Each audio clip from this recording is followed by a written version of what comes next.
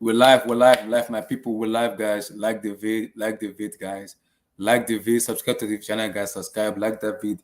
Smash the like button, guys. Smash the like button. Smash the like button, guys.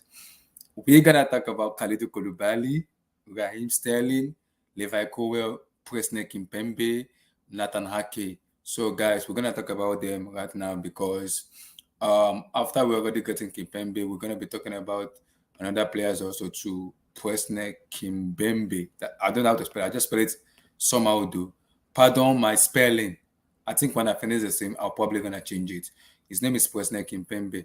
So make sure you like the vid, smash the like button, guys. Like that vid, smash the like button, like the vid, subscribe, guys. Subscribe. Make sure you subscribe, guys. Like that damn button, like that damn vid, guys. Like that damn vid. Subscribe, guys. Make sure you smack the like button. If you have a friend, send it to your friend. If you have a wife, give your wife. If you have a fiancé, send it to your fiancé. Make sure you like the vid. Smash that like button, guys. Smash that like button. Support your boy, guys. Support us. Support us, guys. So let's go. Let's go, guys. Let's go.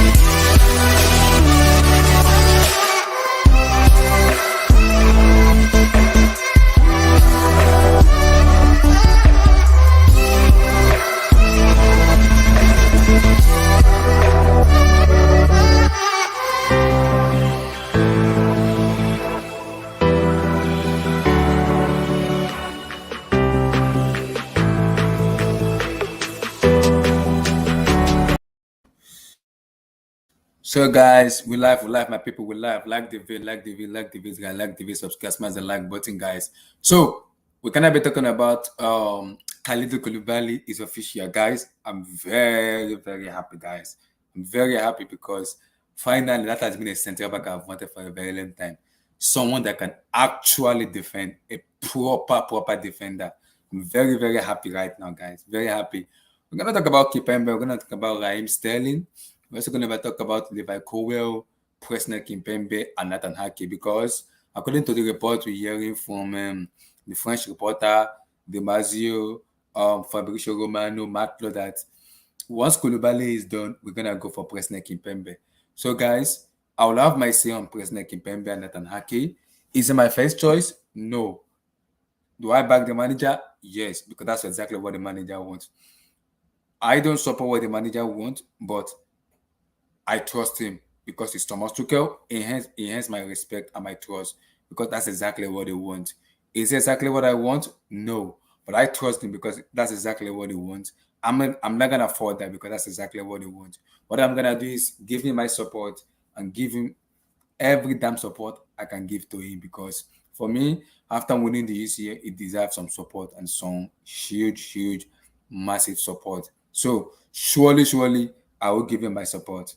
So, in terms of Presnel Kimpembe, we're going to talk about him.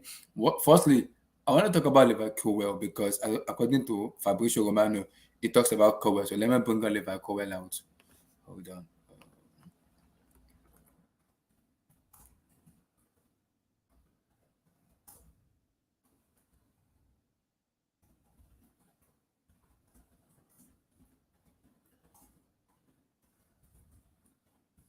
So Levi Colwell to leave permanently, guys.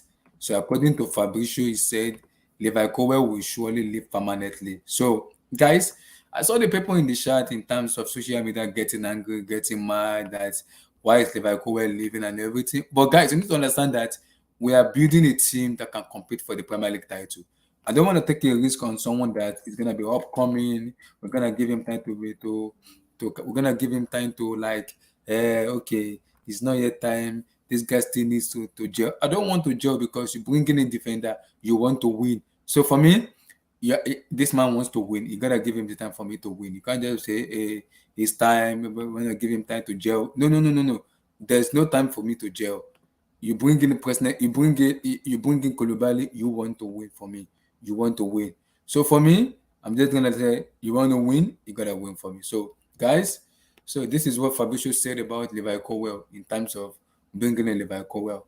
So let me share it out, guys.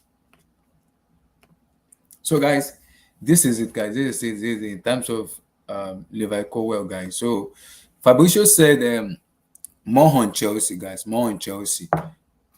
Levi Colwell now likely to leave on permanent deal this summer as Tuchel and Boli are working to sign the top central back.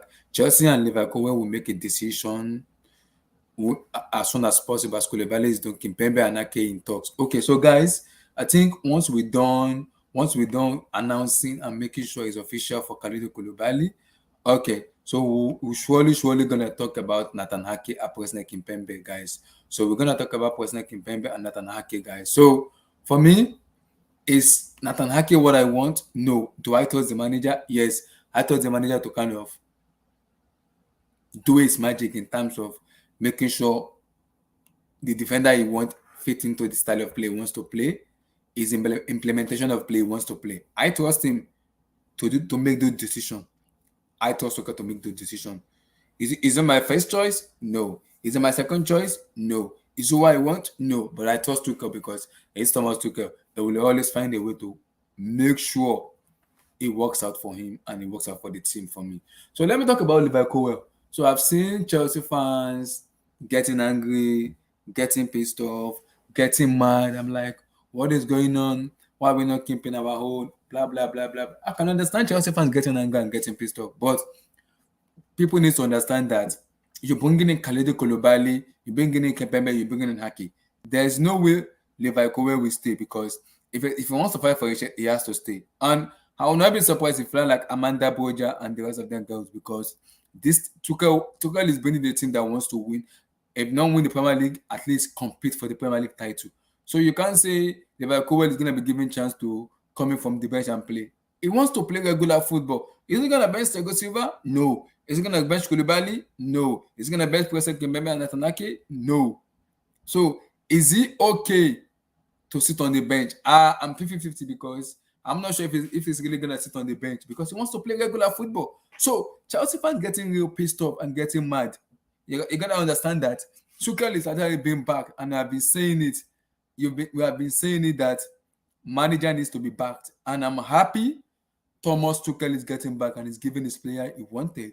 So in terms of the Chelsea fans getting angry about Levi Colwell, I understand you getting angry, getting pissed off, but you need to understand this is Chelsea Football Club. We bring players in to compete and to win. If he's good enough, he will fight for the chance and he will show how good of a player he is. For me, I wish him best luck. For me, that's what I wish him. I wish him best luck. I wish him best luck. That's what I can say. I wish him best of luck. He should go there and smash it. And whatever club he wants to go to, he should go there and go and smash it for me. For me, because I believe he can do real well. Whatever club he goes to, so he can easily smash it for me. He can easily smash it for me. Whatever club he wants to go, he can go there and smash it for me. So whatever club he wants to go, I give him my best of luck for him to go there. Crystal Palace, Everton, Newcastle, anywhere he wants to go, I give him my best of luck to go there and smash it for me. But Chelsea fans need to understand that they need to understand that this is a new era. This is a huge new era. If a player really wants to play, he will have to show himself how good of a player he is. If not, the door is always open. Chelsea is not going to give a regular football. It's not possible. It is not possible. He doesn't have the experience. If Colwell make mistake, this is the Premier League. It can cost us so many matches. Remember, there's a World Cup coming up. So people need to understand that there's a World Cup coming up.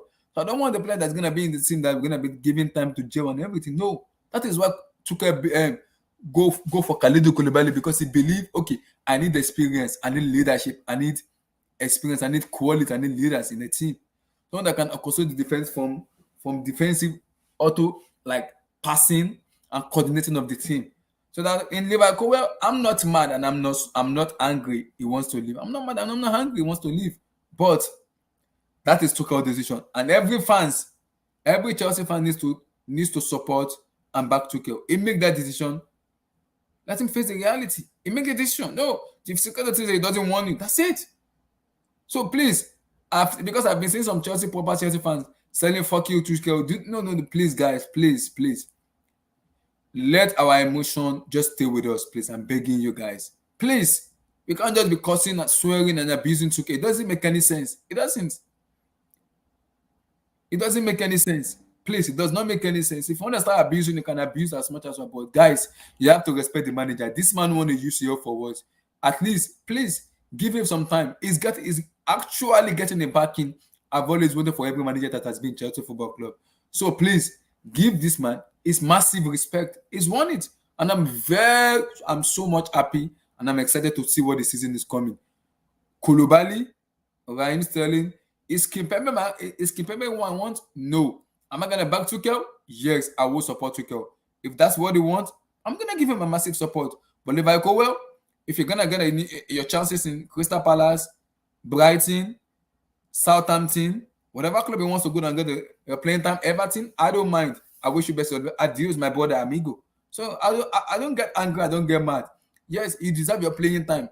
I'm not going to get angry because you deserve your playing time. So go there and get your playing time and just make sure you play very well. In Chelsea, I don't think you're going to get the playing time you need.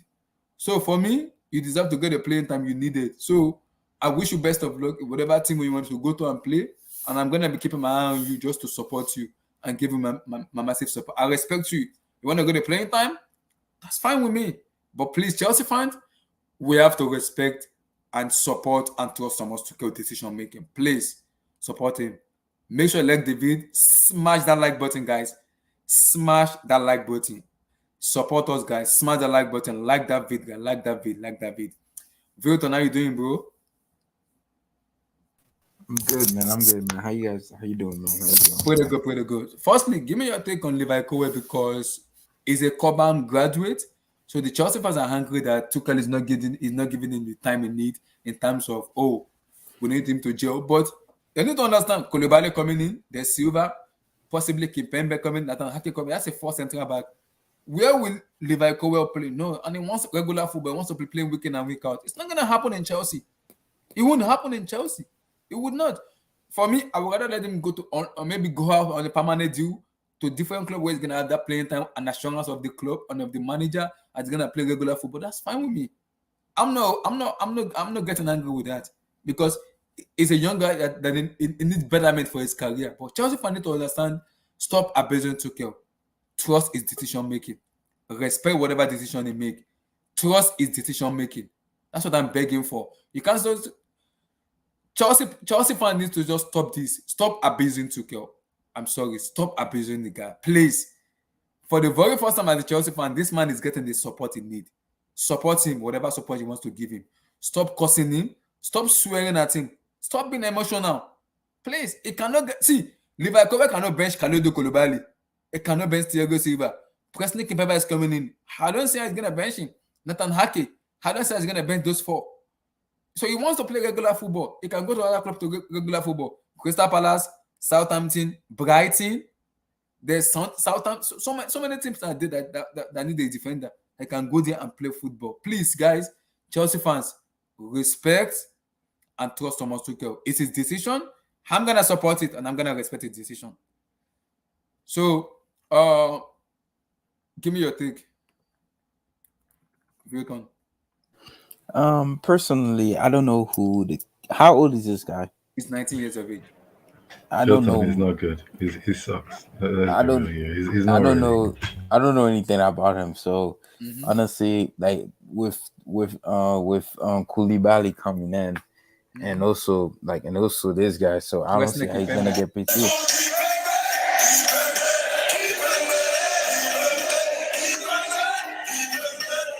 Relax. So with this guy coming in, and I don't know how that's gonna work honestly, because you're 19 years old. There's no way Tuchel's gonna start a 19-year-old at center back with Koulibaly. It just won't work. So it's either that or you ride the bench the entire season, and he want to play. So yeah, I guess it's the right move for him to go. Maybe he could have went on loan. I mean, Chelsea could have loaned him, but I guess he really wants to. He wants to get regular football. Yeah, so I mean, I don't know much about him, so it really doesn't matter. Honestly, it doesn't hurt Chelsea. He's a youth product. Yeah. He's like honestly, he's young, so But Vuitton, why is Chelsea fans abusing, cursing Thomas But Tuchel? Abdullah, you know one thing. Fact is that what do they want? Do they want top four? Do they want Lampard's season? I What you're don't saying understand is Chelsea too. fans. I don't get it. If that's what you want, then you play this guy all season. The But if you want passion to matches. compete, if you want to compete with Man City, you want Sam, to compete why with are they Liverpool, abusing and cursing Thomas Tuchel? Why? it What is doesn't make going on with sense. them? Because even look at defenders, that defensive position, it's hard to see any club that is actually like going for the league have someone who is Mhm. their first season in that league. This Pep guy hasn't Guardiola did played not have it in his club. Abdullah. This guy hasn't played Premier League football. Exactly. So I think number one, those Chelsea fans who are saying this is that number one, they don't even like him because if they really like this guy, they'll tell him that no, go on loan, or even take a transfer and go to another club that will actually give you the Exactly. chance. I said Chelsea Because fans abusing, it's cursing, either he swearing for wastes Tuchel. on the Why? bench, it's either he wastes on the bench or they write off this season and we just pray that we get top four. It's Exactly. either one or the other. What do they want? Chelsea fans are annoying me. Like, they are really, really annoying me. They are really, really getting on my nerves. What the heck is going on with them? Hopefully we get Kimbempe. That's just what I What's want. going on with them? I just want Kimbempe, man. So That's the Sam, final to the give me jigsaw. your take on Chelsea fans. Cause I've seen on Twitter people are really cursing Tuchel, swearing for him, abusing him. What is going on? No, you know the thing. I said it earlier. Like, if this guy is my friend, I would tell him, bro, like, leave, go on loan, or actually let them sell you because you need game time.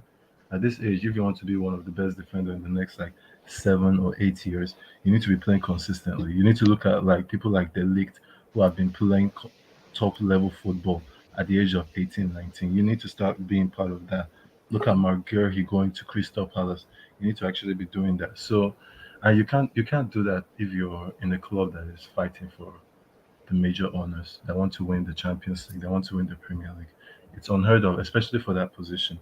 Even I would say like the whole position, like even the whole starting 11, you cannot be a main starter.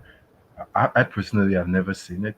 Maybe this guy is special and all that, but I've never seen it that someone who is just starting off their career in like senior football that's only played Champions League, I mean Championship football, Mm-hmm. will go to a Premier League team and actually help them win the league. I've never seen it.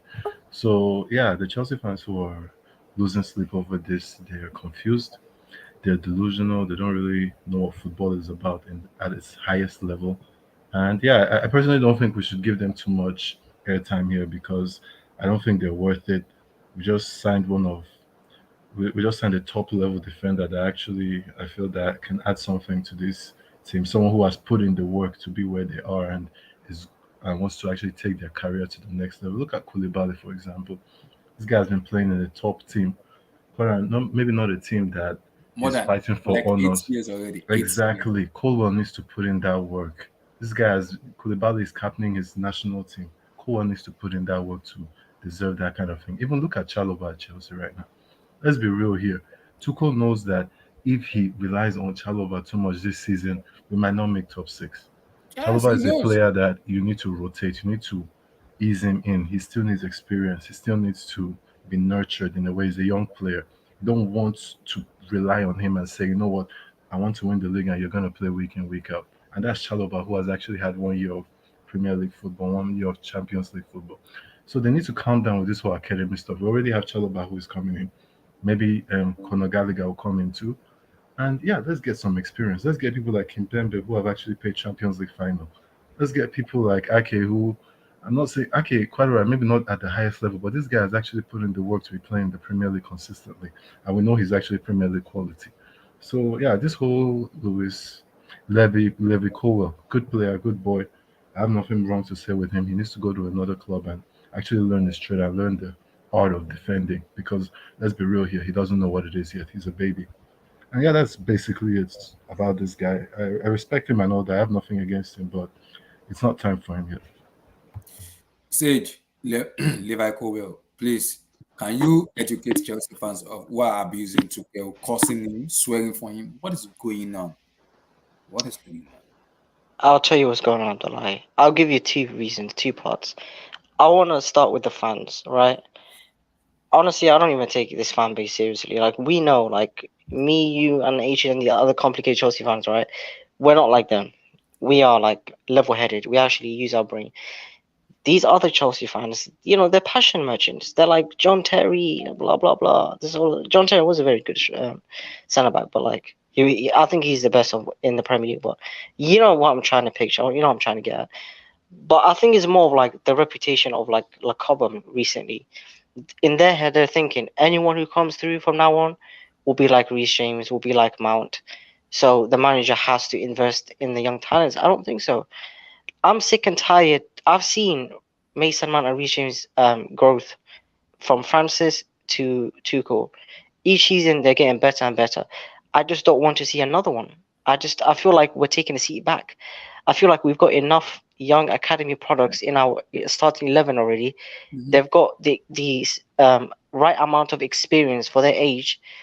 Let's just go. They're starters. I don't want to keep going back about academy products, waiting for them to blend in, blah blah blah. It's fine. We have a great combination of academy products, young talents, veterans, and we have a very good mixture of that, and our squad is balanced. I don't want us to fully just rely on talent. Like I mean, academy products. Levi Colwell is very good. I'm not going to sit and say I know a lot about him. I haven't even seen him play one football match. I haven't seen that much highlights, but I'm not going to sit and say, well, because he's from the Chelsea Academy, that means he's good. No, I don't know. The fact that Tuchel hasn't really given him that much attention yet, just to show you.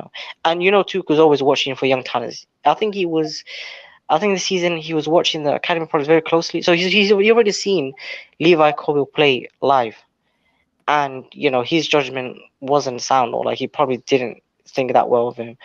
But that's not the end. You never know. The guy's still young. But the problem I have with people like this, right, Colwell, is if you don't get the move you want, whether it's starting position, right? I feel like that's a bit selfish, and you can already tell the type of person they are. Like in today's football, right? Every young talent thinks they have they're pretty much a superstar.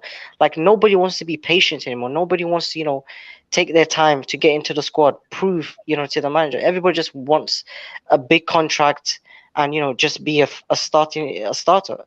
I think Colwell needs to realize you haven't played a single Premier League game yet, and you're pretty much demanding all of these stuff. No, you don't deserve to be starting over who?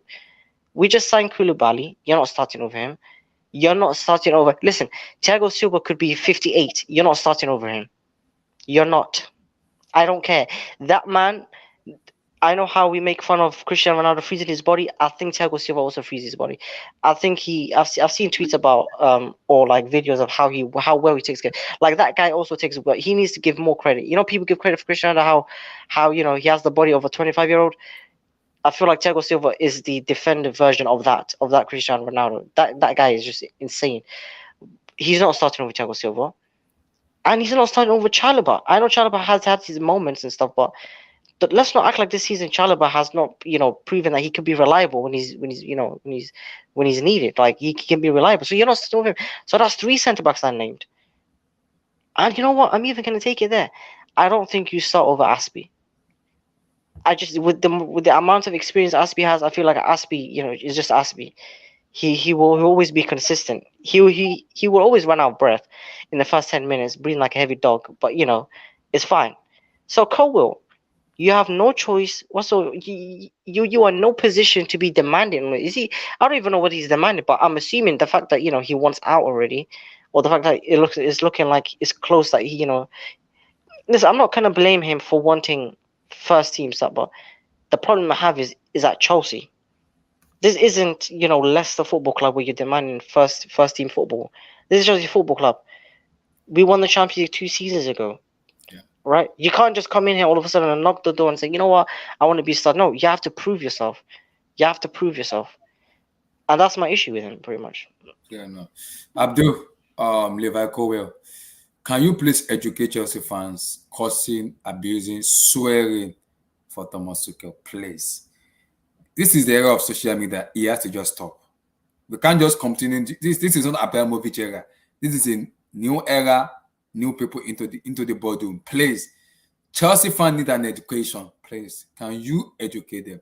This guy didn't even play Premier League football yet. And Chelsea fans are really coming at Tuchel and abusing him, cursing him, swearing on him. What is going on with Chelsea fans? Has he played championship football? Yeah, he plays for Huddersfield. Are they in championship? No, yeah, they're in championship, yeah. Really? Yeah, what the heck is going on with them? What is going on? What is going on with them? Abdul, please. Chelsea fan is education, please. Can you educate them for me, please? And give me your take on Levi Colwell. Abdul, are you there? Okay, I think he's muted. Let me come to King Black. King, please, can you educate Chelsea fans? Oh, Abdul, you there? Can you hear me? Yeah, we can hear you. Yeah, I'm here. Please, can you educate Chelsea fans? Why are Chelsea fans being emotional and just abuse? See, this is a prospect, I know, but this guy cannot start ahead of Kalidou Koullibally. He can't even start ahead of Thiago Silva. Talk less of people that are coming in. So Chelsea fans need to use their brain and think simple. What the heck is going on with them? What is going on? So, to be honest, I don't really know the story with this guy. Mm-hmm. I haven't really even seen him for 90 minutes. Only watched highlights. I think before the playoff. Yeah. So I don't know what the crack is. Are Chelsea supporters saying he should be playing or what? Yeah, they say he should be getting money. They are really coming at that. They are telling Tuchel, fuck you, Tuchel. No, Abdullah, another thing too is that they're saying, oh, maybe like Chelsea are buying too many defenders. So maybe instead of buying Ake and Kimbempe, that you bring in this guy and then maybe use that for a striker or use it for a midfielder. So that's another thing people are saying, that maybe instead of spending all that money on 3 defenders, you spend it on 2 and you bring in this guy and then you can. Can I say something quick? This guy wants to play regular football, which is not going to be possible in Chelsea. Can I say something quick? About the striker thing? I don't think Tuchel will buy a striker. I think he'll use Raheem Sterling. He will have Mason Mount to his left and Kai Havertz to his right. I think that's what he will do. I don't think we're buying a striker. So Abdul, please give me your take on Levi Colwell. Football wise, I don't know much about this kid. Mm-hmm. But like I've said quite a few times, I say a lot of people who watch their teams, they don't really watch football. And a lot of people just watch the league, they don't watch football. So but I don't know really how to rate him because I haven't seen him that much football wise. Mm-hmm. But I don't think he's John Terry at 18. I don't even think he's William Gallas, you know. So, but the thing is, as I've said, we have to be very careful. Mm-hmm. This team, Chelsea Football Club, what I'm hoping for them is actually to dominate the league and be #1 football club in the globe. And it's not going to be easy for any 18, 19 years old. That's number one. Number two, even if you have a breakthrough and you are 18, 19, we should allow these kids understand that it's actually a privilege to play for Chelsea Football Club. Yeah. So they shouldn't be giving us conditions, you know. So,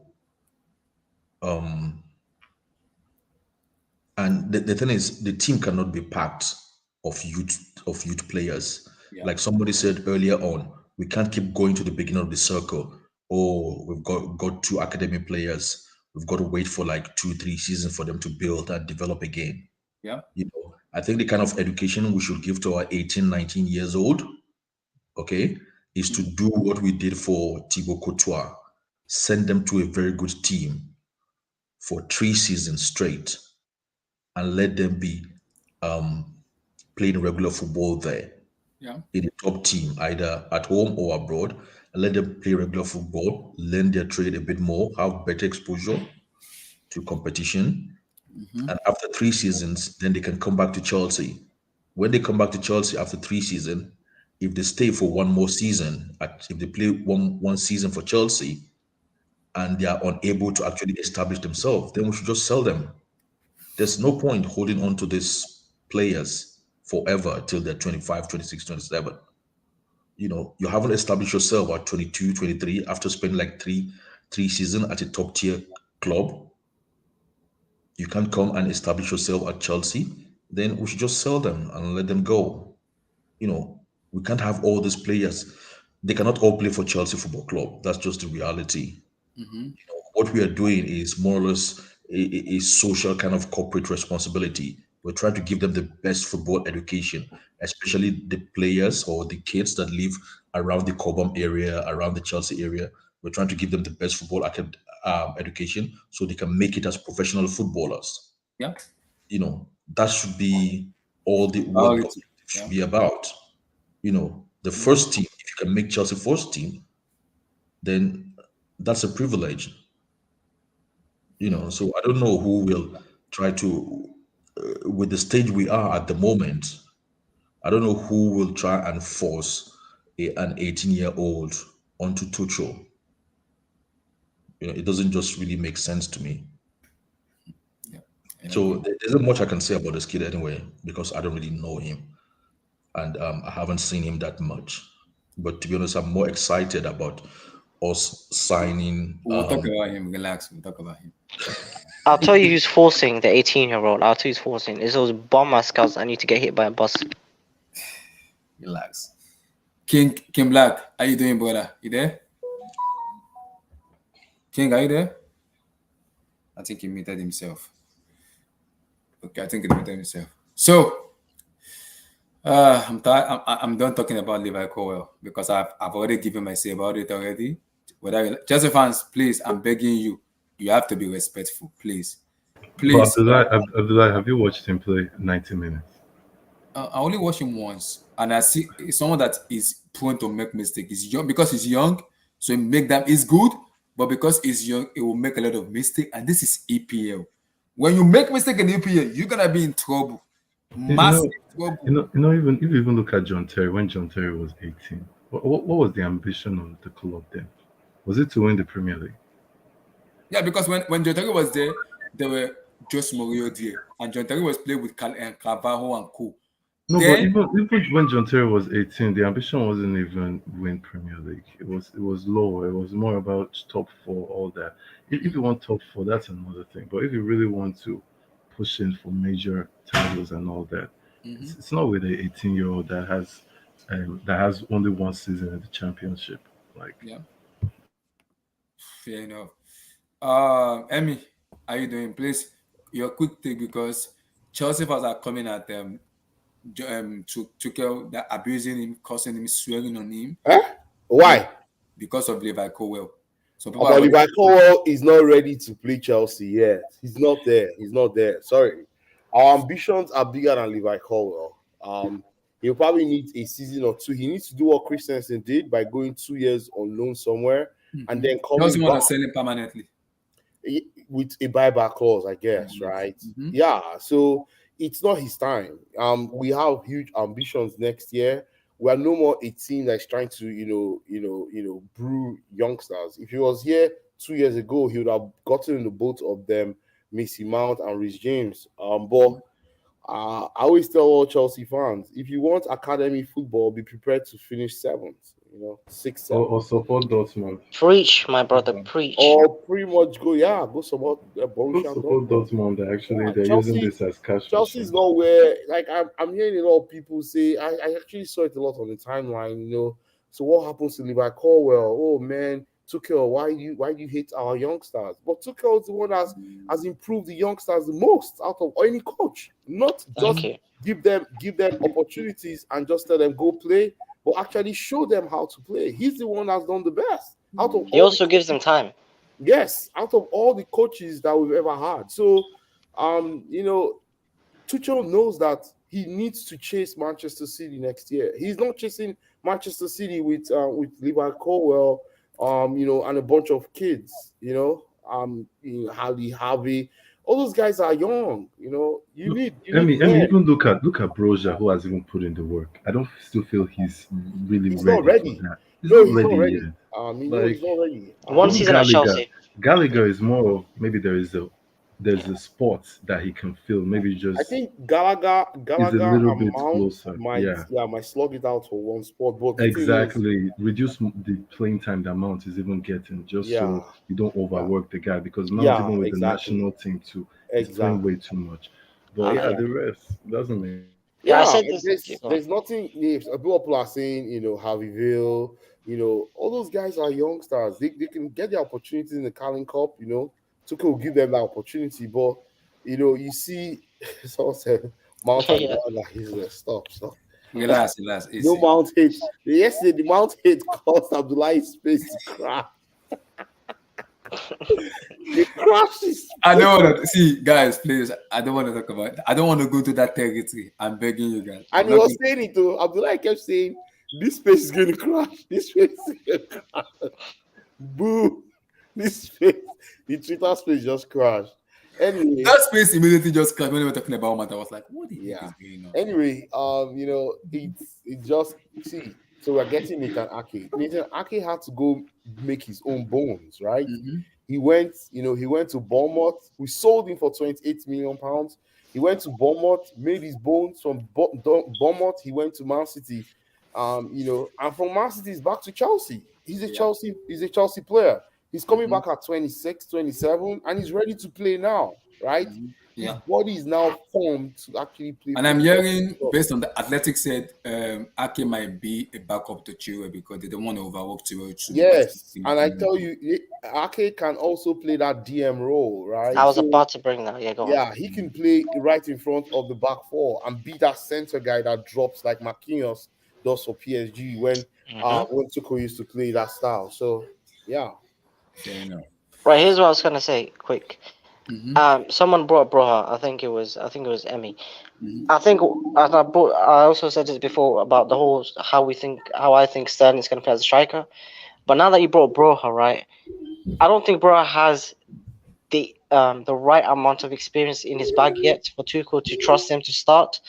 But I think what Tuchel this season will do is he will use Sterling as I want to say in game he's not going to play like a number 9, but he will be starting in the middle. He will have Mount to his left and Havertz to his right. But I think he will try to introduce Broha as the traditional number 9. So the role that bomb Lukaku was supposed to have, but he couldn't adapt to the system. I think Broha is more agile, more quick. He's more fit. He can probably do that, and he's physical and he's rapid. So I don't see. I think we're getting Gnabry, right? I think we're we're getting. interested. Yeah, Interested. I think we're getting. I know we're getting. I think he has 1 year left. I think if we splash the cash to him, he's going to probably fly out. If we get Gnabry and we have Sterling and we have Havertz, wow, that's a front three that will cook, man. That front Bro, three will cook. right, if that happens, we went from Pulisic, Werner, and Ziyech to Gnabry, Sterling.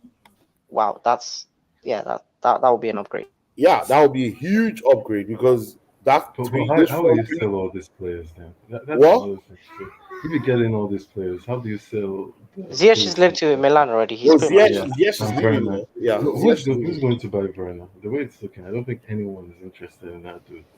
In buying who? Werner. No, nobody's buying. Werner's wages are too high. He's going to be there at least one more season. It's competition. It's competition. So you have to play. If you're good I enough, you fight for it. Billy! Jesus. Hey! Okay, What's stop. up, Yes, yes, guys? I. What up, my guy? Who's What up, that? my guy? Yes. Abdullahi? Mute that What's mic. up, Mute Billy? that mic. Mute that mic. Here's what I was gonna say about Werner. I honestly I don't think Werner, because we've ever since he came, right, ever since the fantasy season, he's had so many links of going away. But one thing I would like, imagine Werner, right, being that super sub alongside with Pulisic, and I don't mind. You know how Werner's getting like 20, 27 goals and assists in a season, but he's getting on the starter. If he gets those numbers coming off the bench majority of the season, that will be a squad death, like on crack. Like if we Yeah. can have a guy coming off the bench giving us, like, I don't know, 10 goals with 15 assists coming off the bench, And you know what he does kind of in game. He's a pace merchant, but he stretches the back line. He knows how to time his runs. You know, he creates chances. I also think that if you play a front three of Sterling, Werner, and Gnabry when he comes, that will also be dangerous because that will be small and those guys are rapid and they can shoot. Yeah, and even to add to that, Werner, no. and another thing to add to it is I think Tuchel is really looking at this five sub thing next season, and it's like, if I have these players, probably why he even wants an extra defender to really rotate these players and even the front three guys, like really rotate them so they don't get injured and all that. Because Exactly. Yeah. if he gets his rotation well, Yeah. I think that we can actually do something. Yeah, We can and do I think he something. We can wants to keep compete. them fresh to Yes, March, where the exactly. business end of next season, March, April, right? That's when you need to gather points, right? And also in the Champions League too, it gets into the knockout quarterfinals there too. So I agree with you. I think there's going to be a lot of rotation even in the squad. I think he's also trying to play multiple systems, and I think he's buying players. You see the players he's buying. Nathan Ake, he can play multiple positions, right? You have even Koulibaly, he can play back four, he can play back three. Sterling, he can play as a number 10, he can play as a left winger. You see, if you get Gnabry can play through the middle, he can play on the right too. So let me come to Vilton. Let me come to you on this. It's official. It's back home finally. Raheem Sterling back to London. Give me your take on Raheem Sterling. Raheem Sterling, man. Raheem Sterling, man. I mean, honestly, I think it's a good signing. It's a very good signing, especially for the situation that Chelsea's been in, right? For the past, like, you guys been complaining that your attackers has been very god awful, right? And I mean, you have Timo Werner, Pulisic is in and out the team. Ziyech didn't really blend in well with the team. Lukaku only used y'all for extra money, and Kai Havertz, yes, he's a good player, but I don't think he can honestly play. I know you guys are trying to transform him into a striker, but I don't think that's his best position, man. I think the false nine is his honestly best position, but what do I know, man? I'm just Vilton on the internet that just talking about football. Stop But back, selling yourself short, Milton. Come on, man. Come on. but back, but but back to the raw, man. I mean, like he's your best attacker by far, man. And honestly, he might just has motivation to get back at Pep or something, or trying to prove something because he's 27. He's still in his prime years. Yes, Sterling can be a very frustrated watching at times, but sometimes he can be brilliant. Like when he's on those one-on-one situation down the wing, when because he knows he's so much faster than the average defender. He can beat anybody in a one-on-one situation and even get a penalty.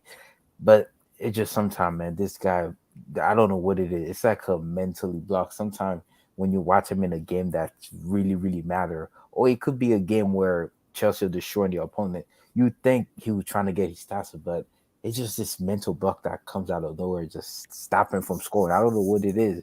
Because last season at City, he was doing that for certain games in the season in the Champions League against Sporting. Granted, it was Sporting De Jong where he was on a one-on-one, like he could legit score, but instead he decided to because Patrick he said decided to break it. I Patrick said don't get it. the problem with Raheem Sterling is Pep when Pep coaches player, he demands perfectionism from every players. He constantly do something very perfect, which affected Raheem Sterling in terms of a little bit because he said Raheem Sterling need a manager like Tuchel who's gonna give him that freedom to do whatever he wants to do and make a better decision making. But But under Pep doesn't like you to dribble. He said like Raheem Sterling love to dribble, love to take on players.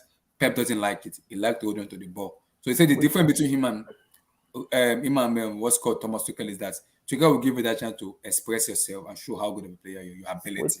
Which is true, but then again, Tuchel is competing like against Pep. Tuchel's trying to close the gap between him and Pep. So it's gonna be definitely interesting how Chelsea's gonna line up next season. I mean, you have Koulibaly, Kimpembe, Nathan Ake. I think all Chelsea need now is another attacker to accommodate Sterling and a DM. I think for Conte, just in But why is no one talking about a creative midfielder though? Because I think we are going for that too. Matt Loss, we are looking for that. We are going for that too. I sometimes I actually feel that's what Chelsea really need more than anything. like a kind of like I think Fabregas, Tuchel like wants very to creative. complete Like the I don't know, defender phase, then we'll go to attack and then we'll come back to midfield. I think that's what they want to do. Yeah. They're looking into Tuchel, like a midfield. Tuchel is Modric. Like when you very see the way Modric plays, like Tuchel is very something, he's somebody defensive with first, sauce in isn't that he? So midfield. But yeah. I'm pretty sure you guys still gonna play the. There's no way you're gonna play a back four. You're still gonna play a back three, especially if Thiago Silva's in the team or not. There's just no way. But yeah, man, I think it's a very good signing, man. I know people saying he's a reject, but I mean, he's a good bargain, man. You got him for 45 million. He's 27. Yeah, and he scored goals and he wins penalties and he gets assists. So I think it's a good signing, man. And let's see what happens, man. Sam, back home, back to London, back to his home, Raheem Sterling. Yeah, man. Even to just add on what Vilton said, like people saying that number one, this guy is a reject and all that. Like they need to remember that last season Bernardo Silva was actually close to leading City. So it's not about and see what he did for them the season after. It's just the way Man City are. Number one, they don't keep players that are unhappy. The Yeah. moment you kind of want to leave, they actually tell you to go. So Mm-hmm. that's one thing to know. Now, yeah, for Sterling, it's a player we're getting at his prime years, a lot of experience.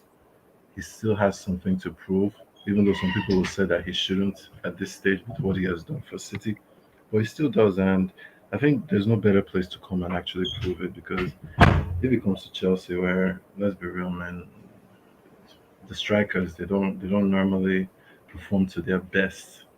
Like it's been a while. Like Chelsea fans have kind of been starving for that consistent striker. Apart from Hazard, if we're being honest, we really haven't had that in a long time. So if he can take that role and really carry the team and be that main guy, Mm-hmm. I think that would be him setting his like Premier League legacy. Someone who already has above 100 goals in the Premier League and all that.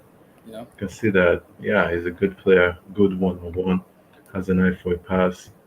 And when I mean pass, I mean like going to that edge of the box and like giving those cut throughs for Mm-hmm. tap-ins and all that. And even sometimes he's also in good positions to actually score those tap-ins too. So it's a good signing.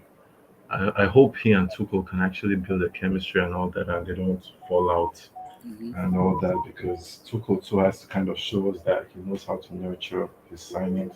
Because the way he and Lukaku went, I know people blame Lukaku a lot, but I do have to say Tuchel also needs some responsibility in that whole situation because he was also his coach. And yeah, so yeah, it's a nice signing for sure. London guy and all that. Great goal, good goal scorer, and yeah, hopefully he does what he said he's capable of, and I like the fact he said he wants to he wants to talk on the pitch. It's not Yeah. about Uh, using your mouth. he said, Football is about like talking on the pitch, actually showing us what you're about mhm. and all that. So hopefully he can do These are that. the videos. I think I is it was it if this talk? I'm gonna find the video. Just keep talking. Yeah, so hopefully he can do that, man. And I'd like to see the way Tuchel will play him. I'm sure he had a conversation with Tuchel where he's Yeah, he like, said he "There's had a no, conversation with there's him. no way I'm playing right wing back or left wing back because Tuchel, sometimes Tuchel can get tempted to play some players, especially if Rich James and Ben Chilwell are not fit. Might get tempted to play, Yeah. but So these are the video that they showed when he signed. yeah, as far as you don't get copyright though, but I think you can put it. Chelsea. I think it's Chelsea. I don't think it's gonna be copyright. It's Yeah. Chelsea. So yeah, man.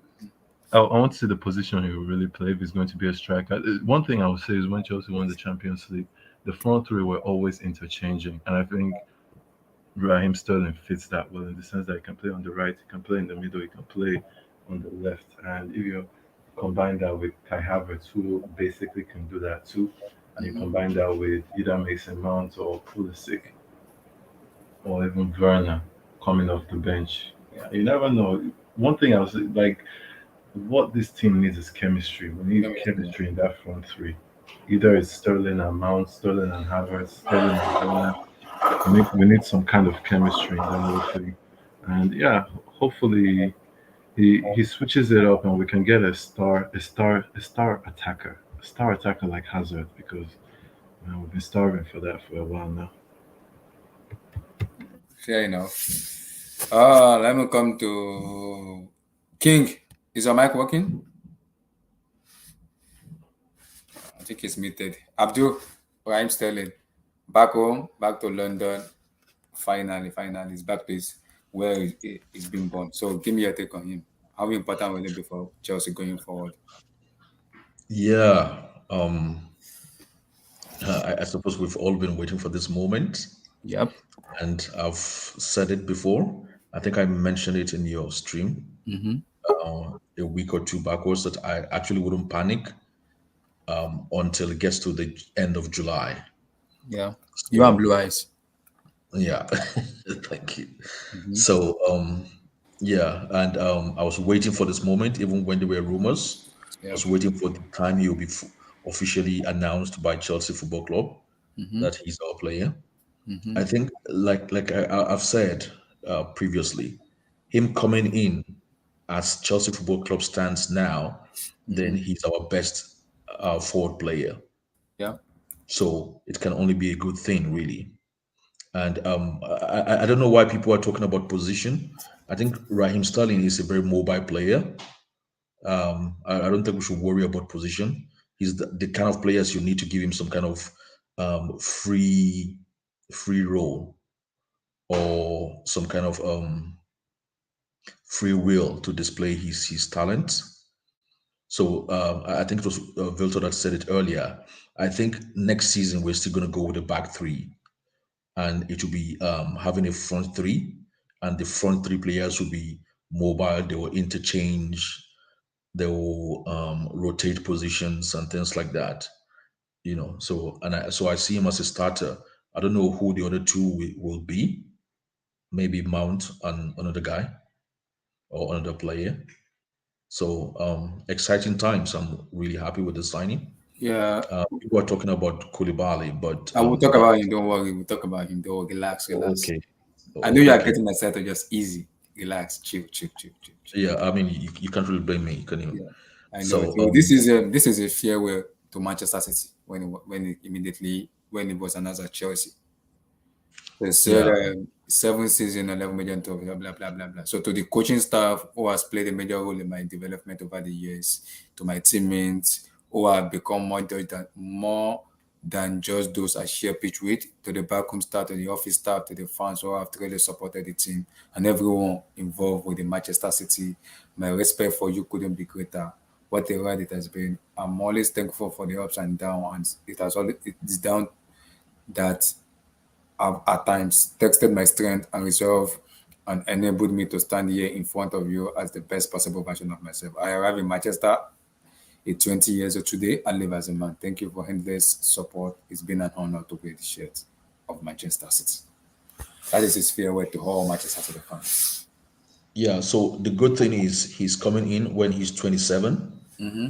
So it means we're going to get a few, and he's coming to London. So Yeah. it's more or less like him coming back home, really, or where he grew up. Yeah. So hopefully we'll get a few good seasons of him. Yeah. And I think he's a bargain, really, knowing what the current market is Yeah.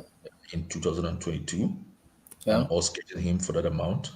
So I don't know why Pep couldn't convince him to stay, but Pep did say No, that he doesn't the sporting director in Manchester City said Raheem Sterling already told them that we wanted a new adventure and a new challenge. So they can't force him or change his mind. They just have to wish him best of luck. That he just tell them he wants to leave, have a better time for himself as a player, and make a decision. They can't force him. That's exactly what they want. They can't force him. Yeah. I mean, I suppose, if somebody wants to venture into, a different kind of experience in life, you can't really stop them. So, but that's a plus. It's a plus signing for Chelsea. And I hope that we maintain this level in terms of the quality of players we bring in. There isn't much I can say except, So I'm bringing out because there is interview. So keep talking. So yeah. continue. So it's a matter of like, So this is the let's, interview they asked him, especially one from Ted Bolifors, which said Raheem Sterling is a serial winner and his signing is an important step in strengthening our squad. We are delighted for him to return to London with Chelsea, and we look forward to seeing his first-class talent on display at Stamford Bridge. And Sterling said, first and foremost, it's a pleasure to be here. I obviously achieved a lot in my career so far, but there's still so much more to achieve. I'm really looking forward to doing it in the shirt under Thomas Tuchel management. London is my home, where it's all started for me, and it's amazing now. I have now the opportunity to play in front of the friends and family, week in and week out at Stamford Bridge. I'm really looking forward to meeting the fans there soon.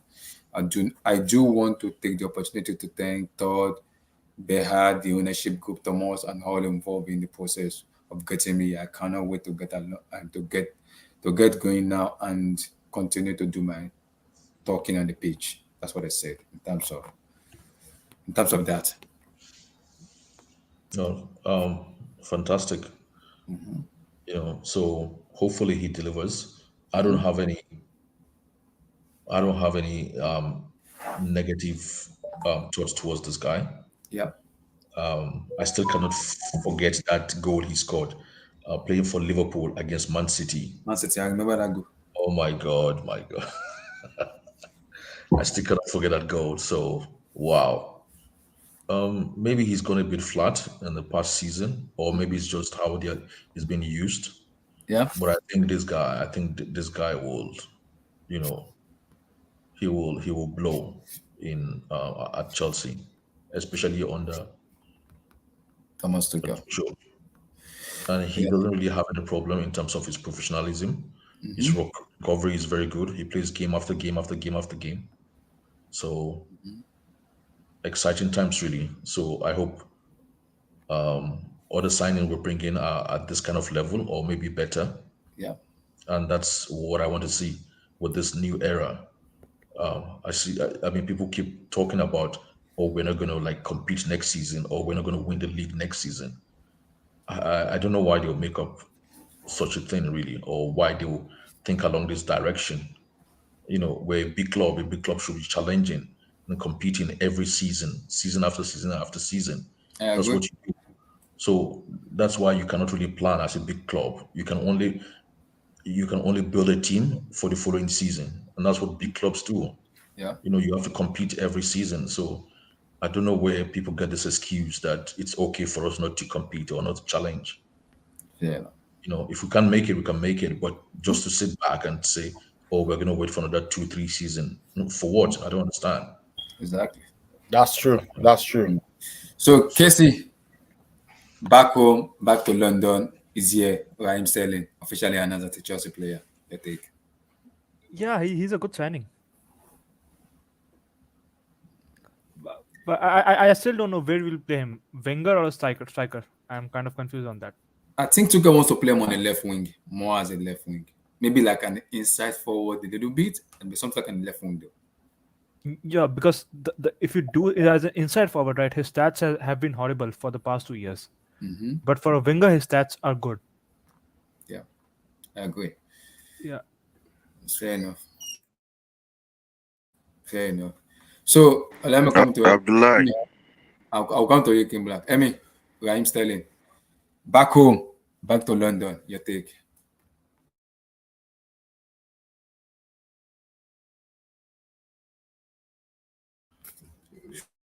Emmy. Sterling. Emmy muted his mic. Yes, yeah. Unmute that mic and talk. The London boy is here. Raheem Sterling is here. So, yes, yeah. Give me your take. Yes, give me your take. This man, eh. So, Matt, Raheem Sterling, give me your take on him. Yes, bro. Long time. But nah, Raheem Sterling, man, fantastic signing. Chelsea fans should be all happy and smiles for this one. It's a fantastic winger, and I don't know who said it before, which position he'll play in. He'll play on the left-hand side, I assume, on the wing. Yeah. And we shouldn't be bringing in these players and then play them in a position that they're not for.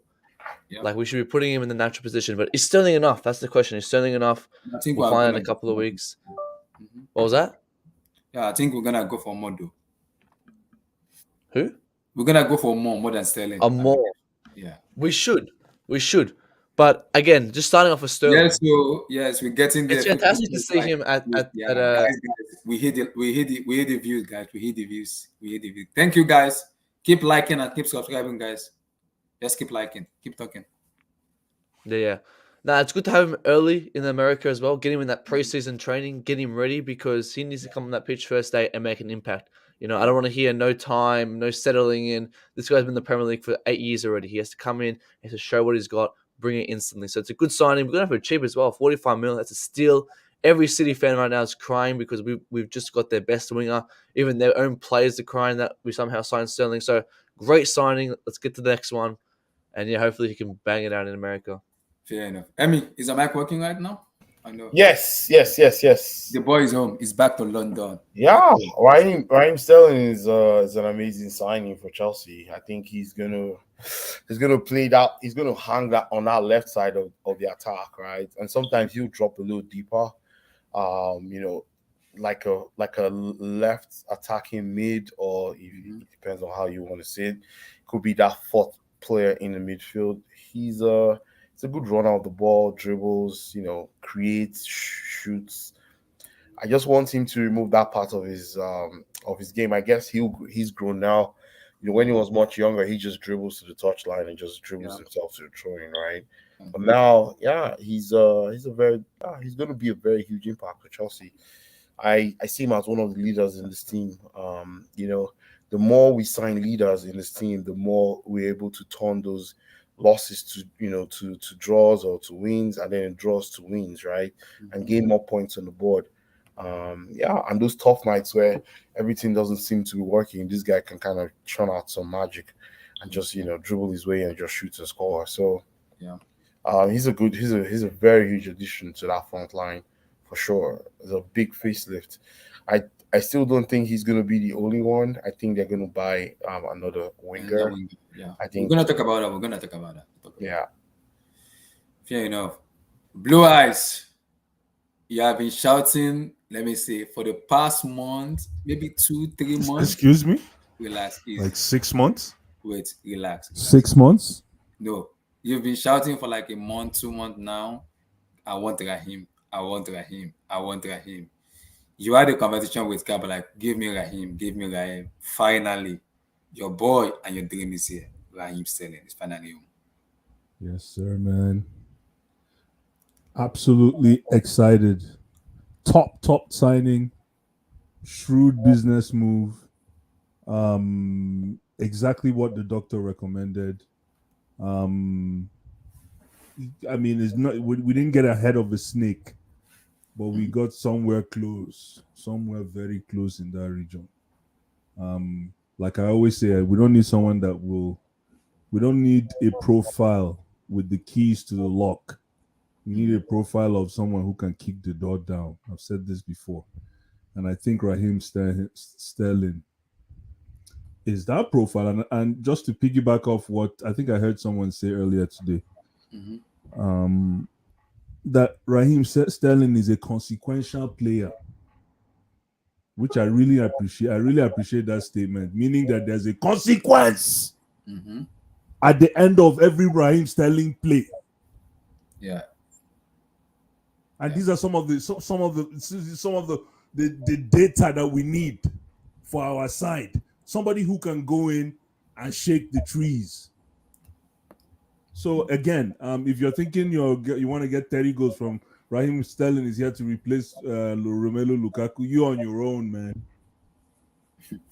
Raheem Sterling is here to facilitate the entire attacking structure, which will include scoring, attacking, scoring, assists, opening running channels. Yeah. Free kicks. Let's not even talk about penalties won. Yeah, I think Man City fans told me he's very good at taking free kicks too. Carl told me. Exactly. So, without saying so much, I wish Carl was here because this would be like deja vu to Carl. I remember 6 months ago when Carl and I went head to head on this discussion, and it sounded like a joke. You remember that stream? I remember. I want Raheem, and he says there's one, but here we are. I got Raheem. So yeah, Raheem, welcome to the bridge.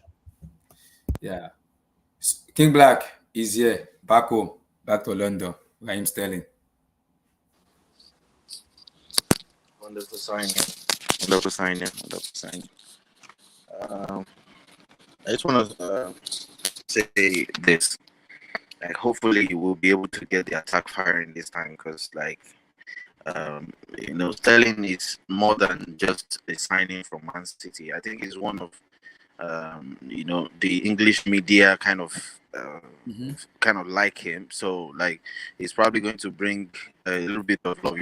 Like it's an England international, and it's like their son in England, kind of.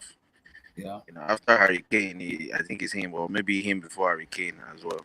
And the World Cup will be coming on soon, so he's one of the reliable ones there. So I think it's a plus, a big plus for us, a huge plus for us. I just hope to see someone else in the attack as well. I don't want to play Mason Mount in the attack. I don't want that. And really, I'm questioning our signings and a lot of defenders that we are just linked to. Like I don't get it. Like we'll get to that. I really don't. We'll get there. But, We'll get there. okay. We'll get there.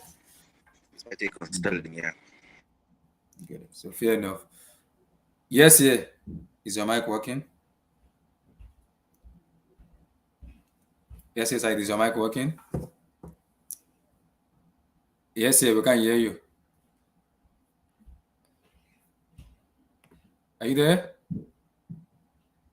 Oh my God, break microphone. Are you there? Ah, my Lord. Okay. We can't hear you. We can't hear you, but we can't hear you. I think it went back. Okay, so guys, I want to talk about somebody. Blue Eyes, I'm gonna come at you on this. I hope your mic is working. Yeah. He's not my first choice. Is this someone if Tuchel want him, am I gonna support Tuchel? Yes. I don't want him, but if Tuchel say I want this guy, I have no quarrels, I have no qualms, I'm gonna give him a massive support. Press Ake Kimbempe. And according to the reports we are hearing from DiMaggio, Matlo, Fabricio, we're closing on the 50 million signing of Ake Kimbempe after Kalidou Koullibally has been done. Your take on Kimbempe coming to Chelsea? I don't want this guy. Presnel, man. I don't want this guy, man. I seen a few of his games last season, the season before, Champions League games. Mm-hmm. To me, he gives me all over the place vibes. Mm-hmm. That kind of defender that gives you all. Can you guys hear me? Yeah, we can hear you now. Okay. Continue, Blaise. He gives me all over the place vibes. However, Tuchel might have a very funny way of reinventing this profile to suit what we're doing. Yeah. Because what's his name? Tony Rudiger's profile is going to be quite an interesting one to fill. Mm-hmm. Or to offset one way or the other. So I'm curious to see if that's what he wants to do. Mm-hmm. Is to find the closest character to Tony Rudiger. Yeah. I'm not sure if this guy is a crazy. Does anyone know his president? I've never seen him go crazy. Is he crazy? I think he's a crazy man, yeah. But he's just too rash when he tackles. That's my fear. He's too rash when he goes tackle. Very rash. But remember, Rudiger was like that as well. That's true. Rudiger was just like that. Exactly. But I think with the experience of Kalidou Koullibally and Thiago alongside him, I think he will be more of a better, calm player. And I think if Tuchel trusts him, I'm gonna trust him too. Bring him on, man. Bring him on. It's just funny for me because I was laughing at this guy last season. Now we're going to buy him. Imagine Tosin's gonna just cook us. Oh my goodness. I was laughing at this guy last season and now he's playing for us. But no, I wish him all the best if he's coming to Stamford Bridge. Mm-hmm. Wish him all the best. The beauty about playing defense for Chelsea is that it's a lot more calm. It's a lot more very calm situation because the two that play in front of you will keep you relaxed. Yeah. So hopefully, if he comes to Chelsea, he will be kept relaxed when he joins us. Fair enough. Vuitton, press Ake Kimbempe. Your take. Maestro Kimbempe. Honestly, man, I think he's a good signing for Chelsea, man. I don't What? don't look at Twitter, man. Like Twitter What? will makes you think that a player is actually bad because of a few mistakes that he made, bro. Last season he was good for PSG. Like, yeah, sure, he made a mistake, but it happened. Marquinhos made a mistake in the Madrid game too. Does that mean Marquinhos isn't a good center back? He's a good center back. Just because you make a mistake, Ruben Diaz against Real Madrid, he gave away the penalty to Benzema. Does that mean he's a bad center back all of a sudden? It happened. Koulibaly. I remember Mo Salah used to torment Koulibaly in the Serie A. Does that mean Koulibaly is not a good center back? Like, honestly, I think Kimbembe is gonna be excellent for Tuchel team. He's aggressive. He's very comfortable on the ball.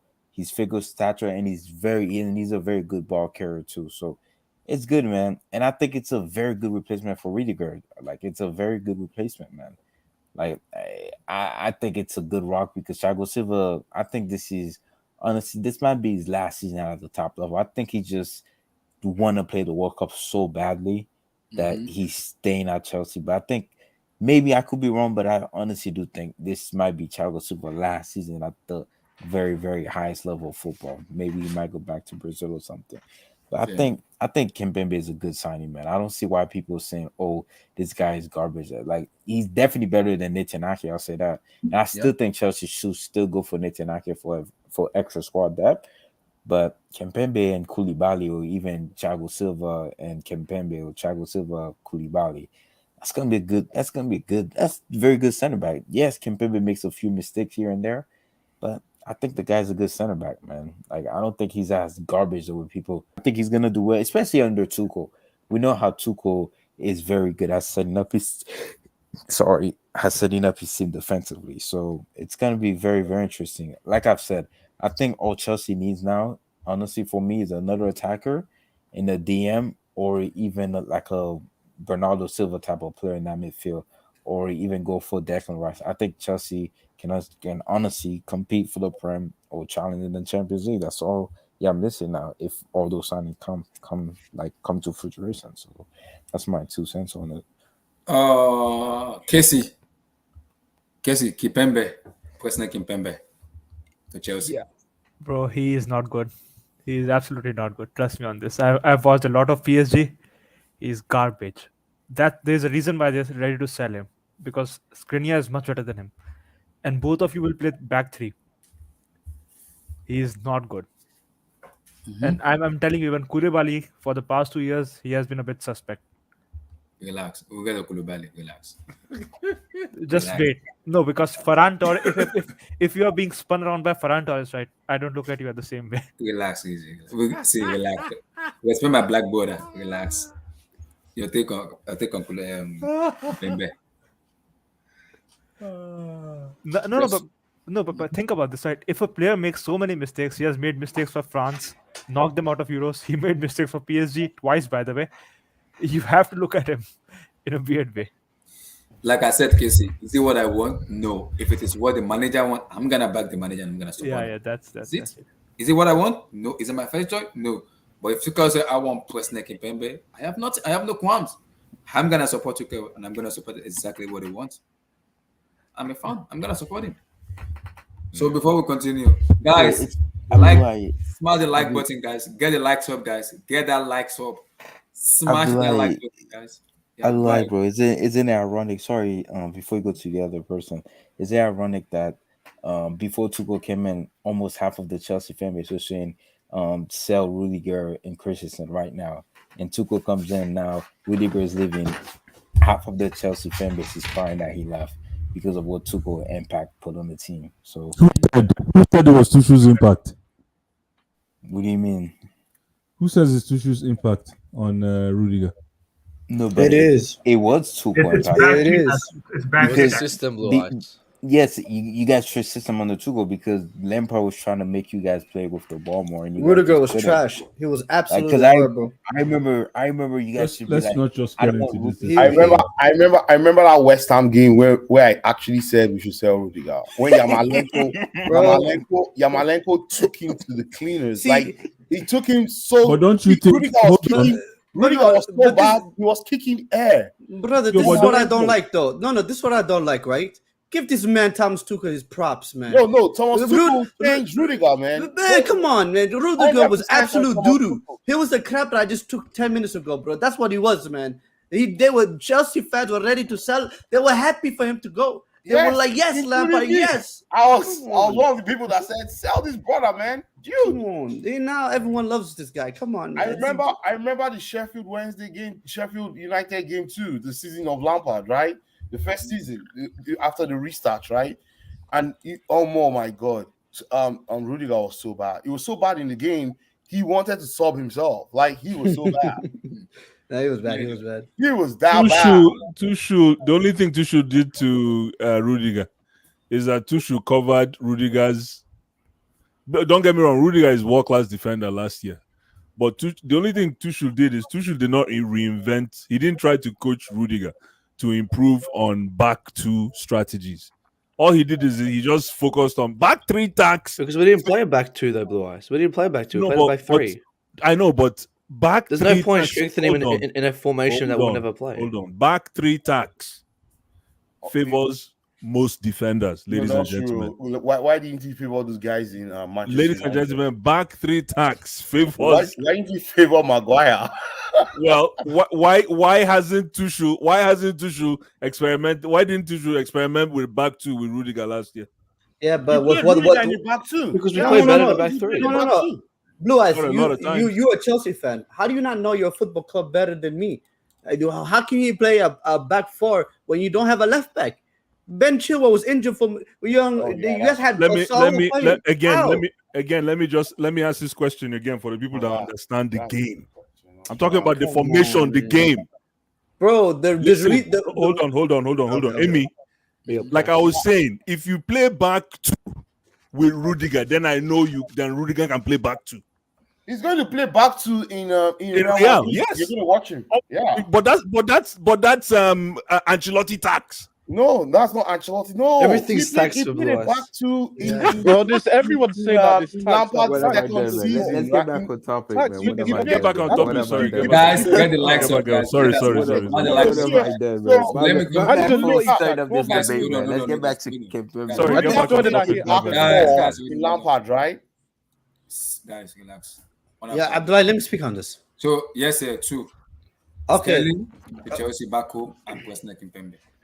You know, Abdullahi, I'm gonna say this. Let me speak on Sterling first. Okay. Abdullahi, bro, I love you, man. I love you. And I'm not trolling. I'm trying to be absolutely serious, bro. I believe you have one of the Sterling is gonna be one of the signings of the summer. I rate Sterling extremely highly. I really do. Sterling is I feel like a lot of the problems Sterling faced was through the media of the English media. The English media, they tried very hard to destroy this guy. They really tried. They tried. This guy has won everything to win in the English game. The only thing that is missing from his reservoir is obviously an international trophy, which is all English players, but a Champions League as well. That's the only thing that's missing in his career.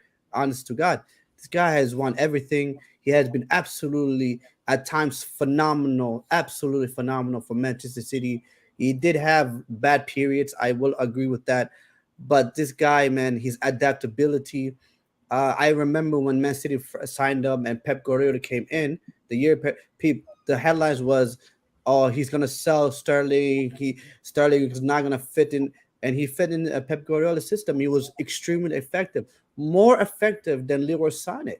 The fact that he was that good.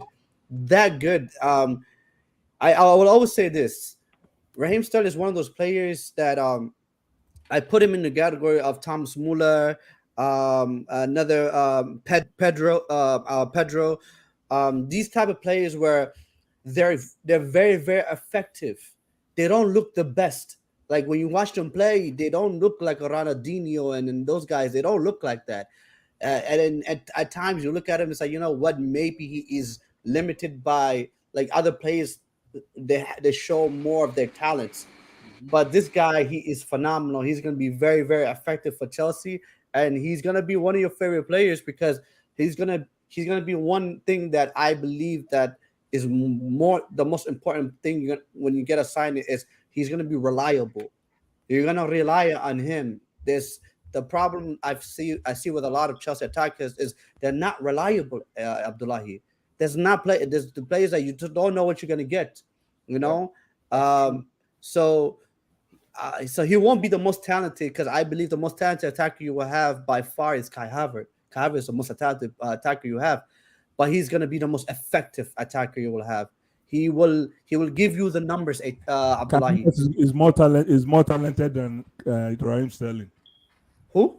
Kai Havertz is more talented. Yeah. By far, it's not close. It's not close. Kai Havertz is one of the most talented players in the world. Period. Yeah, he's one of the most talented. Absolutely, he's generational, right? Yeah. For me, I think he's generational. I love. Who's generational? Kai Havertz. I believe he's generational. No. Well, we have to see it. It's been 2 years. No. Yasser, what has he done? What has Kai Havertz done? No, hold on. What has Kai Havertz is an average player. You guys no, he's not an average player. He's average player at his best. Kai Havertz. He's a good player, but not generation, man. He's a good player, but not generation. He's the German Zidane. Abdullahi said average player, man. No. I'm not gonna lie. Yassi, I'm not gonna lie. Steve finished tax, man. I'm not gonna lie. I really wanted Kai at Real Madrid. If it wasn't for COVID, you can have him. Give us 220 million. You can have him. Nice man in there for you just too. An average player. Whoa. Yes, finish him. Yes, finish. If he's so average, why you said you give us 220 million? Come on, man. Yes, finish. Hey, okay. Steven, you see me, Steven. You see what I mean? For me, Abdullahi, you're gonna love Sterling. You're gonna love Sterling. For me, he's the best right now available wingers. He's the best available winger right now. There's no better player. Is he better than Gnabry? Yes. In your opinion? Yes. Of course. I rate No way, man. No way, man. No way. Relax. I rate Gnabry highly, but I will say yes. I will say yes. Gnabry world class. I'm gonna say this. I'm gonna say this now. Sterling. People are gonna disagree. Sterling walks into every 11, 100%. Every environment in world football. He doesn't walk into the Liverpool 11. He does. Will he bench Diaz? He's gonna bench Diaz. He's better than Diaz. Yes, he's better than Diaz. No, he's better than Diaz. Yeah, he is. He's gonna see. Nice. He starts over Rodrigo from. Obviously, he's gonna start over any winger that Barcelona Are we talking about has. Sterling? Genuinely? Yeah, Are you saying Sterling will start over Vinicius because they play on the same side? No. He one of them has to play on the right, so I Sterling can play on the right, so he's gonna play on the right. Because Vinicius yeah. eats him. No. Vinny, I don't think he starts for Barca though. I don't think he starts for Barca. Rafinha and Dembele. Okay. Yes, round up. I'm hearing that Vinicius is gonna be the face of FIFA 23. Is that true? Oh god. FIFA is okay. It'd be cool. No, that actually would be pretty cool because this is the last FIFA with the name FIFA, so it'd be pretty cool if Vinny gets the last. But Abdullahi, it'll be Mbappe. That's how I rate. When this guy is Sterling, everyone's seen what he did in the Euros with an absolutely woeful English side managed by an absolutely trash. He was England best player. manager. Anyway. I don't know why the media told. He was the best player for England, and he was one of the best players at the Euros by far. It wasn't even close. The guy was unbelievable. So that's how I feel by Sterling. Sterling was an absolute phenomenal signing for Chelsea. Koulibaly, phenomenal signing. We'll talk about that later. Kimbempe. I'm leaving it for the last. Marisco Kimbempe. I don't know, Abdullahi. I don't know about this one. Yes, sir. Is it my first choice? No. Is it what Thomas Tuchel wants? Yes. Am I gonna back Tuchel? But Abdullahi, would I welcome him? Yes. Let me ask you the question. Okay. When Man United did their comeback against PSG, who was the manager for PSG? It's Thomas Tuchel. I know. Whose handball caused the penalty? For me, that's a number. That's a organizational tax. Relax. But no. But who handballed the ball? Who turned his back? Kimbembe. Yasser, Here's that my was You point. that can't judge a was player for look, handball, No, man. no, no, no, no. come on, No, Yasser. no, no. That was a very harsh Billy, penalty. You Billy, can't Billy. judge Yeah, a that player was for a handball. harsh That was a penalty. very Harsh harsh penalty. penalty. No. That was Whoa, a, okay, leave me because he land, leave turned me his land, guys. back away. And it He was a turned his harsh Guys, back handball. It was away. like a deliberate guys, handball. It's hard. Yeah, he guys, turned his leave me. back away. Guys, You leave me can't judge a land. player off one mistake, No, man. no. I agree. I agree. Guys, in my honest opinion, Kimbembe is not a bad defender. He's not a bad defender, but he's sus. It's very sus. For me, he's one of those players that he will be good for like 4, 5, 6 games, but then he will cost Chelsea. He will 100% cost you an important match. I 100% could guarantee you on that. It's exactly Switzerland, guys. He was playing in a back three against Switzerland. The guy was all over the place. So for me, I'm like, So this is you trying to convince us that a potential defender is gonna have one bad game, right? no. What I'm not saying that. I'm not saying Is that. that what you're trying to say? That he's gonna have one? No, He's Blue gonna Eyes. have one stinker. Is that what you're gonna say? That he's gonna have one stinker. What I'm not saying that. I'm not saying that. What but I'm that's what saying. no, you said he's gonna cost us a game. That's what you just said. But then he's gonna cost. Kimbembe always costs us. No. But what? Okay, hold on. What does cost us a You're game not mean? letting me speak, brother. Like, Okay, go ahead. come on. Now, what yeah. I'm saying is, please understand what I'm saying is, Kimbembe. There are gonna be times where Chelsea fans are gonna be like, you know what, he's good. They're gonna come. They're gonna ignore anything that has to do with Kimbembe because he's gonna flow under the radar. He's gonna have good games. But when the moment you need him the most, Champions League, say you're playing big team against City or Liverpool, this guy, he's gonna let you down. He does. That's That's bullshit. Hold on. Abdullahi, hold on. But that's bullshit because this is the same thing Man City fans said when we were hawking around for Raheem Sterling. They said, you guys don't need Raheem Sterling. Then you guys are complaining about Timo Werner. When you get Raheem Sterling, he's gonna miss more chances than Timo Werner. Then today, after we pay 45 million, no. Then you start to hear the buyer's remorse. No, the seller's remorse. There's a big difference between Sterling and Kimbembe. Listen, there's a big difference. Just because somebody has potential to make mistakes, because somebody has potential to make mistakes, doesn't mean you should condemn him before he even starts the gig. Yes, I agree. But okay, also, yes, sir. Understand something. And you're here guaranteeing us. The way you're saying it is you're condemning him. You're guaranteeing us that he's going to shit in the bed. No, wait. Yeah, I understand you saying he's gonna make mistake, but remember something. You have Kalidou Koullibally and Thiago Silva, who are very, very experienced and leadership quality in them. Having Kimpembe around them makes him a better central defender because he knows if he make mistake, these people are gonna be like, what the heck are you doing? Abdullahi. Who was with Kimpembe in that Manchester United game? Who was his partner? Thiago. It was Thiago Silva. Who was his partner against France? It was against Switzerland. Sorry. It was Varane. Who was his partner against Real Madrid? It was Langlais. Longley and Varane. Actually, Longley was like subbed off. You see, I wouldn't judge a player just because of one match or some matches. I think, but these are not one. This is not a single match. You can see a pattern, right? I know. That's why I said. Casey. At a big stage, what I want? No. Is it what the manager wants? Yes. Casey, I said the same thing, and Blue Eyes got. I don't know. No. Yes, the problem is it what I want as a fan? No. Is it what Tuchel wants? Yes, I'm gonna back Tuchel if that's what he wants. Abdullahi, like I said this again. Kimbembe is not a bad defender. Not once did I ever say he was a bad defender. But for me, my point is like if the way I look at it, I'm like, okay, just when you get in him, Chelsea fans should have that thought in the back of their mind, like, guys, Kimbembe, he might look good for 1 or 2 games, but then when we're playing against a big team in a big crucial match, Kimbembe, he's gonna make a mistake. He's gonna cost you guys. That's all I'm saying. And then later when it happens, Chelsea fans go crazy and they go overreact and say he's shit and all that stuff.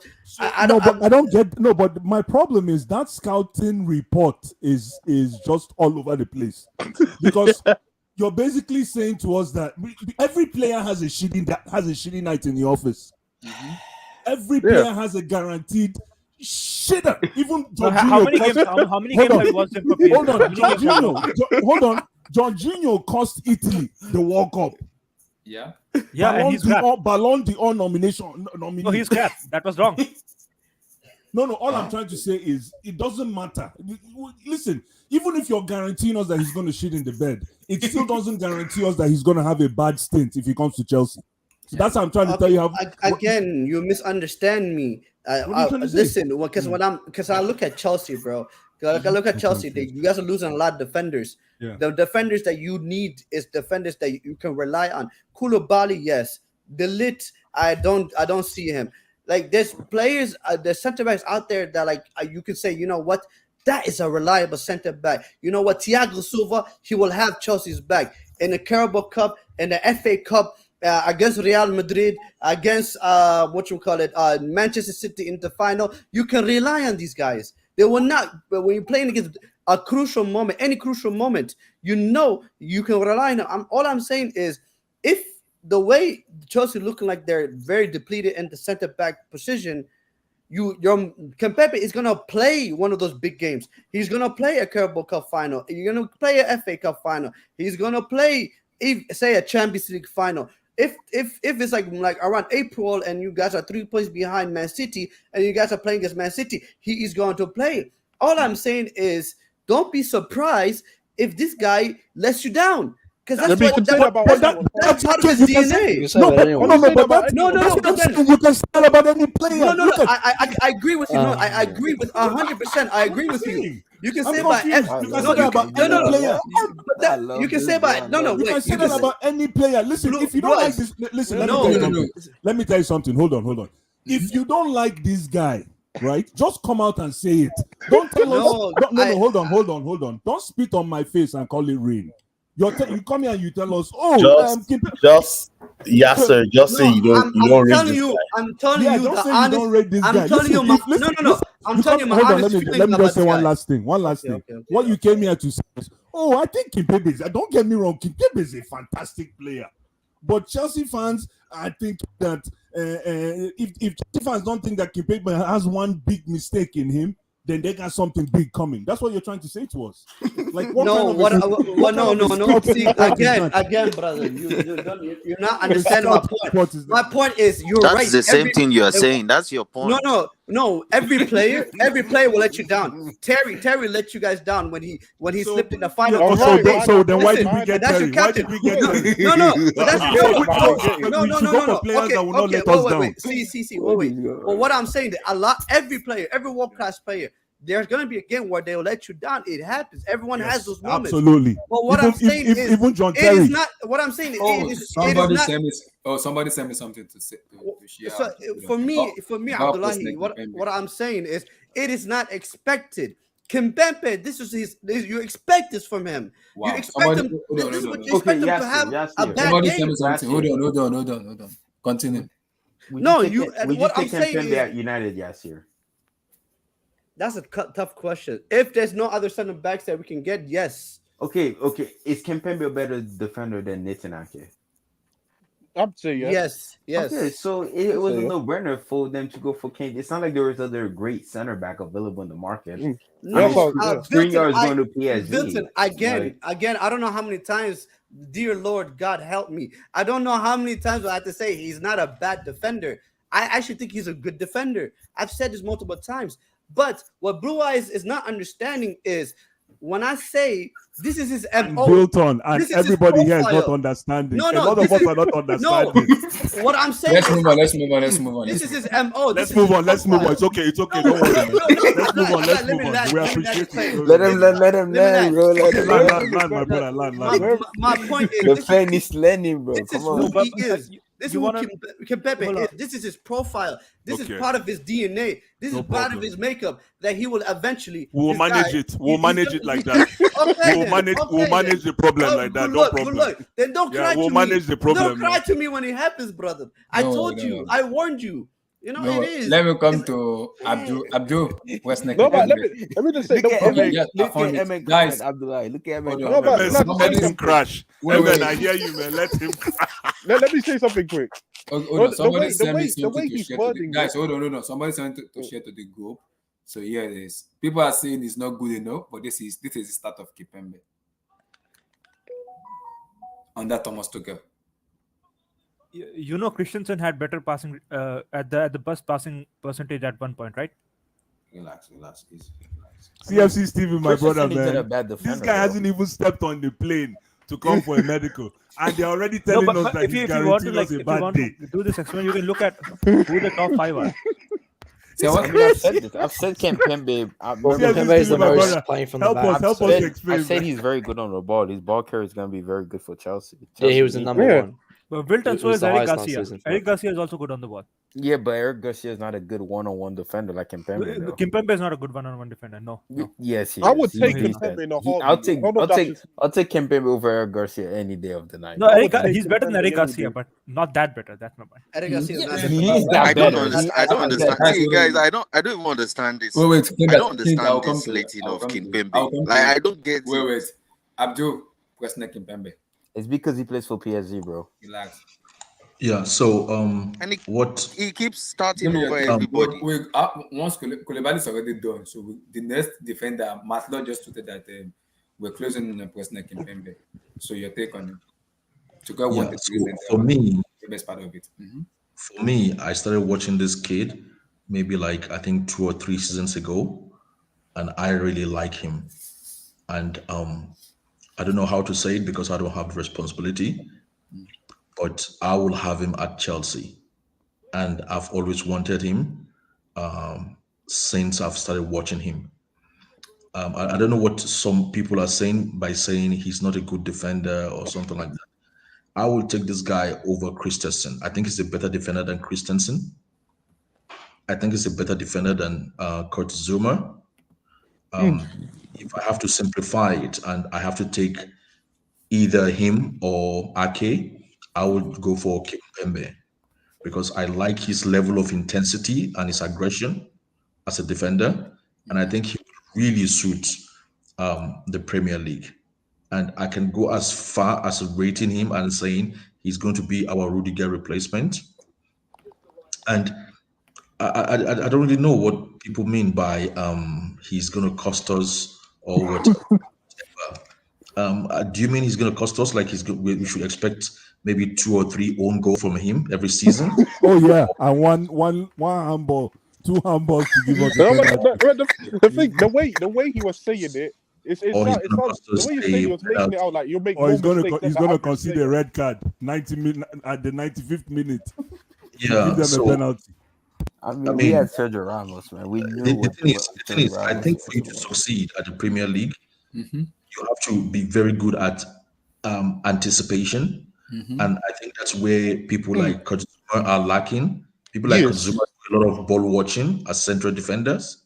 He comes on you aggressively. So I don't really care. Maybe he kicks your head or whatever, And I think he's actually better than Jules Koundé that we've been pursuing for like 2 seasons now. He's not going to be as expensive as Jules Koundé. Sorry? That's a good debate. And he's not going to be as expensive as Jules Koundé. And he's quite young as well. So he still has he's only 26. He's 26. Exactly. That's quite young. That's young for a defender. Deep it, he's younger than Sterling if you deep it. Exactly. So I think it's actually, to me, for a defender coming to the Premier League, it ticks all the boxes and he has the mentality and he would want to succeed. So I will have him. I think if we have a back three, because I think, and for those who are worried, I think the mistake of central defenders is actually limited sometimes when you play a back three, because then they can cover themselves. And if we're going into a game and I see Koulibaly, Kimpembe, and Thiago Silva, I think, my mind is at rest. I well secured in the defense. So I don't know what the negative is. I think, unfortunately, the players are scrutinized much more these days.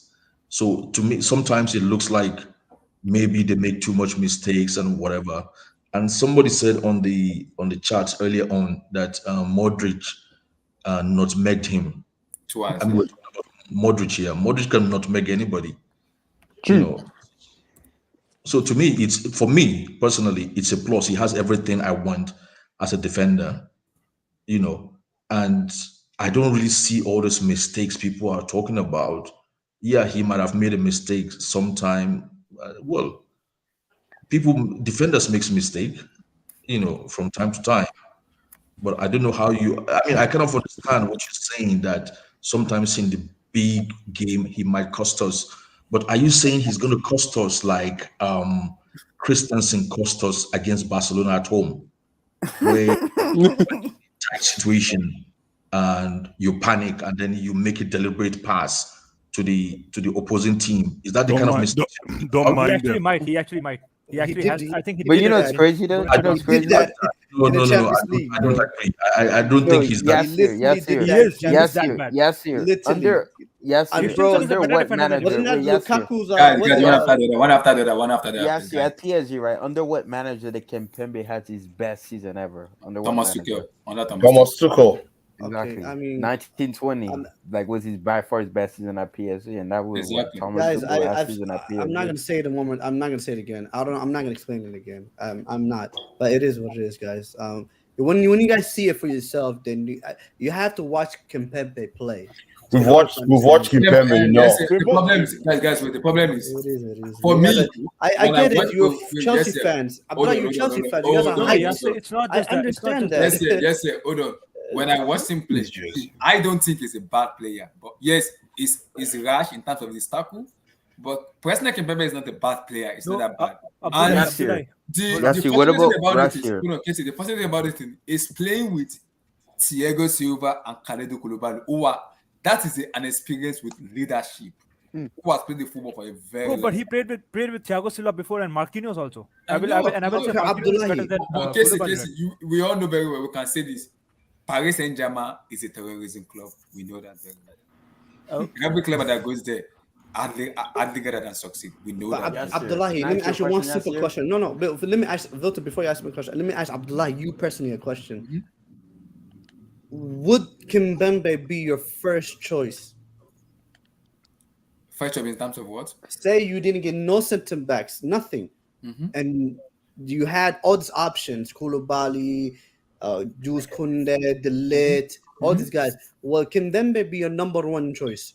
See, I'll take Kimpembe. Yes, for me, I think Kimpembe is better than Jules Koundé because I rate Koundé highly. No. Forget about how you rate the other. Will Kimpembe be your number one choice? Yeah, of course. Wait, you rate Kimpembe higher than Koundé? Yeah, a little bit. Yeah. See, Abdullahi, you say you rate him higher than Koulibaly? No. Koundé. Okay, no. That's what my question is. Say, Abdullahi, Yasser is asking you if there is multiple center back like available, would Kimpembe be your first choice? No. But what kind of question is? Why though? My question is why? Obviously not. Because Yasser, it's like asking like Sergio Ramos and Varane, right? It's like asking like we all know Sergio Ramos. One at a time, bro. You all know Sergio Ramos is the alpha of that partnership, right? Varane was pretty much second fiddle to that. There's not even on France too. You could say Umtiti was probably France's best defender in that World Cup run. Okay, let me ask you a question. That's not a dismiss on Kimpembe. There's nothing wrong being a second best defender. Nothing wrong with that. Let me ask this guy. What's his name? Yes. Okay. Your man, you're Liverpool. He's a United fan. Okay, United fan. Okay. Yes. Let me ask you a question. So, how many defenders? How many spread of defenders did Chelsea have the option to pick Kimpembe as a first choice? Say that again. So how many? So obviously there's a spread of center backs that are available right now, correct? Yes. And are you saying that Chelsea chose Kimpembe out of all of them? No, Chelsea obviously they're planning to sign two. So but are you saying we signed Kimpembe as the main option? He will be a main option, 100%. No. Okay, tell me your centre backs then. Tell me your centre backs. The main at the moment, the main option is Koulibaly. That's the main signing. Yes. The main centre back signing. No. So tell me, how many centre backs do you have? First choice centre backs now. At the moment, one. Just Thiago what Silva. Are you telling me? You're gonna play with a back three with one player. That's why we want Kimpembe as well as Koulibaly. So he's gonna be a first choice. So he's gonna be on the line every game. He is first choice. He's not first choice, man. We're adding him to the squad of the defenders. No, he's not a squad player. He's a squad player. Kimbembe will not leave PSG to come to Chelsea all the way to London to be a squad player. Come on, good. If he's gonna wear a shirt, he's got to earn it. Not a squad player. Earn what? No, but it's true. It's true. No, you're right. But if he wants a shirt, he's gonna earn it. I respect that. Exactly. Yes, Thiago Silva's gonna leave soon. I mean, yeah, so Thiago Silva he's gonna. When Thiago Silva's done, Thiago Silva will play probably maybe 15 or 20 games this season. Yes, exactly. Okay, yeah. Okay, so him and Thiago Silva will rotate. Let me ask you this then. Okay, if him and Thiago Silva are gonna rotate, say I'm assuming you guys say you're playing with a back four, which is interesting. So you're telling me, so you're happy with the Koulibaly Kimbembe partnership? Of course. Koulibaly Kimpembe. Yeah, that's all I want. Why not? Yes. Yeah. Okay. Why not? They both have pace. They both have size, and they are both physical. They're good in the air. Like the good guy. Keep the like up, guys. Like that. How highly do you rate Ramos? How highly do you rate Ramos? Yes, here. And then also just in case you don't know, one of the reasons they are buying Nathan Ake is they could play back four of Ake, Koulibaly, Kimpembe, and Reece James. That's a solid back four right there. Wouldn't you say Sergio Ramos' tendency was always he's guaranteed at least 2 records for Real Madrid every single season? Yes. So that was a bad tendency. Like it is, every player had it. Like every player has a bad tendency, and that was but then Ramos, no, but Ramos more than made up everything that was bad about. Yeah, some people want you to read their let me comments. some comments. Hold on. Let me start from up here. It costs us so many La Ligas too, by the way. Ramos. So another person, Anderson, shout out to you, Anderson. Shout out to you. He said, "He was a menace." Continue, bro. He's speaking. I think he was talking to Abdul. Okay. So he said, and Karis, shout out to you guys. Shout out. He said, Kunde had to get cut last season. Why Kimpembe upgraded that one? So SSB, that's one thing I don't like about SSB said to the panel, who is better, Kimpembe or John Stones? It's hard. John Stone. No, what? Kimpembe is better. Based on last season or overall? Wait, based on last season or overall? Is better. No, John Stones, man. John Stones. No, based on last season or overall? I say John Stones. What's the question though? SSB 20, is it based on last between season or Kimpembe and overall? SSB, you gotta I say John Stones, bro. If he wasn't for are you playing possession based football? It doesn't matter what. It doesn't matter. If it's overall, John Stones is the. If I had 2 defenders that were stuck in the line of fire, I'd rather John Stones have the ball because why don't England start John Stones though? Why doesn't he start? He does because he was injured. He does. He does start Maguire and so let's continue. Yeah, they play a back three. The reason why he didn't play because he was injured. God bless you. Everyone answer the question. Kimpembe or Kunde? Anderson, shout out to you. Was talking to Abdul when he was speaking about Kimpembe. So another Anderson said, good vibe. Yeah. Christensen helps us. Nothing wrong with that. Relax. Relax. Easy. What's the next topic? Anderson said, he's now much, and I believe he's now developed. That's why Tuchel need him. You say that after what he did in the Champions League. Wait, Anderson said, let me just say something to Yasser. If Tuchel turns Kimpembe to world class, you have to give him his flowers, right? Kimpembe can 100%. 100%. Oh my God, bro! Yes, I'll remember this stream. Brother, I will come on the stream. I will publicly apologize to Kimpembe I will call him That's the a back best. for I will call Taylor him speak. Abdullahi. I will call him the best center back to ever play the game. That's what I will do. Oh, That's what I come will here, do. you come here with And I will buy a Rudiger jersey. And I will buy Kimbempe jersey. And I will wear it. Let me ask What you are a you quick talking question. about? You Right? come here with that bullshit scouting You report. guys are buying. Blue eyes. I will buy a shirt. I will buy a Kimbempe shirt. For me, Wear it on the yes. stream. For me, I will wear yes. it. Let me ask you. No, you buy it for me. Yes, you guys are buying this Ajax defender. Why are you guys buying it when you guys have Maguire and What center backs do we have? We have Maguire, Lindelof. You have We don't have Varane, nothing. you have Lindelof, and Maguire. What about The baby? centre Eric back, Bailey, the centre backs are almost 200 million euros. Eric Bay. Yeah, you have 4 center back. Yeah, Everybody, but then like everybody is like, you breathe on him, he breaks the leg. He tortured Uruguayan teams. Hold on. Hold on. So, guys, Yes, you're here. Eddie coming. Yes, you're looking for who to give a scouting report on. Meanwhile, you don't even know what's good in front of you. Eddie, you can Man come U fans. Easy. Eddie wants to talk. Exactly. Relax. One day we need to talk about Fred and how Manchester United do not know a good product. You guys be shooter. I wish we can get Fred. Yes, when Fred won the World Cup this year, I'm gonna need you to. I wish we can get Fred. I wish we can get Fred. He's a United fan. Yeah. So Eddie coming here to cook Eddie, me, bro. how you doing, brother? Give me your take. Press neck in Pembe. Okay, Eddie, talk. Eddie, talk. Yeah. Can you hear me? We can hear you loud and clear, bro. How's everyone doing? Good, bro. It's been a long time, bro. Eddie, firstly, you see him? Eddie didn't want Raheem Sterling, no. Look. Eddie, so I hope you came here to give me my flowers. You did not want Raheem Sterling. You know when we had that discussion. When did I say I didn't want Raheem Sterling? You didn't want Raheem. You called him. What did you call him? Bangers and mash. Nah, I didn't say nothing about Sterling. No. But look, Raheem Sterling to Chelsea. So what? So what? So what? It doesn't change nothing, man. I don't know why y'all are gassing this stuff up. Stop. Wait, hold on. What I told you? Hold on. Have Chelsea got? Wait. You see what I told you? Hey, Jesus! I've only been here like 3 minutes, man. Jesus Christ! You're already having a headache.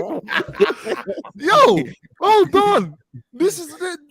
I'll get to it. I'm not saying it's a bad signing. Don't get me wrong. It's an upgrade. Yeah, it's an upgrade. I'll give you that. But can someone show me the creative midfielder we've signed? We're about to. Don't worry, we're getting there. Am I missing something? Calm down. Don't worry, Eddie. We got our wallet out. Our money is flashing everywhere. Wait, don't worry. I don't think we're getting you can the smell. central midfielder for sure. I don't think you can smell the coffee right now. Chelsea are about to spend 160 mil without buying the midfielder or wing back. No, they'll buy a midfielder. They're going to sell players too. Remember, but we have a world-class midfielder now, Kovacic. We have a Kovacic world-class midfielder now. See, Eddie, we're selling Broha, we're selling this guy Colwell. At least those two give us 40 million pounds. We'll add 20 million pounds, and I think we'll go get Milinkovic-Savic. That solves your midfield issues. Yes. You rate him? Yes. I don't rate him like that, man. The guy's been trapped in Lazio since the beginning of time. He's called the Balkan Gate. You should look him up. Okay, but he solves all your midfield issues. He can dribble, he can shoot, he can defend, he can tackle. Let me Kimpembe at 90%. Okay, now let's get to Raheem Sterling first, and I'll get to the defense at the moment. Yeah, look, Raheem Sterling is a good player. Yeah, but his success will depend on creativity that he has around him. Let's not beat around the bush here. True. This guy was feeding off chances that were created in Manchester City. Right? Let's be very careful, man, because if he goes south, this guy might become another Werner. Let's not act like he don't miss chances. Let's not act like this guy don't miss chances. Hey, look, he's got tech. The difference between himself and Werner is he's actually got tech. He can dribble. Yeah, but y'all are gonna forget that dribble in a quick second if he's missing chances. Let's not act like everybody misses chances, Eddie. Even Lewandowski last season missed so many chances, right? Even clear-cut chances, open net. Look, it depends in the team. It depends in the team you're missing them in. He can miss chances in Manchester City. You know why? Because they create one chance every goddamn 2 minutes, and they have goal scorers all around the park. Chelsea don't. We're about to have more goal. We're about to have more goal threats, Eddie. We're buying a right winger. We're buying a right winger in Gnabry. Okay, and this is what I'm saying. We're getting a central midfielder in Milinkovic Savic. Gnabry's staying at Bayern Munich. I don't know about that. No, he's staying at Bayern Munich. I think the guy that Chelsea are trying to get is Rafael Leah from AC Milan. I don't mind. 150 million. No, Rafael it's too expensive. I think it's going to be over 100 million. Ziyech can be used in the deal as well. Look, that's another thing as well. Chelsea needs to get rid of players, man. Like, no, we're going to get rid of players, but we need to buy the players first so that they can integrate with the team. You need to get your players, because this is the time you get your players in for preseason, not in at the end of July after you sold your players, right? Yeah, I think that's the strategy. Look, Chelsea are behind anyways. Yeah, I get it. But we're not behind. You've just signed 2 players, and I don't know many teams have signed 2. You're still behind, my brother. In 3 weeks, the Premier League is going to kick off. Yeah, and you're still talking of signing 2 centre backs who most likely have to start for you. You're behind, my guy. No, yeah. Let's not.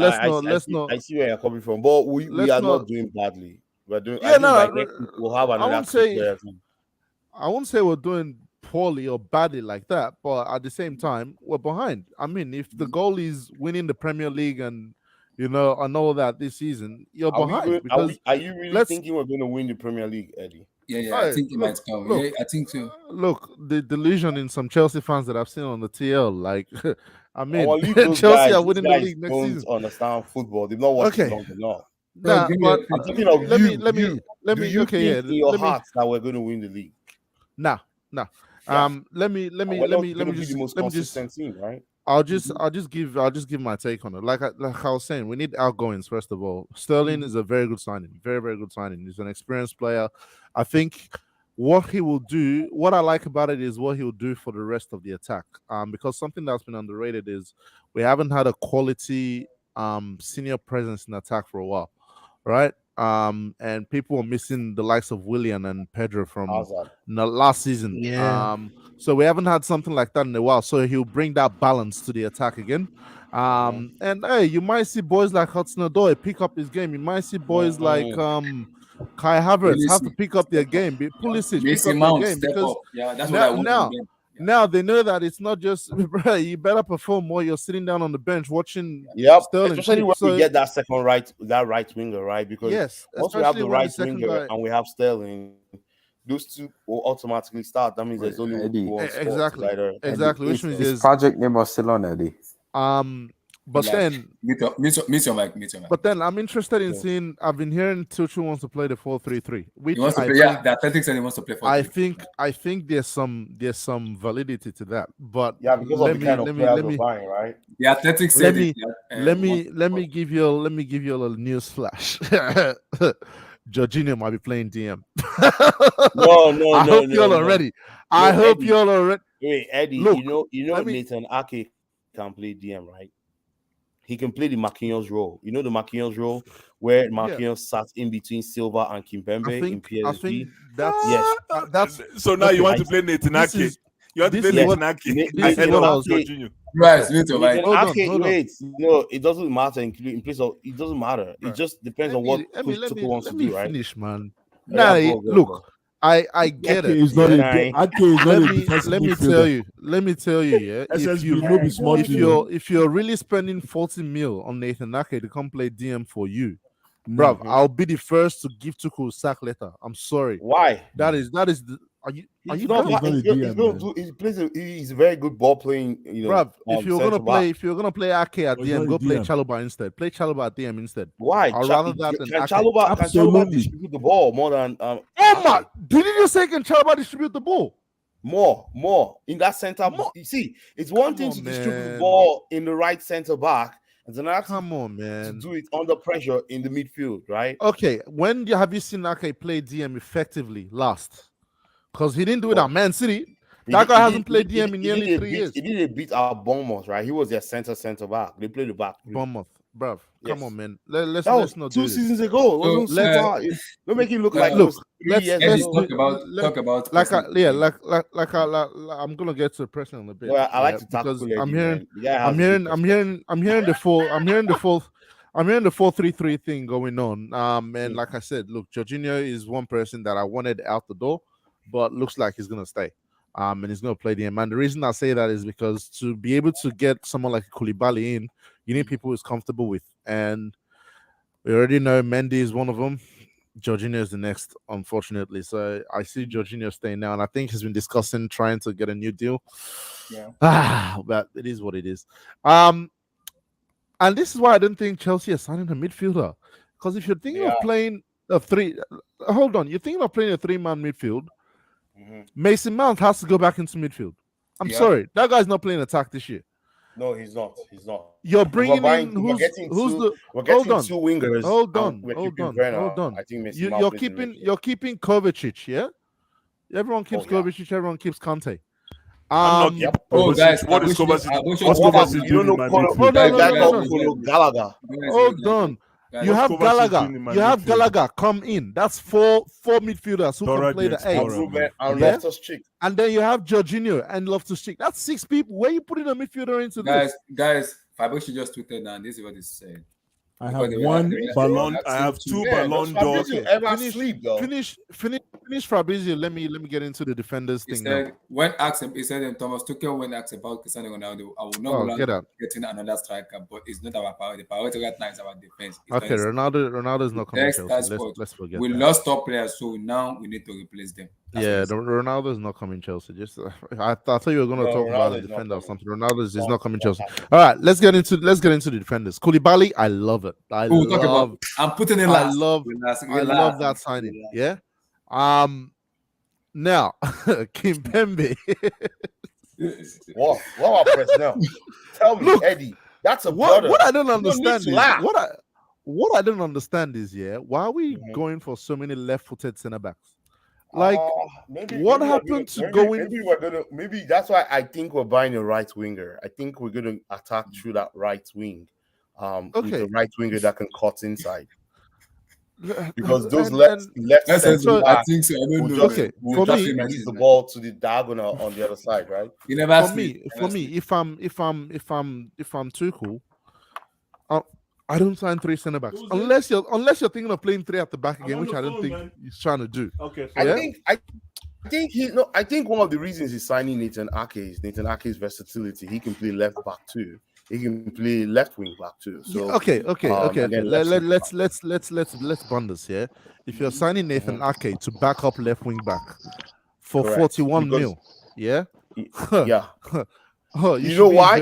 Let me tell you why. Eddie. Nathan, I think I'm hearing rumors that Chilwell is not 100% yet. Yeah, of course he won't be. Yeah, so that's why I think they're pushing for. I'm sorry. Why are you signing Nathan? Has anyone watched Nathan Ake play in how many years? What tells you he can fulfill the requirements of the Tuchel? See what Tuchel, because I didn't understand in Nathan Ake too, but Tuchel probably definitely has something cooking. Okay, are you telling me that 40 mil doesn't get you Cucurella? Are you telling me 40 mil doesn't get you Cucurella? No, it doesn't. It doesn't. No. Eddie, now wow. Eddie, you were going to kill me for Cucurella 2 months ago. No. I'm sorry. No. Hold on. Blue Eyes. But my thing is, if you're signing Nathan Ake to come back up at left wing back, bruv, give that money to Brighton. Take Cucurella.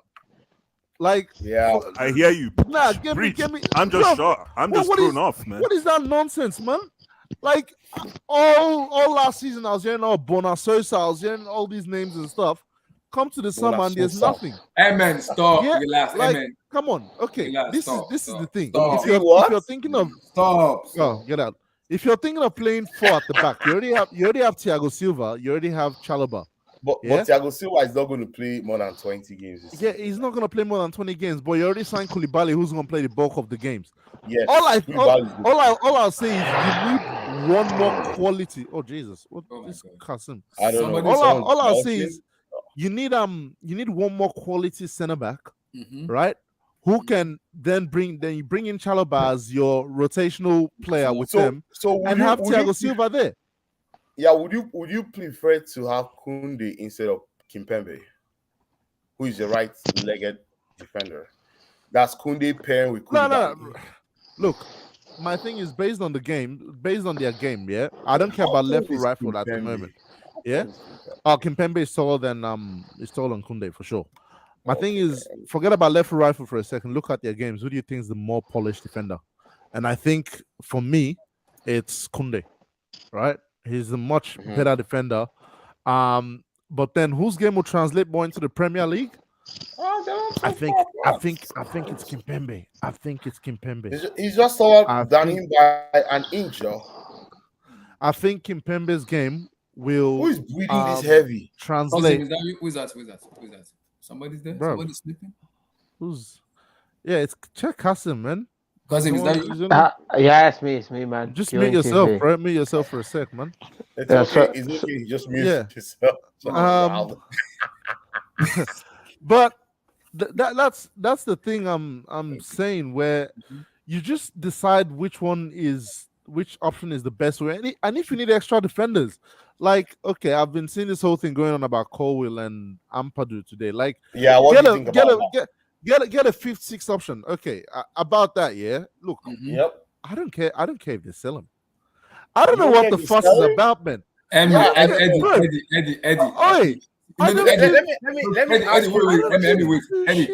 I don't understand Chelsea fans. They are annoying me and they are getting on my nerves. Seriously, they are abusing. What do they want? Like they want everybody to be there. Exactly. Wait, you want to keep Colwell, but at the same time you want to sign De Ligt and you want to sign Koulibaly. Like, bro, you can't keep everyone. Yeah. Look, some people get the opportunity. At this point in time, I'm sorry, the way Chelsea are set up, you can't have more than one or two young center backs. Like, go look at some of the best teams in Europe. How many of them train up young players? Like more than 5-6 young players in the squad. Yeah, exactly. They're not doing nothing. Yeah, at the moment you have Chalobah, who's still sort of. Let's face it, he's not world class yet. Yeah, Mason Mount is still not. Is good, but it's not all the way there. You have your Rich James. Yeah, can we let those guys develop? You still have your Hudson-Odoi from how many years ago who we could have got 70 mil for. So what? You want me to keep Colwell for what? He hasn't shown me nothing that all these guys didn't show me before. So if he's gonna get opportunities at a different club to grow, I don't care if he becomes 70 mil in the future. Yeah, that is all projections. Let him go become that player. When he is that player and the top clubs want him, then we can have a conversation. You pay the money. You pay for the value of what you're gonna get. Yeah. So I don't get what this whole debate about Levi Colwell is. Eddie, sell the dude. Eddie, you know the funny part. What about they are getting on my nerves. They are literally abusing and causing Tuchel. Please, are you guys just? They don't have sense. These are the same people when that same Levi Colwell makes a silly mistake. Ampadu is there forming. Ampadu is there forming Loni. Now he's 25. No, Ampadu has said if we don't want to use him in the squad this season, we should sell him. You know no. Eddie, you know the Daniel from the halfway court. Oh my God! You know the most annoying part, Eddie, is Chelsea fans are getting on my nerves. Is it you that I need to apologize to, Emmy, or is it the other dude, or was it Eric? Daniel, what school crest is that? Is that palm wine tapa school? What they do there? No, you know the podcast I do with Double H and Carl every week, talking tactics. Do we have any carried fellows here? No. I'm just on that account. Okay. You know the funny part, Eddie? Chelsea fans believe they know more than the manager. They know more than. Don't mind them. Meanwhile, they keep my head is hot. Let me tell you, because I look at Chelsea, I'm like, Tuchel said you guys have been shouting back Tuchel, back Tuchel. That's what I was about. This man has been back, and you're shouting. If it Yo, doesn't get Eddie, what's up, Daniel, man? Look, Chelsea fans, yeah, they talk out of their mouths and their ass at the same time. Trying to sell all the kids? I don't even know how it's possible, man. And sell all the kids, Daniel. What do kids help? Kids don't help no one. Kids don't win trophies. Eddie, are you channeling your inner Michael Jordan? Fuck the kids mean. Look, let's face it right now. Yeah, Chelsea next season are trying to do things like trying to go far and win something, get far in the Champions League, challenge for the Premier League and all that kind of stuff. Build this team momentum for the next season, right? Let's face a simple fact here. Levi Colwell helping you do that as a key player. No, please, even as a squad player, educate he ain't them, doing please. that for I'm you. begging you, educate something. He ain't doing that for you. Danny, remember I told you in the last game, Chelsea fans had Choko in their head. It's called psycho. In their head. Their head is not always correct. Some head is like this, and some is like this. I don't understand. I don't know who started that Levi Colwell stuff, man. But most times people just don't talk very logically. Yeah, listen, okay, guys. Okay, what you guys need to understand is that people are really sympathetic and empathetic in certain aspects to anyone that comes from La Cobham. Okay. So because Levi or Levy, I guess, is from Cobham, people are gonna want to see him in the team, and it'll be illogical the methods that they'll try to get him in, but they'll want him in.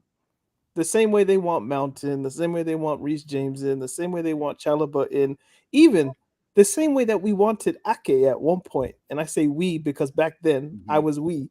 We wanted Ake back then. Yeah, because he was one of those kids that like put him in. Same with Loftus-Cheek and Christensen. Back then we wanted to see them in, and it was illogical back then, but because he came from the academy, that's what we wanted. Now Chelsea fans are the same way. It's just Colwell is the new Ake, who will be the new listen, there's a young talented center back we don't know of yet who will go on loan in the championship, and he'll be the next Colville. Chelsea is a conveyor belt of talent. Yeah, it just is what it is.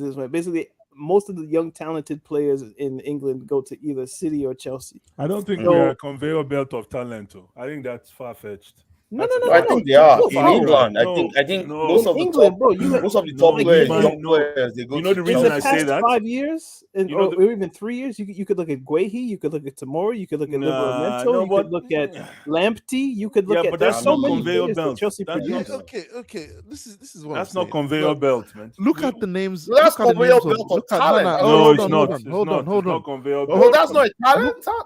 Talent. Those players you just called. Okay, those players are not starting in the Premier League. Look at the names. Chelsea is a team that buys finished products. Wait, that's we why don't when buy you say finished products in the academy, though. We train. No, I'm just saying that by nature we're all about finished product. Yes, sir. Go ahead, man. Relax. Look at the name Daniel just mentioned. How many of them are playing in the Champions League next season? One. Man. Thank you very much. Thank you very much. But okay, Tomorrow's going to play. Tomorrow just became a champion of Italy, though. And he played all the matches this season. But Eddie, like you know, on FIFA back in the day when you could set up the youth academy and it would give you their potential between a certain number. Yeah. And really you only want like 87 to 93. Of course. But sometimes if you like the player, like, oh, that looks cool, that's a cool name, you'll take an 82 to an 87, and maybe I could work on him with the training games and this and that. That's what Levi Colwell is to me. He's an 82 to an 85 maybe, and you can do the training games and maybe you can work him into something. That's what Tammy is. Tammy's Europa. Yeah, you know what I'm saying? But Mount James is in particular. That's your 87 to 93. So people use James as like that. Who? Reece James. You don't rate Reece James blue ice. Blue ice. Meet your blue eyes. Be very careful what you say, man. Anything you say right now will be used against you. I'm in shock. Blue eyes. See, under Frank Homeboy, I think Reece James was 4. But I think under Tuchel, Reece James actually improved in that last 6 months of that season. And here we go. Cry me a river. You see? The whining has begun. The toys. All the How old is toys in James? the all Is he the toys in 23? the storage are crying now. You see? Is he 23 or 22? No. He's 22, 21 or 22. He's a young kid. Blue Ice. Yes. He's 22. He's 22. Yeah. Rhys James. Did you say Rhys James is between 87 and 93? Potential. Yeah. As in, You like, don't play FIFA. You don't play FIFA, do you? no, I play. How can I play FIFA? I was climbing mango trees. I didn't play FIFA. Oh my god! No, I'm being straight up. I wish I did. I wish I did. Daniel, I wish I did, bro. So how? I never got the chance, bro. We couldn't get it. We couldn't afford it, bro. To the tree. You hook your legs. I'm not trying to be funny, man. I wish I did. He talks like it as well. Don't worry. Exactly. Are you saying you're Tarzan? You actually climb trees? No, I said it. You guys, I climb mango trees. I had a catapult and I shoot birds. I hunt. That's what I did. We come back from school. You do your homework and you run into the farm. That's what I did. I didn't have a chance for PlayStation, man. So a real. No, I don't. No, I didn't have a. I wish I did, man. We used to hear story about PlayStation. So tell me more. See, this is the problem. See, the thing is, right? Rhys James is a classy fullback. World class. No, he's a classy. Well, okay, yeah. Classy. Continue. He's a classy fullback, but an average wingback at best. Oi. So the problem now is because he can deliver a cross, it has masked the gap he has in his game as a wingback, and we're buying the Kool-Aid. We're drinking the Kool-Aid. So, and my problem is for if you want a fully sound and operational wingback, you know what a wingback is supposed to bring to the table: hug the white line, beat a man face to face, keep the field wide, can pull a cross from any angle. That's not Rhys James. Yeah, but how many of those do you have in world football? There? Oh, there's quite a few of them, man. Such as wingbacks. Name them. The one for PSG. That's one. That's and one. you turned into an uncle. Yeah, That's one. The one for PSG. That's one. This guy, what's his name? Even though he's gone, but he's a lefty. Cucurella. Cucurella can double he knows how to hug the line. I want wingers that know how to hug the line. Rhys James has no business. Wait, so you can only name two players? I can't and think. You're talking. I can't think. You cannot give Rhys James 87 to 93 in terms of rating. If that rating means what it is at this point, no. No. See, that's where you missed me. Okay. I'm saying eventually he'll get there, but right now he's not there yet. But his okay. What would you rate him at now? What would you rate him at now? 990. What am I saying? 82, 83-ish. Yeah, I'll give him that. No, I still go below, man. Maybe ask Kasim. Kasim has his 70s. own view of. I'm waiting for Abdullah to introduce, but the guy, I don't know how it works here, man. That's first time. Ask Kasim. Kasim has his own view about Rhys James. Please. Listen, hey guys, can you hear me? Yeah, we can hear you, bro. Yeah, bro. I was just waiting to, but you know, I don't know how it works because it's first time, you know. Yeah, but listen, you just talk, bro. Listen, just jump in, Kasim. Just jump in, bro. Yeah, well, all right. Listen, to me, best ability is availability, right? Yep. So yeah, and top player is always available. I'm not disputing Rhys James is a bad player or good player, but Premier League 38 to 40 games a season. You need to work out how many games he can play a season. Him and Ben Chilwell, because I know for a fact Ben Chilwell is injury prone. If there's anyone disputing that, just come out and tell me. That's not the question though. I get that point, but that's a different point. No, but bro, do you know what players go for high price, 80 and 100 million? They check their ability, how many positions they can play, injury record. Can you hear that? Injury records. So if your man is not available most of the season, no one will be interested. That's what I'm trying to say. Yeah.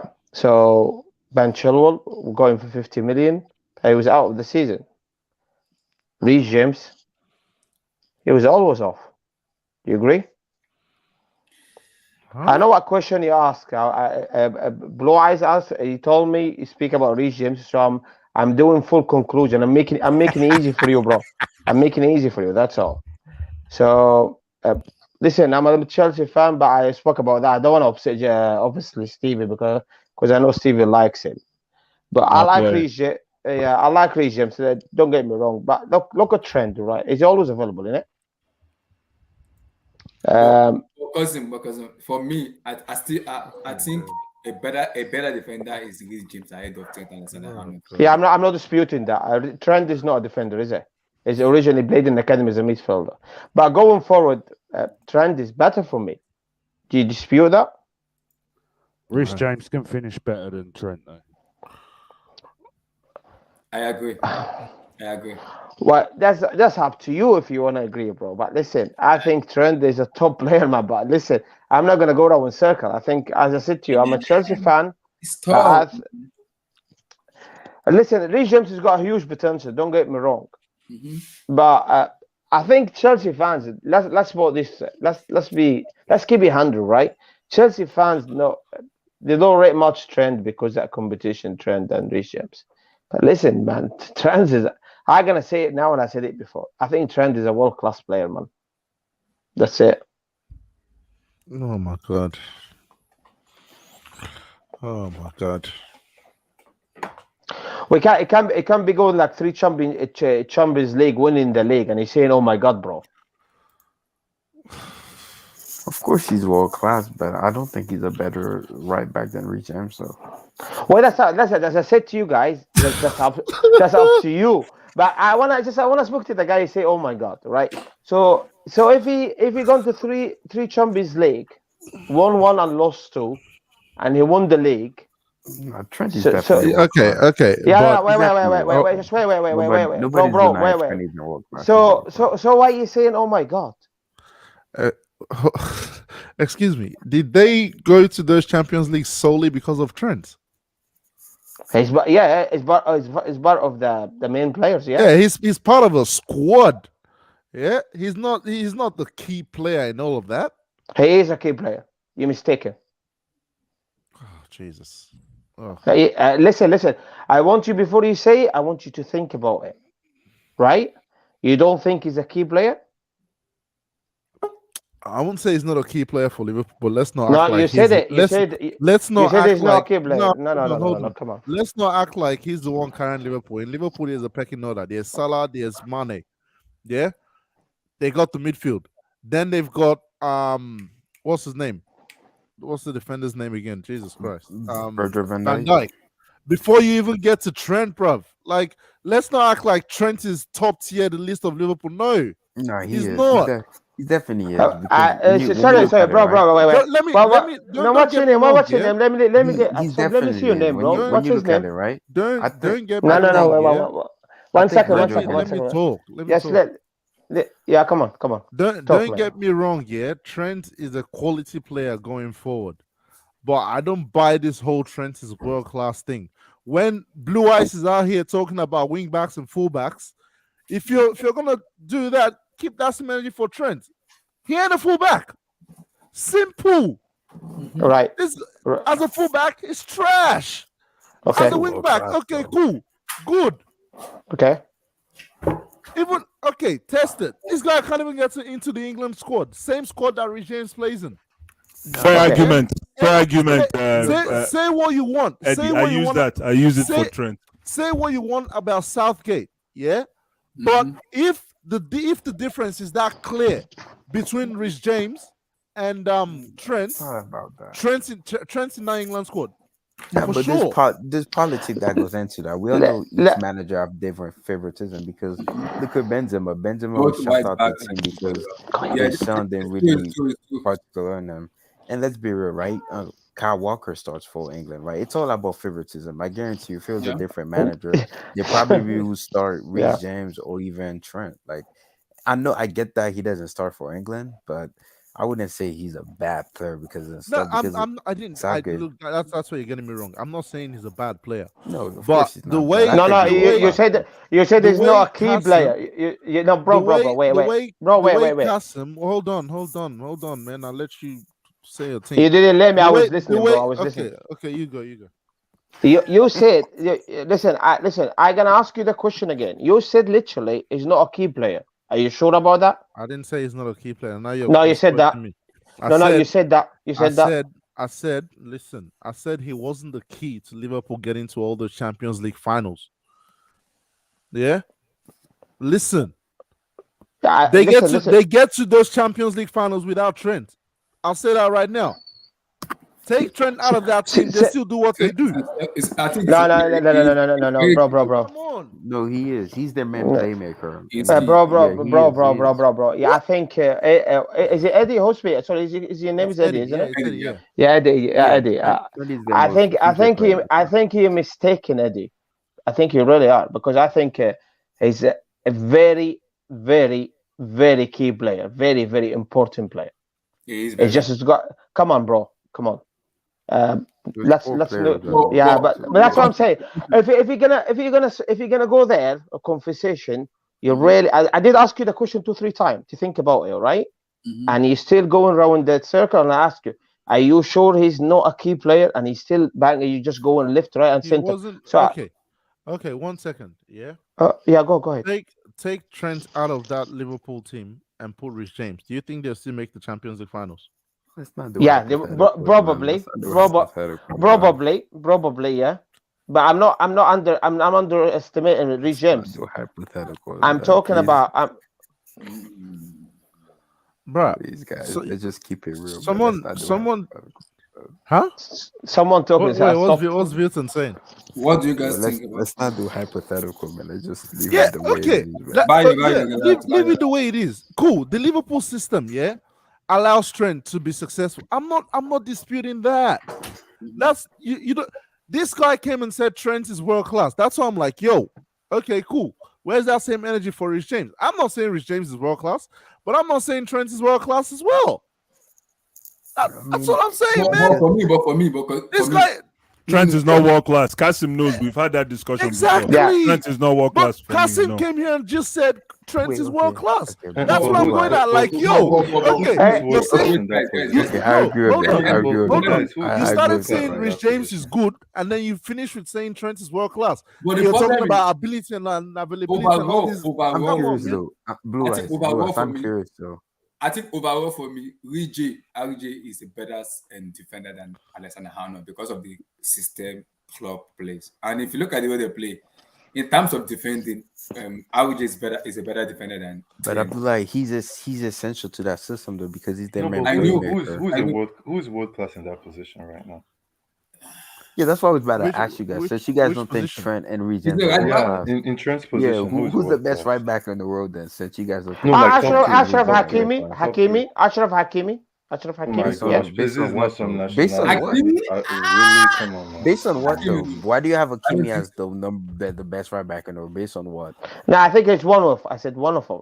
Guys, let's come on. Okay, top three. Guys, name your top three best right back in the world. Name the what? Sorry. Name your top three best right back in the world. I said to you, Ashraf Hakimi, Trent, right? And I listen, right or left. I have to take Cancelo, bro. Cancelo is, I think, the best in the world. Yeah, right or left? He's the right back. I think he can play both, bro. He plays left. He can play both, bro. Yeah. He can play midfield as well. Yeah. Can I give you my three? Can I give you my four? Go ahead. Hello? Go ahead, Blue Eyes. Number one, Kyle Walker. Okay. Number mute two. Mute your mic. Number one, Kyle Walker for me. Number two, Joao Cancelo. Okay. Number three, you're not gonna like this. Kieran Trippier. Okay. Who's number four? Number four, I'm gonna give it to Ashraf Hakimi. All right. Okay. Not bad. Explain Trippier. Why is he top 3? Seasoned, experienced. What's another one? What's another good one? Leadership. Amen. Stop. Well, Stop. leadership is one of them too, but I just want to talk about his abilities. I think his pull out, the way he can cross that ball is dangerous. One of the most dangerous in the world today. I respect AWB. He plays for is a Congo. Is it Congonia? Whatever country is. Which one is AWB? Oh no, not AWB. Oh my God! Stop. No, but I don't want Bizaka. But there's a reason I asked this question though, because Trent. I don't think Ashraf Hakim is better than Trent though. But yeah, that's just what. No, that's open for debate. Of course, that's debatable. I don't think Ashraf is better than Trent. But let's just move on from this debate. Yeah. Abdul, where's your mic? Unmute your mic. I want to talk now. So Abdul, unmute your mic. Koulibaly. Did somebody just say Taiwo? Emily Sky. Finally. Koulibaly. Abdul, finally is here. Kalidou Koullibally. Oh wow. Kalidou. Yo. Van Dijk, come outside. Calm down. Emily Sky. And now I code your name, sir. Emily Sky. Okay, correct. Abdul. Yeah, can you hear me? We can hear you. Yeah. So the thing is, I think Todd has been listening to some of our streams because we've been mentioning and highlighting this guy for I don't know a few months now. And although I think I did say a few streams ago that I wouldn't really believe a player is signed till it's presented by the club. Yeah. Because of what happened with Kylian. So, but I'll still go on and dream about this guy because I think he's a complete. Abdul, this is a proper central back. When you call proper CB, it's Kalidou. And you know what? For how long now have we been like screaming about having a proper left-footed centre back? Yeah. Because I think if you have a left-footed centre back, for example, that goal that Rodrigo scored against Chelsea in the quarterfinals from Madrid, I think if you had a left-footed centre back close to him, he would have given that goal a block. You know, irrespective of how good the Modric pass was. And I think this guy is a full package in terms of when you need a traditional, proper, authentic defender. He doesn't do too much, but in terms of defending, he knows how to defend. I don't know how this guy, I think he played in Belgium for like a few seasons before he went to Italy. I don't know. He played at Genk. Yeah. Okay. Abdul, you know what makes me so angry and annoyed is, despite how good this guy, he did not win the Scudetto. That annoys me so much. Yeah, that's I think see, he almost won it under Sarri when he was in Napoli, where they had Jorginho and Co. They missed out. I was very pissed off the guy. This guy deserves a Scudetto.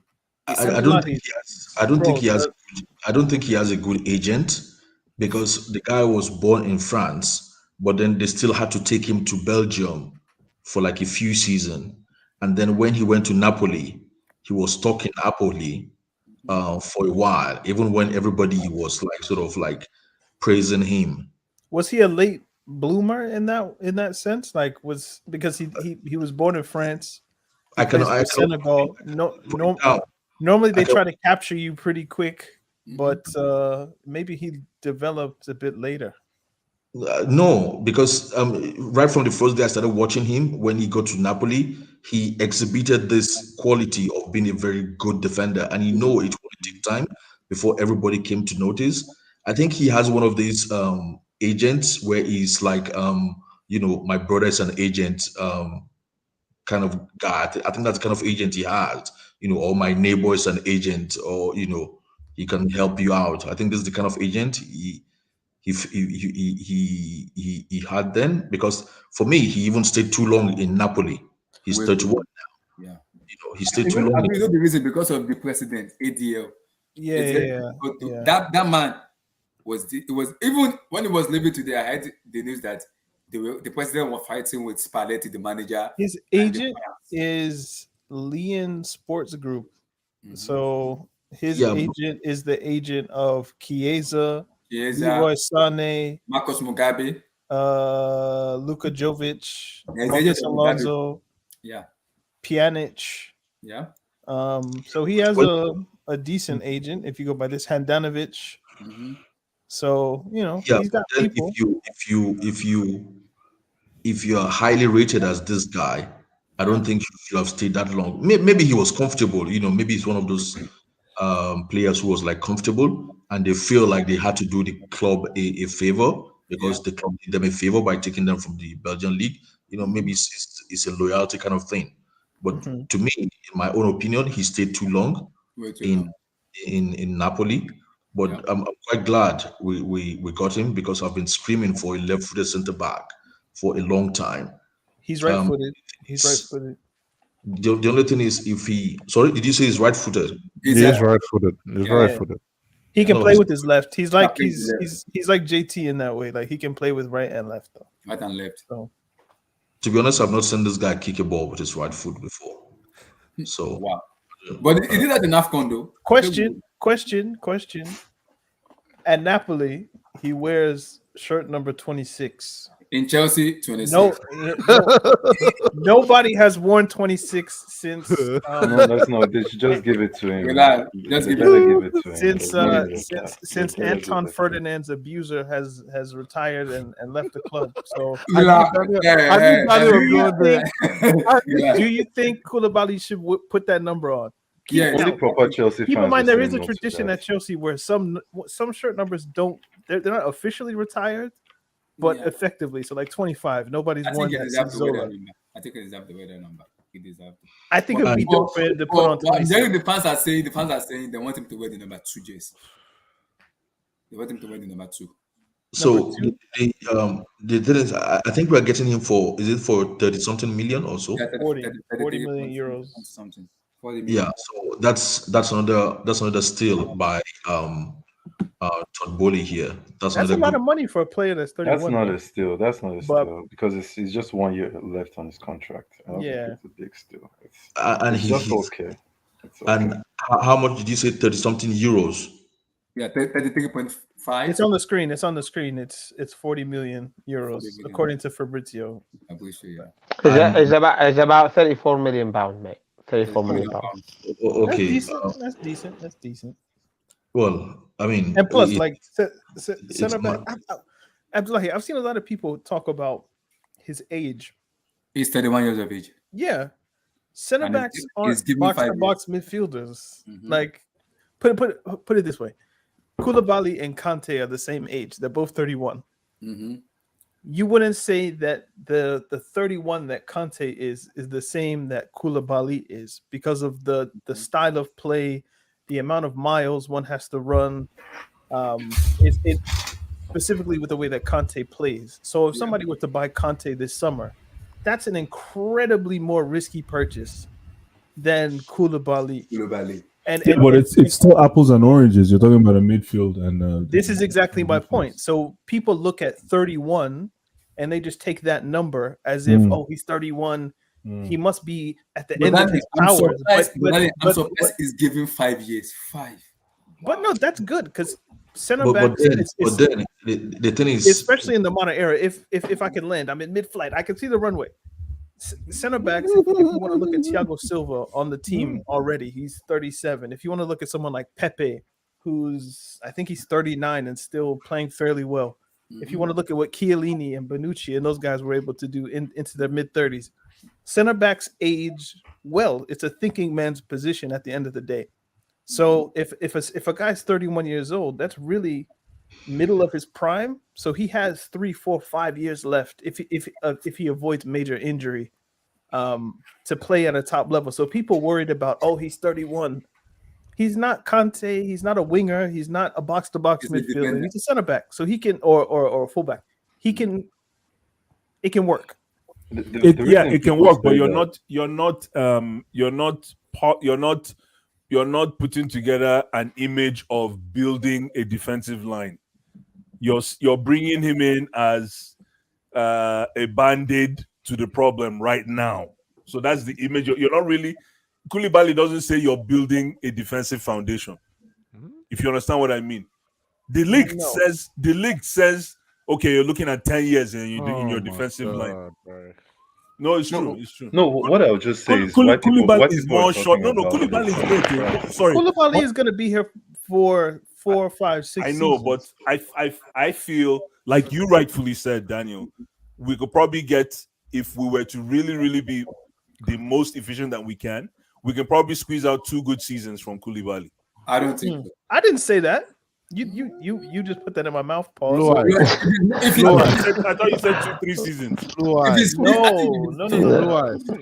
Okay, and then somebody said 2-3. Just to add real quick, I think we it's can only more get about 2-3 seasons. Let Abdul finish. I'll come to Abdul. Yeah, so I mean, because I know you've been shouting Koulibaly for a very long time. Yeah. So the thing is, I can talk about this guy all night, or I can listen people talking about him as a defender all night. Because with football, I think sometimes, especially modern football, we complicate things too much. Like you want a defender, but you want him to be able to make diagonal passes. You want him to be able to carry the ball from the defense to the midfield, and you know what. But the job of a defender is to defend. And you can see this guy being those kind of defenders who will be happy to just defend. Yep. He'll probably make a block, and he'll be thinking after the game that, wow, I made a great block.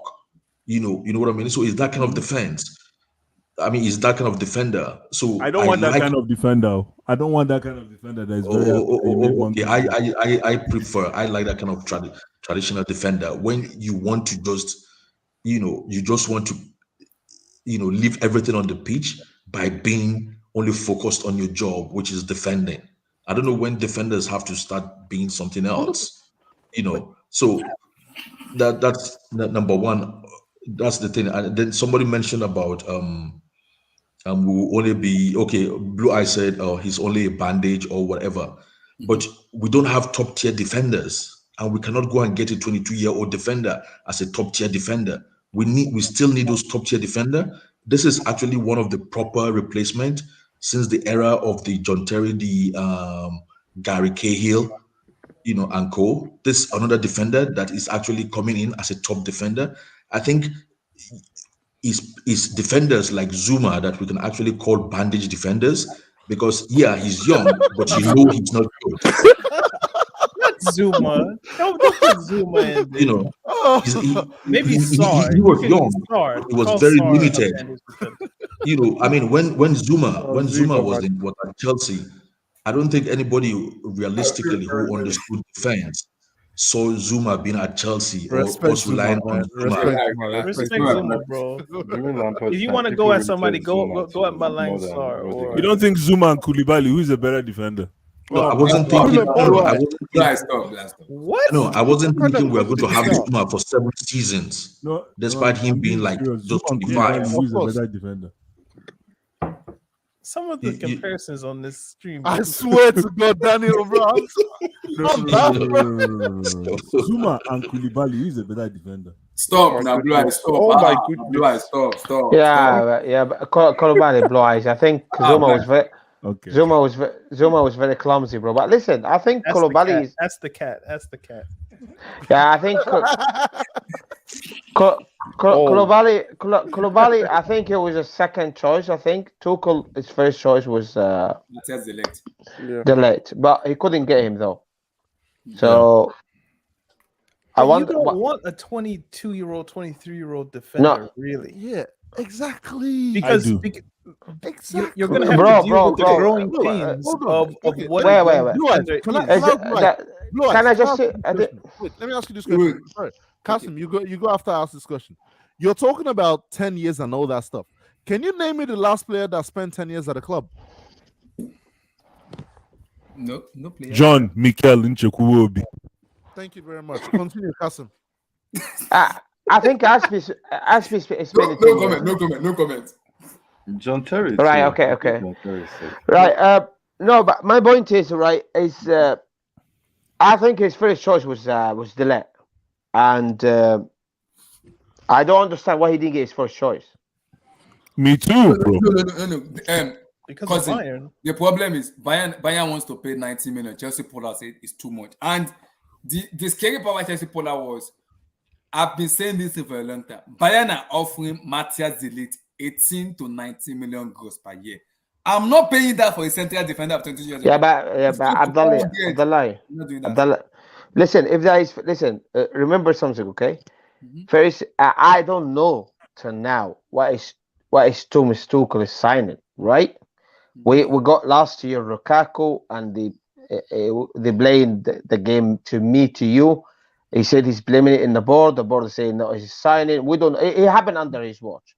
So now I want to know, right? I need to give him the money so he can get his own signing, so he can get closer to Manchester City. So there's no excuse there, right? Yeah, I agree. So if I identified his target, which I delete the money out the window, right? Because when Liverpool identified Van Dijk 75 million, he got get him, bro, and he never looked back. Okay, so now before you go, you do negotiation with Juventus, and he's been texting or calling Delete. Surely he knows his price tag, right? No, he had 110, 120 million euro release clause, I believe, about 100 million pound, right? So was he wasting time? I don't know.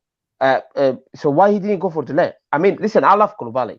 I'm first one of the first channel I actually promoted Koulibaly, right? I know Blue Eyes knows that, right? But I'm talking about Tuchel himself, right? If Tuchel identified Delete as a you're spot on. Yeah. Remember something, right? I want Tuchel to get close to Manchester City. Listen, I don't think Tuchel will win the league, right? But I don't think Tuchel will win the league. I don't think it's got that charisma or the character to win the league. That's my personal opinion, right? But I want him to get closer. I'm not sure. We will see. Because the reason is it's tough right now, because within the league, when you have Pep Guardiola let's stop this. Guardiola is beatable. And that's why I said, if Tuchel is giving his player, if we can push and cut the gap from 20 points to like 5, 3, 7 points, I'm fine with that. That's a progress. But winning the league right now, it's tough. Very, very tough. So Abdallah, why Tuchel not getting his players? Why he's not demanding his players? But I think he's getting his players now. He's getting the players. No, bro. Top manager demanding. Do you agree? I agree. But Kalidou Koullibally is Thomas Tuchel signing. It's not the boss signing. You're missing the point, bro. It's different from his signing, right? His second choice, right? First choice, it was always Delete, right? Yeah. Isn't this an opinion? First choice was always Dembele, and he didn't get him, right? But the problem is no. The problem is they look at the data analysis of Dembele. He's injury prone player, and if they bring him to the Premier League, the worry is Premier League is very feasible, and they can send Dembele back to hospital. Abdallah, you're missing the point, bro. You're missing the point. You're completely missing the point, right? I'm not talking about his injury record, right? We know he's injured, bro. And I know he probably fast, he's direct. Maybe he cannot make it in the Premier League because he's too physical, right? My point I'm trying to make, we know he mentioned Ousmane Dembele is my first choice. He said I knew him from Dortmund, but he ended up not playing. He ended up not coming to Chelsea. He ended up signing a new contract for Barcelona. I wanted Delete. He ended up not. He's getting Koulibaly. Right? No, but isn't this opinions though? I think you're being a little bit like these are opinion. At what point are you gonna look at players' intentions and player preferences here? It's a two-way street, my brother. It's not about one thing. Dembele prefers to stay at Barcelona. Rafinha decided to wait for Barcelona. Chelsea had the deal sorted before him. De Ligt might prefer Bayern. Wait, are we then going to sit down and do nothing because they don't want to come to us? No, you're right. Listen, you're spot on, bro. You're Eddie again. Your name is Eddie, isn't it? Eddie, right. If there's top manager, Pep Guardiola, give Delete a shout. Do you think he turned Pep Guardiola down? That's not the point. That's not the That's not the point. point. That's exactly Bro, the point, bro. let me tell No, you. no, no, let no, me no, no, tell no, you- no. Wait, Hold on. Who's the manager of Barcelona? Xavi. Who's the manager of Bayern? Nagelsmann. Yeah. Right. Let's Yeah. not act like they're clear above Tuchel right now. It's all about the pedigree of the clubs. No, bro. Wait. Let me come in then. All right, let me come. So you're telling me, right, Dembele, right? If Klopp or Pep Guardiola or Conte give him a call, he will turn them down. Bruv, let me tell you what you're dealing with. You're dealing with Chelsea, who just came off a transfer ban 2 years ago, and a club that just came off being frozen for how many months? You think players really want that kind of insecurity when they're joining the club? We just won the Champions League, bro. We're the champion for Champions Oh my God! Move on. No, No. Listen. That's up to you. If you bro, let me finish. You're actually not listening. Listen to what? Finish it. Listen to what? Tell me. I just explained to you, yeah? Barcelona and Bayern, higher pedigrees than Chelsea. Like Barcelona is every Brazilian's dream from the favelas. I'm playing for Barcelona. Yeah. You can't compare that with Chelsea. Chelsea ain't got nothing on Barcelona. Same thing with Bayern. Chelsea don't have nothing on Bayern. I'm a Chelsea fan, and I'll say that till tomorrow. Yeah, they don't have nothing on those two clubs right now. So if a player decides I want to go there, what does it have to do with the manager or the owner? Bowley has only been in football for how many months? No one knows what he's capable of yet. And I've just told you the history of Chelsea over the last 2-3 years, and we just won a Champions League. Look at who Chelsea are losing players to. Okay, so exactly. So just hold on. I don't know your name, but I'll call you Q. Where did Rudiger go? These are rhetorical questions. You don't have to say. Real Madrid. He went to Real Madrid. Christensen, Real Madrid. Aspi and Alonso rumored with Barcelona. Sorry. Christensen went to Barcelona. So what's your point? Dembele wants Barcelona. Rafinha wants Barcelona. De Ligt wants Bayern. The point here is, there is a hierarchy in football, and players align themselves. Right? Can I just come in now? Can I come in? No, you must meet each other now. Can I come in? I see it differently, bro. Okay, you mentioned in Barcelona. Yes, I agree. You mentioned in Real Madrid. Yes, I agree. You don't agree with Bayern, though. You don't think Bayern are bigger than Chelsea.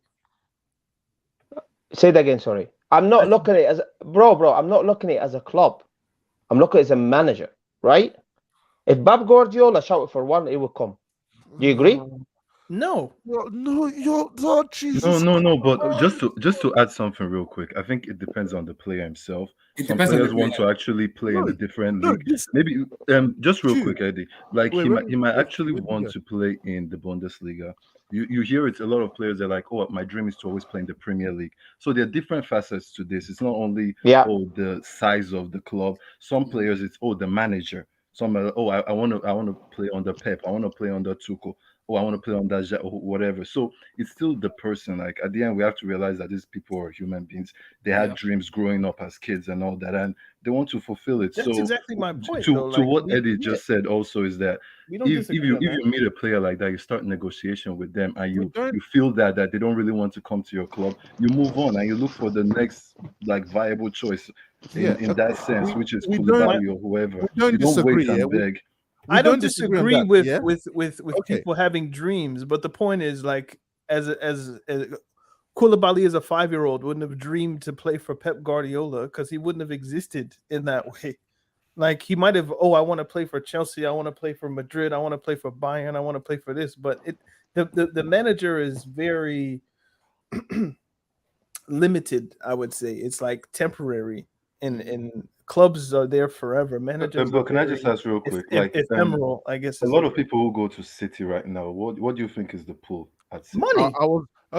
Money and so you can wait. You're moving the goal boss. Wait. Now you're moving the goal boss now.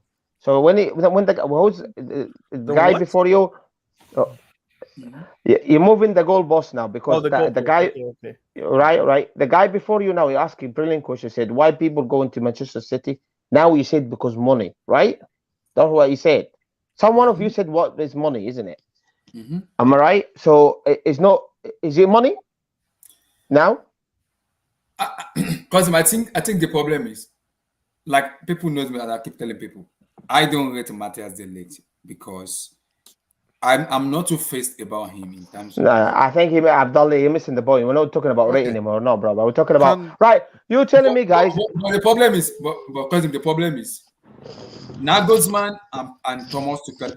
Thomas Tuchel is a very highly manager. For me, he's a world class manager. For me, Thomas Tuchel. But Nagelsmann is getting there. I think the problem is Matthias De Ligt has a preference that where he wants to go.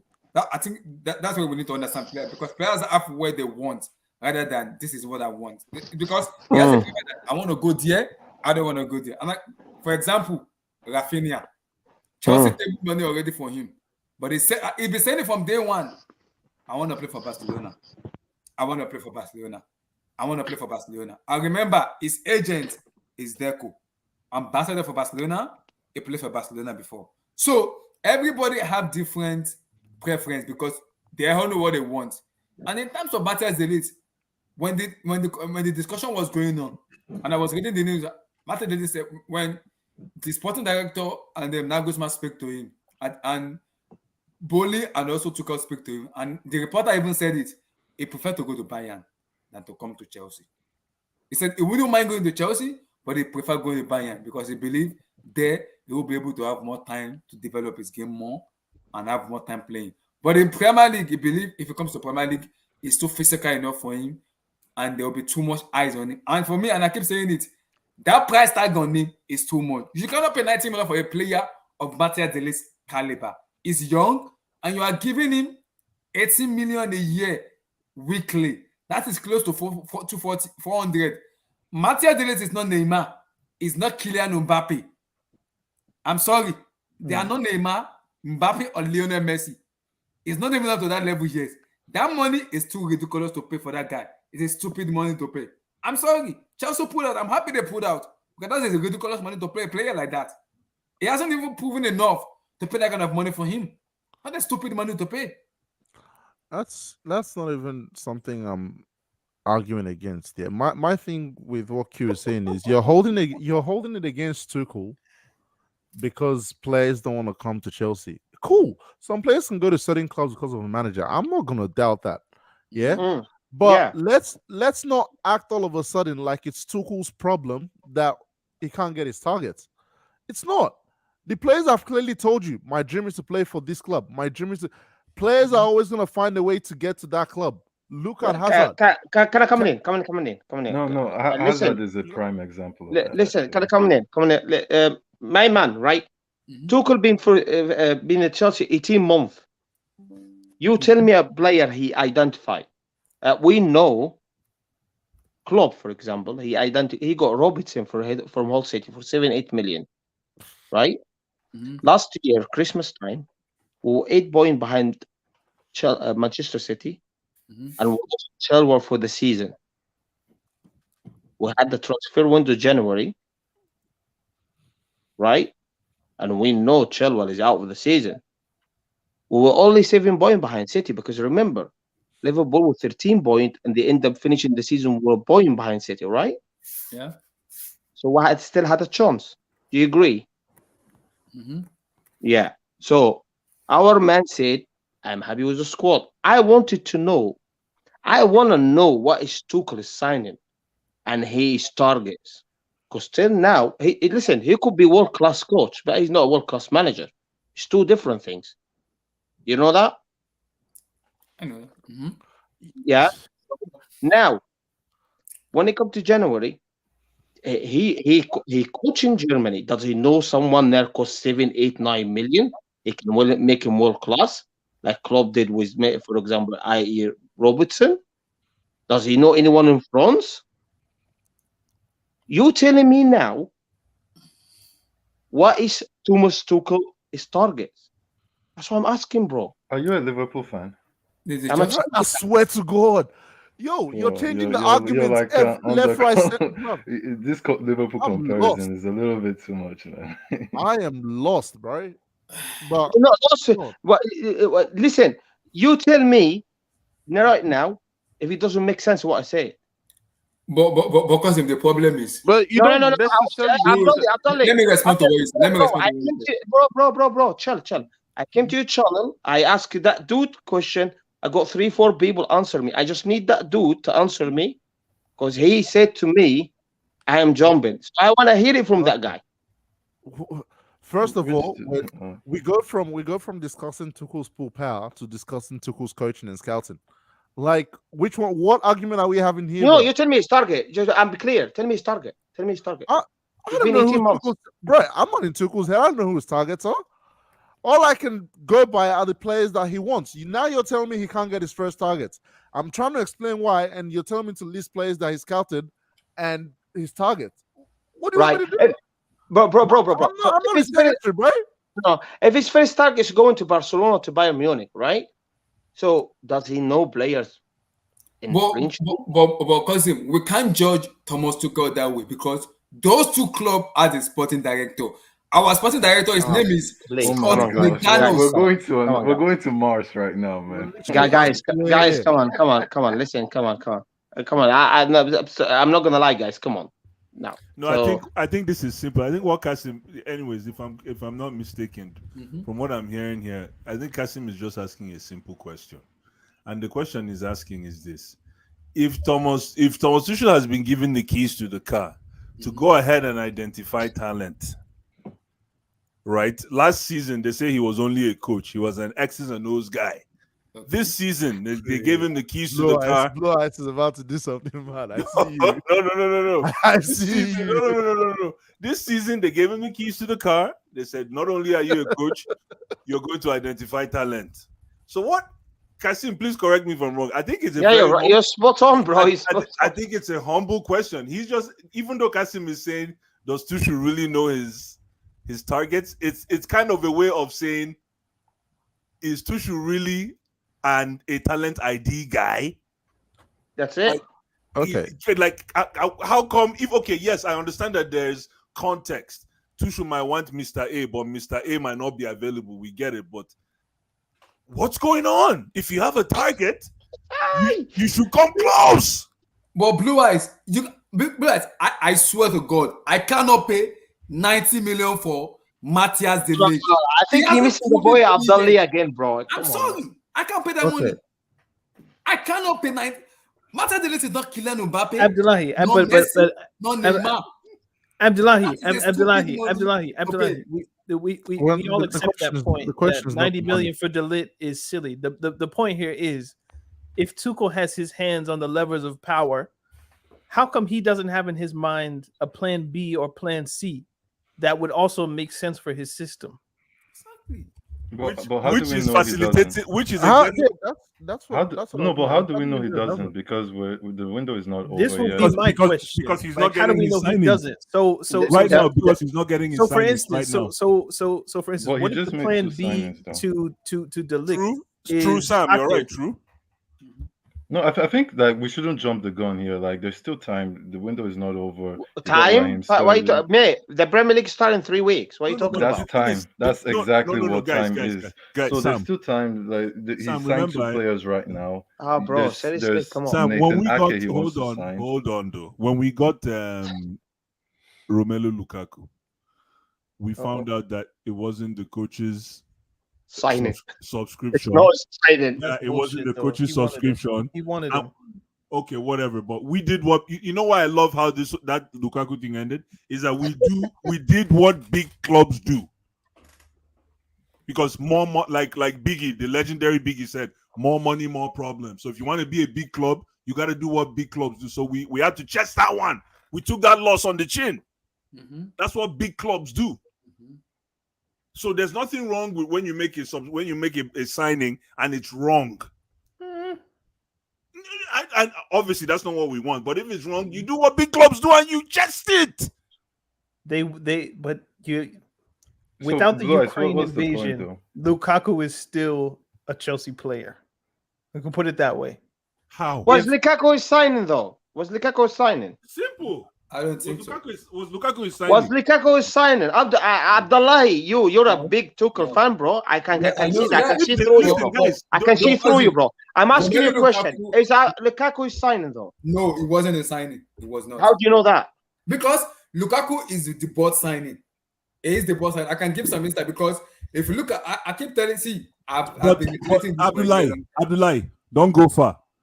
Because what Kasim, anyways, let me speak for myself now. Kasim, come on. Let me speak for me. Listen, forget about all this. The bottom line right now is if De Ligt was Thomas Tuchel's first choice, and he didn't get it, Thomas Tuchel can now say if Koulibaly doesn't work, this guy wasn't my choice. So.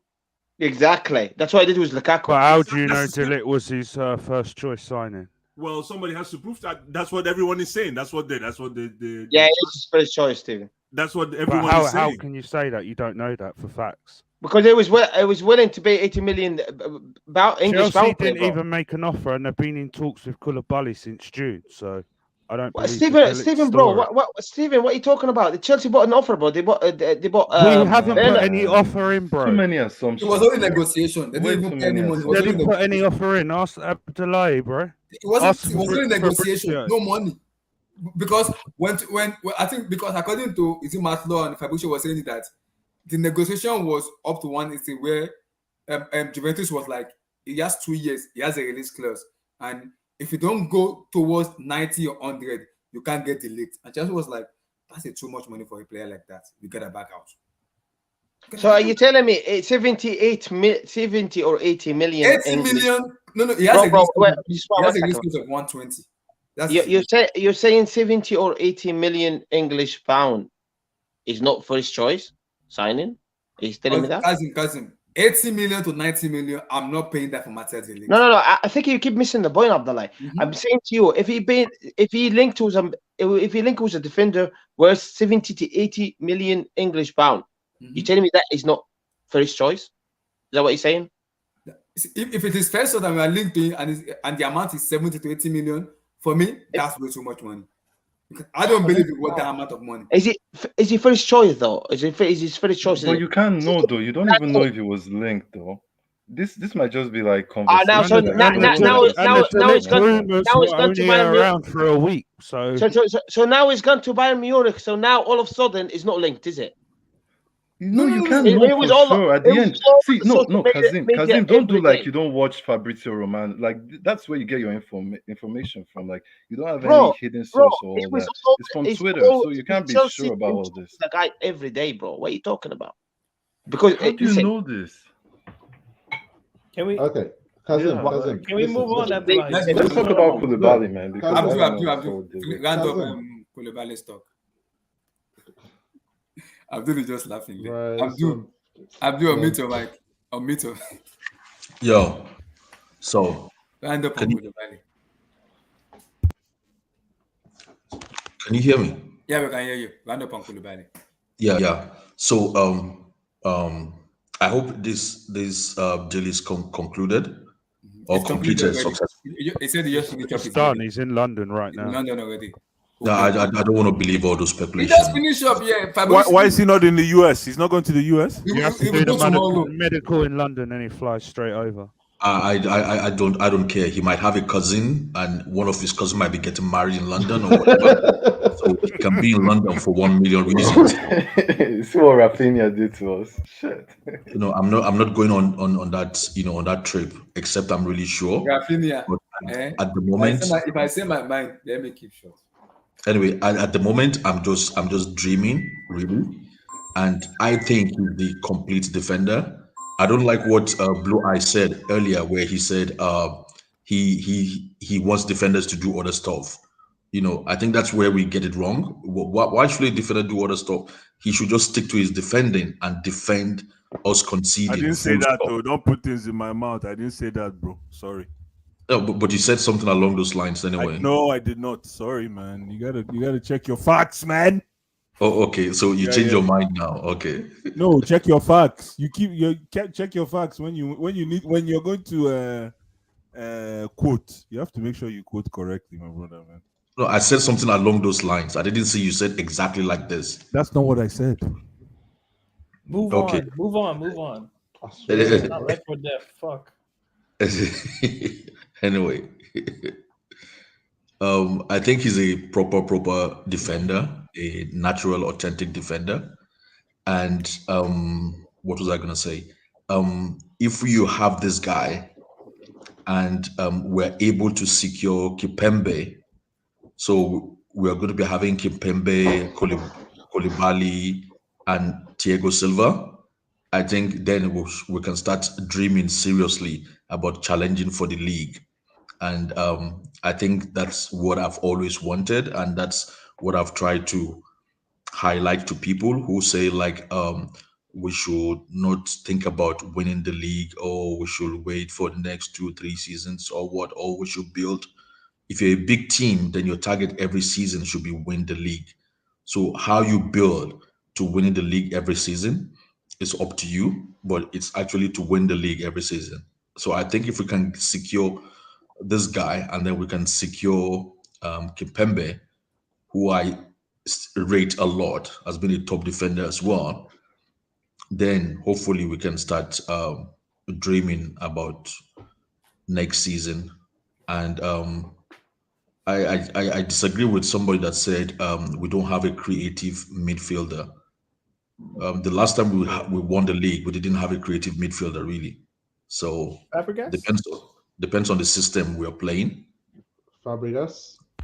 Can somebody please stop mentioning Fabregas and my club? In No, when we won the I know league, it hurts. I know Obi hurts. I know. Fabregas was when there we when Chelsea won. when we Please, won that guy is not a Chelsea player. Please, I beg. when we won the league, our starting two number 6 was Matic and Kante. Fabregas Fabregas played like was 30 games, bro. time. Sorry. I think Fabregas played like 30 games that season. So he's But was he coming in? Was he starting? Did he start 30 games that season? No. Yeah, there. It's double digits for sure. But Arsenal player. Arsenal. But I mean, Wait, could Blue Ice, someone are you check his that stats? petty? No, but could someone check his stats for that season? Arsenal reject. No, Are but you that petty? Like Jumping you're from against one club to Fabregas to another. this day. To this day.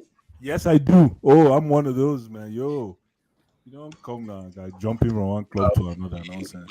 we knew. I mean, we all know that our starting two that season was Matic and Kante.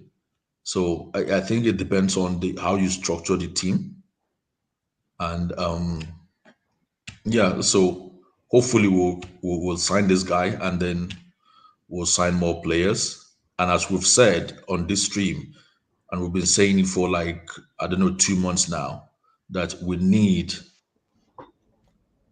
minimum 6 players, 5 to 6 players really to challenge. So if we're able to get this guy in maybe before the end of the week, then I suppose we are on the right track then. And that's all I can say. But I still can't believe Koulibaly is coming to Chelsea. He started 13 games, played 28. Well, there you go. So he wasn't our main starter that season. But could you how many goals or assists did he have that season? It doesn't show. He had 5 goals. It doesn't show assists. Oh, okay. But 5 goals. Wow, wow. Average midfielder at best. Says Fabregas. Arsenal reject. Yeah, just on Koulibaly though, like bench do you see a formation of Koulibaly and if Chelsea get Kimbembe like in the back four? You want to play a back three with earlier on.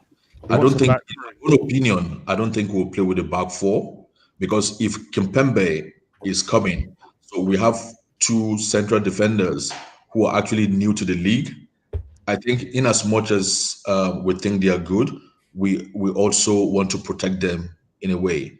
So I don't think we'll be playing with a back 4 next season. I think everything, in my own opinion, is heading to playing a back 3, which I think is a very good formation if you really have the players, to play, to execute it, and you really drill them. And I think defense has to be a priority next season for us to challenge, because our defense gave us a lot of problem last season. So in my opinion, I think it's a back three, really. But what about those wing back positions, though? It's really Are you guys weird ready that to there's suffer? We have with James things. I mean, I think. Well, to me, what do you call him? The left winger, what's his name? Chilwell. Oh. Chilwell. I don't think in my own opinion, I don't think he's a great left fullback. I think he's better. Come on. I think he's better if he's a wing back. I don't think his defending is that strong. So I'll prefer him as a wing back. And David and Rhys James is still learning and is great going forward than really defending. And he doesn't want to be a central defender. Yeah, he could play right defense, but I don't think it's easy. I think basically I think we are more solid if we use wing backs and if we use Rhys James and the other guy who I think are our best wing backs at the moment. So that's the way I see it. I don't know, maybe it's necessary for us to bring wing backs now this season. If we're going to be playing with the back three, I think we should go for addition into our midfield because we've relied on three of our central midfielders for like 4 seasons now. In as much as people want to criticize them, I think their lack of performance is actually because we've overused them for the past 4 seasons or so. We've been using just these three for the past 4 seasons. I think they're a bit flat. I think they need refreshing with somebody who can really challenge them and take shit off them. So I think we should actually focus on that after we've actually solidified our defense. That's what my opinion would be. But I think Was somebody listening to the league is no go. What was that in the background? Sorry? No, I thought I heard the Kimpembe math video, but maybe I'm tripping. Yeah. Okay. Okay, somebody said Koulibaly will be in Los Angeles tomorrow. Well, I hope so. So that will be a top addition, really. But I think if we play a back four next season, then that will be us just signing off the league. Because I don't think we'll be solid enough next season if we play a back four, especially considering we're bringing in new defenders. Okay, I have a question, maybe for the group. Okay. About formation, or Abdullahi, does it need to end? No. Continue. So do you, firstly, and let's not get stuck here, but I do want like an answer or a general answer from the people. Okay. Do you think Chelsea can win the league next season? Daniel, let me go first. As presently constructed, Sterling, Koulibaly, those are your 2 major signings. Mm-hmm. Do you think Chelsea can win the league? Don't make it too deep. Just a quick answer. No. Right now, if it's gonna be these 2 signings we're gonna sign, no. But if we're gonna add more to it, I think maybe, depending on how we perform. And but as presently constructed, Chelsea can't win the league. No. Right? No. I think generally we would accept that. Yeah. But you would like to see them maybe challenge, push. The thing too with this push is as far as you attackers. Is this attackers too? That's my problem, because it's like none of them can consistently like get double figures. Like exactly. Now see this those kind of guys are the main problem. So again, I had 2 questions. So if you let me get this out, if Chelsea can't win the league, but the best they can do is push.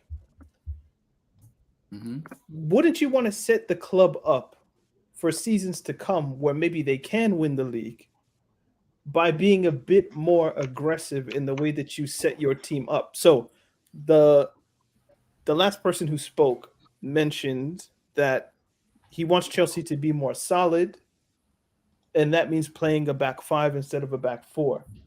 I'm thinking if Chelsea aren't going to reach the objective of playing for the league as such, wouldn't you want to embed principles of playing a back 4 in this team. So in future seasons, you have that established for when you can compete for a league. Because to the secondary point that somebody just said a few minutes ago, Chelsea have a real problem scoring goals. Sterling might be a slight fix to that, but you're still dealing, we think, with Werner, with Pulisic, with Ziyech, with Hudson-Odoi, with Havertz, and Havertz, whomever stays, that's still an issue.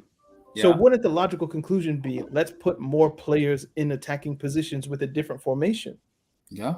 And That's work on that for this season, to where next season, where you have the winter window, the next summer window, then you can really go for it with a formational foundation that can actually push City and Liverpool and perhaps even Spurs. I agree. And just so the Adonai, thing real is, quick, can I just answer this sorry, real quick? let me just Like, jump in quickly. Sorry. So the thing is, that's actually a very logical conclusion or idea. But the thing is, the reason why, if you're a top club, every season your objective and your target should actually win the league, it's because in the Premier League is even more dangerous, because that space is very dynamic.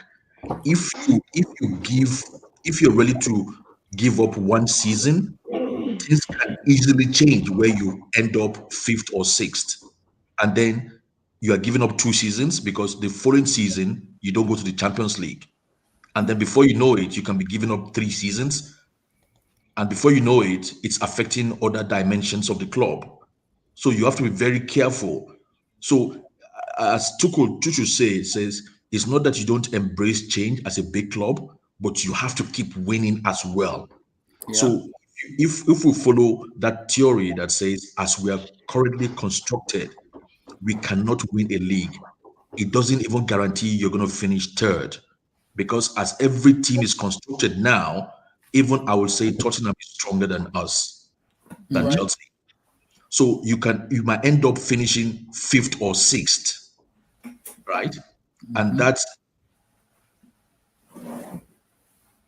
I guess the point under my question season again is, in terms of sorry, other aspects of the club. Yeah. So I wouldn't recommend that. If we go by as we are currently constructed now, if we add maybe like 5 or 6 other leaders or good players, then we can say, okay, we cannot win the league next season, but we're guaranteed to finish top 4. So then we can say, okay, we are more flexible with the formation and take it on from there. That would be my own, comment on it. I agree what Abdul said. I agree with what he said. Vilton, Kalidou Koullibally. And before you talk, me. Now talk. Bruh.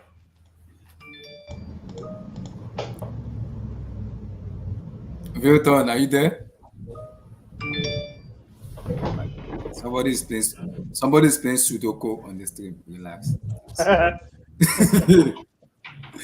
Please don't play Sudoku on the stream, please. You guys got PS5s yet? You guys? Relax. Don't play Sudoku on the stream. Relax. Vilton, are you there? I think I thought Blue Eyes wanted to go. Blue Eyes, there you go. Koullibally.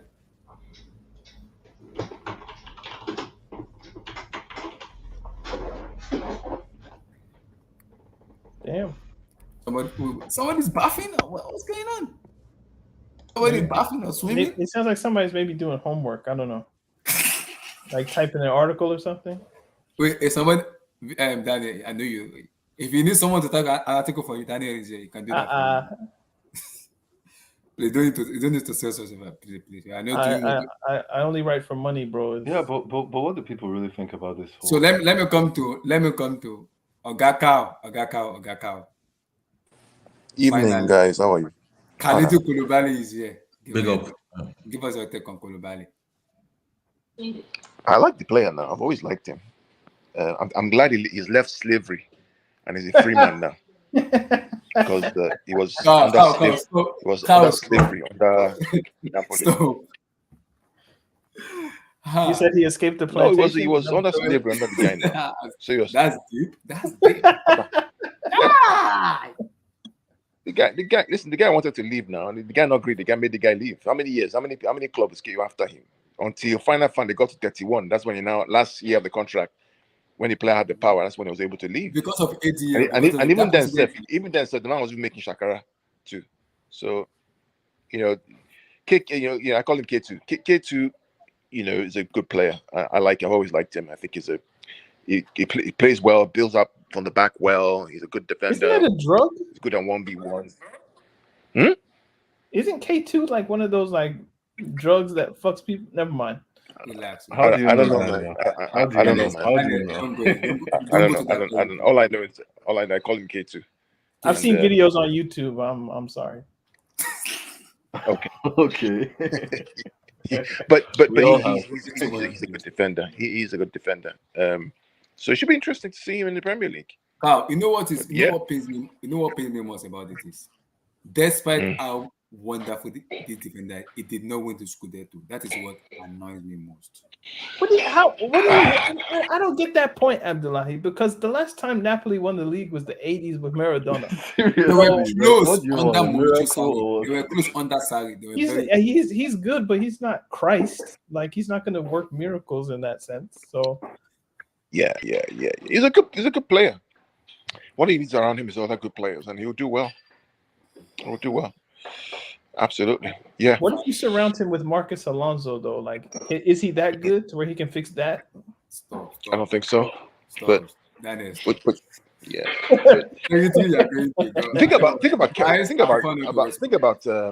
Kalidou is that he's a dominant center back. He can build from the back. He can play 1v1s.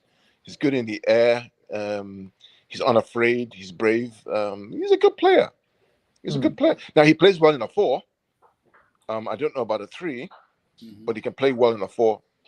The 4-3-3 system is pretty good, or 4-2-3-1. Yeah. So yeah, good player. Good player to have. I'm happy he is coming to the Premier League. Wow, I'm intrigued to see how he's gonna play. How he's gonna be shouting on Marcus Mugabe and Ben James, and if they're not doing well, shout out them. You tell them, guys, I'm from Senegal. If you don't use your brain, I'm gonna just show you my Senegal. Let's move on. Yeah, so this is the thing about the Premier League now, right? Is the reality is that the Premier League has now become a super league. It has become a super league, frankly. In fact, if the likes of PSG are smart, they should actually figure out a way to join the Premier League. Seriously, seriously, they should figure out a way to join the Premier League, Paris, because being in Paris is a waste of time. In France, is a waste of time. They're all, the TV money, the eyes on the game, all these players who are coming in, Haaland City, Sterling to Chelsea, Koulibaly to Chelsea, you got Frankie de Jong probably going to United, you got all these players coming in, you got all these coaches, Tuchel, Guardiola, Klopp, Conte, they're all there. They're all there. So more money for the Premier League. Premier League, they're salivating, they're rubbing their hands about the revenue they're going to get from all the viewership next year. Incredible product. So we'll see. Sam, Kalidou Koullibally, your take on him? Sam, our guy Sam, DB Koullibally. Abdullahi, you hear me? I'm here. Yeah. So, just quick note on the whole, like, a lot of players are coming to the Premier League. I also think a lot of players are going to the La Liga too. I think La Liga is actually gaining some ground. I feel a lot of players now are feeling that they want to save some clubs like Barcelona. They want to be the hero, so they're running there. But yeah, for Koulibaly, it's a great signing. It's hopefully he can actually help the team out and relieve some pressure of Thiago Silva, because I felt like we're relying on Thiago Silva a little bit too much last season, and especially with his age and all that, we need to start thinking of like a transition period, and I think this year should be that, where he's not playing too many games and is more about like a leadership role and all that. So yeah, I think Koulibaly can step up to that, especially if, like, Azpilicueta leaves, and Marcos Alonso leaves also. His name is not Alonso. His name I feel he should be considered for. His name is Marcos Mugabe. Yeah, so Marcos Mugabe, like if he leaves, I think Koulibaly should be considered. He should be considered for the like assistant captain at least. Considered, I don't know. You never know, but like I feel that he has that. You know, Zimbabwe would still be colonized if it wasn't for. Let me stop. Let me just. Yeah, I'm sorry. Relax, easy, relax. So yeah, Koulibaly it's a great signing. Hopefully, we can also get. Are you trying to talk about Rhodesia?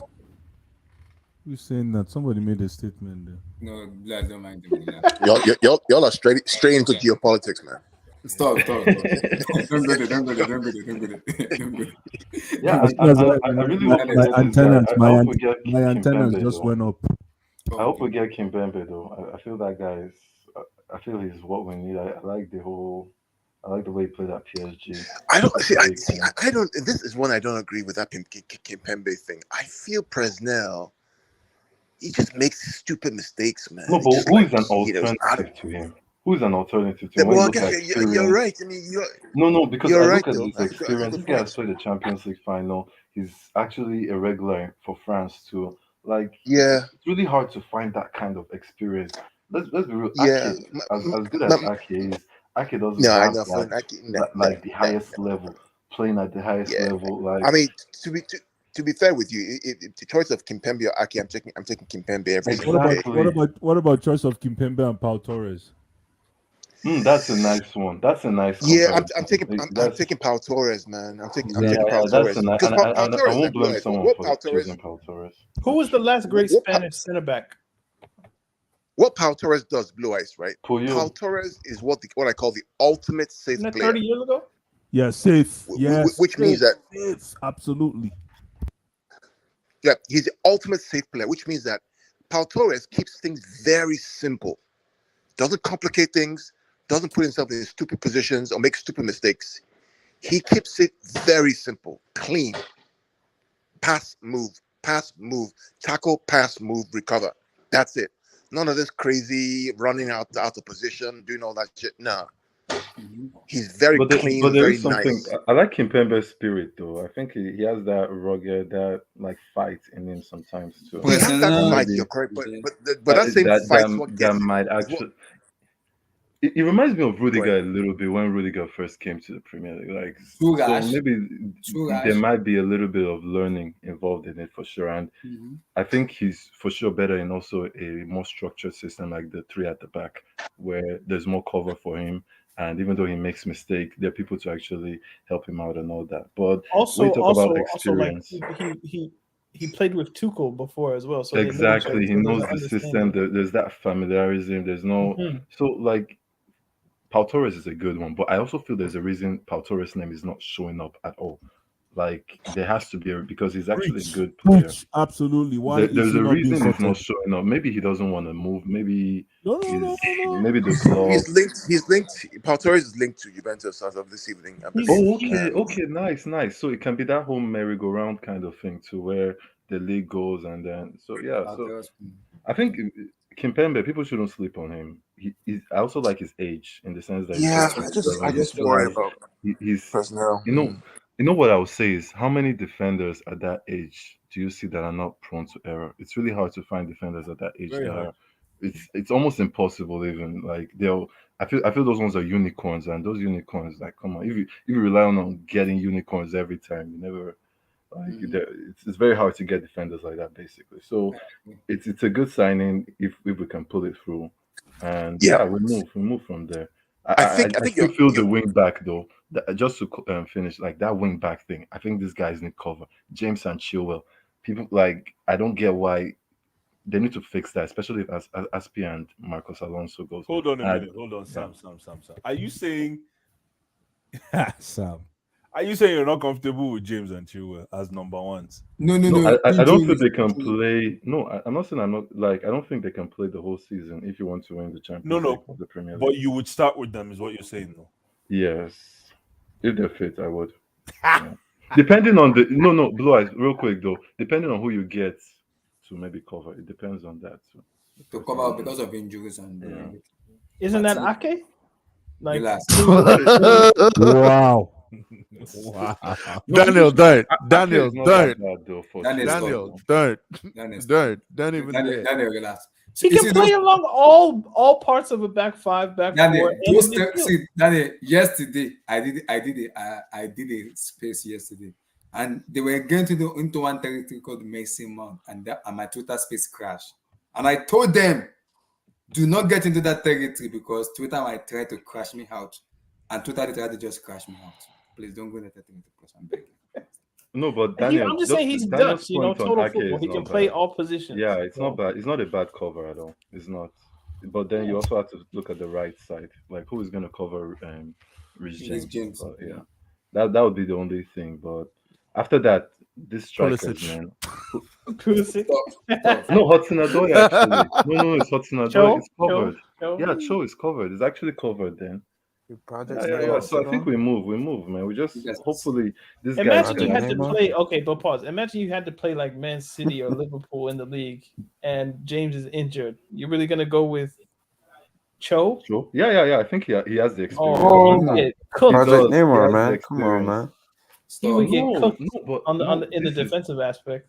Oh my God! Obviously, but just to answer Daniel's question, like that's the whole thing about covers. When you have covers, they're never like for like. You never get that. So it's a situation that happened, and you use the best option, the next best thing. Like you can't choose at that point. You just use whatever you have. It's really hard for a team to get. Only Man City kind of do it, and even they don't really still get it like that. It's hard to get two left back or two right back out of the same quality. It's almost impossible.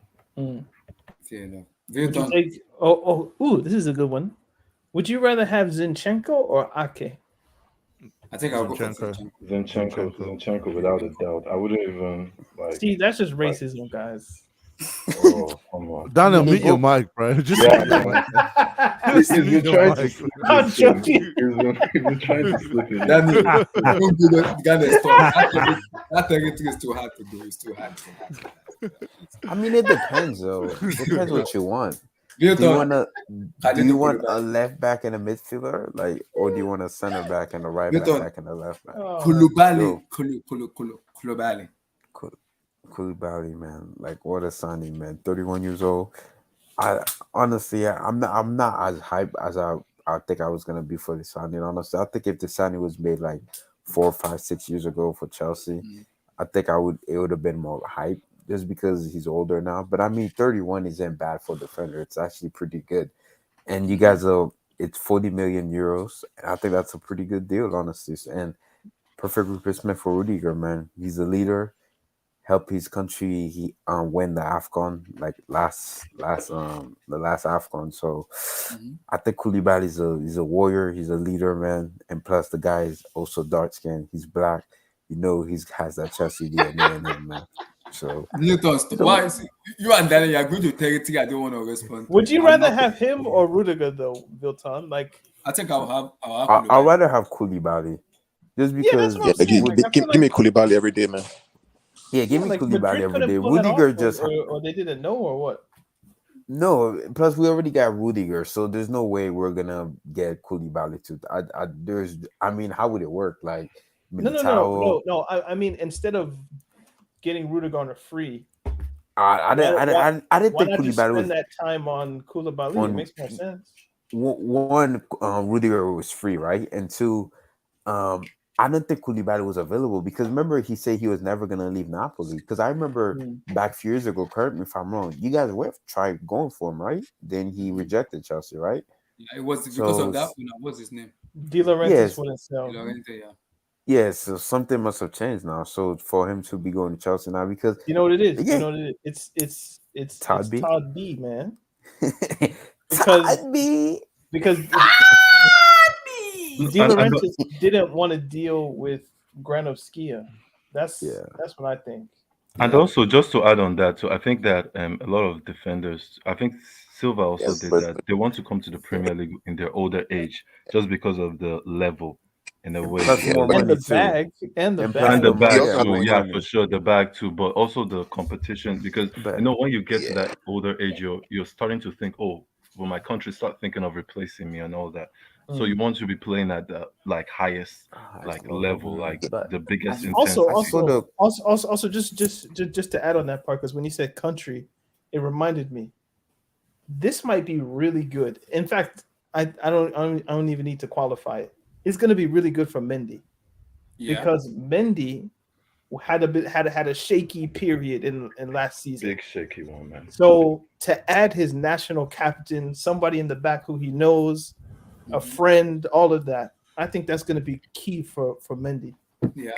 So and back to the Rudiger Koulibaly thing. I'll take Koulibaly any day, because let's be real, right?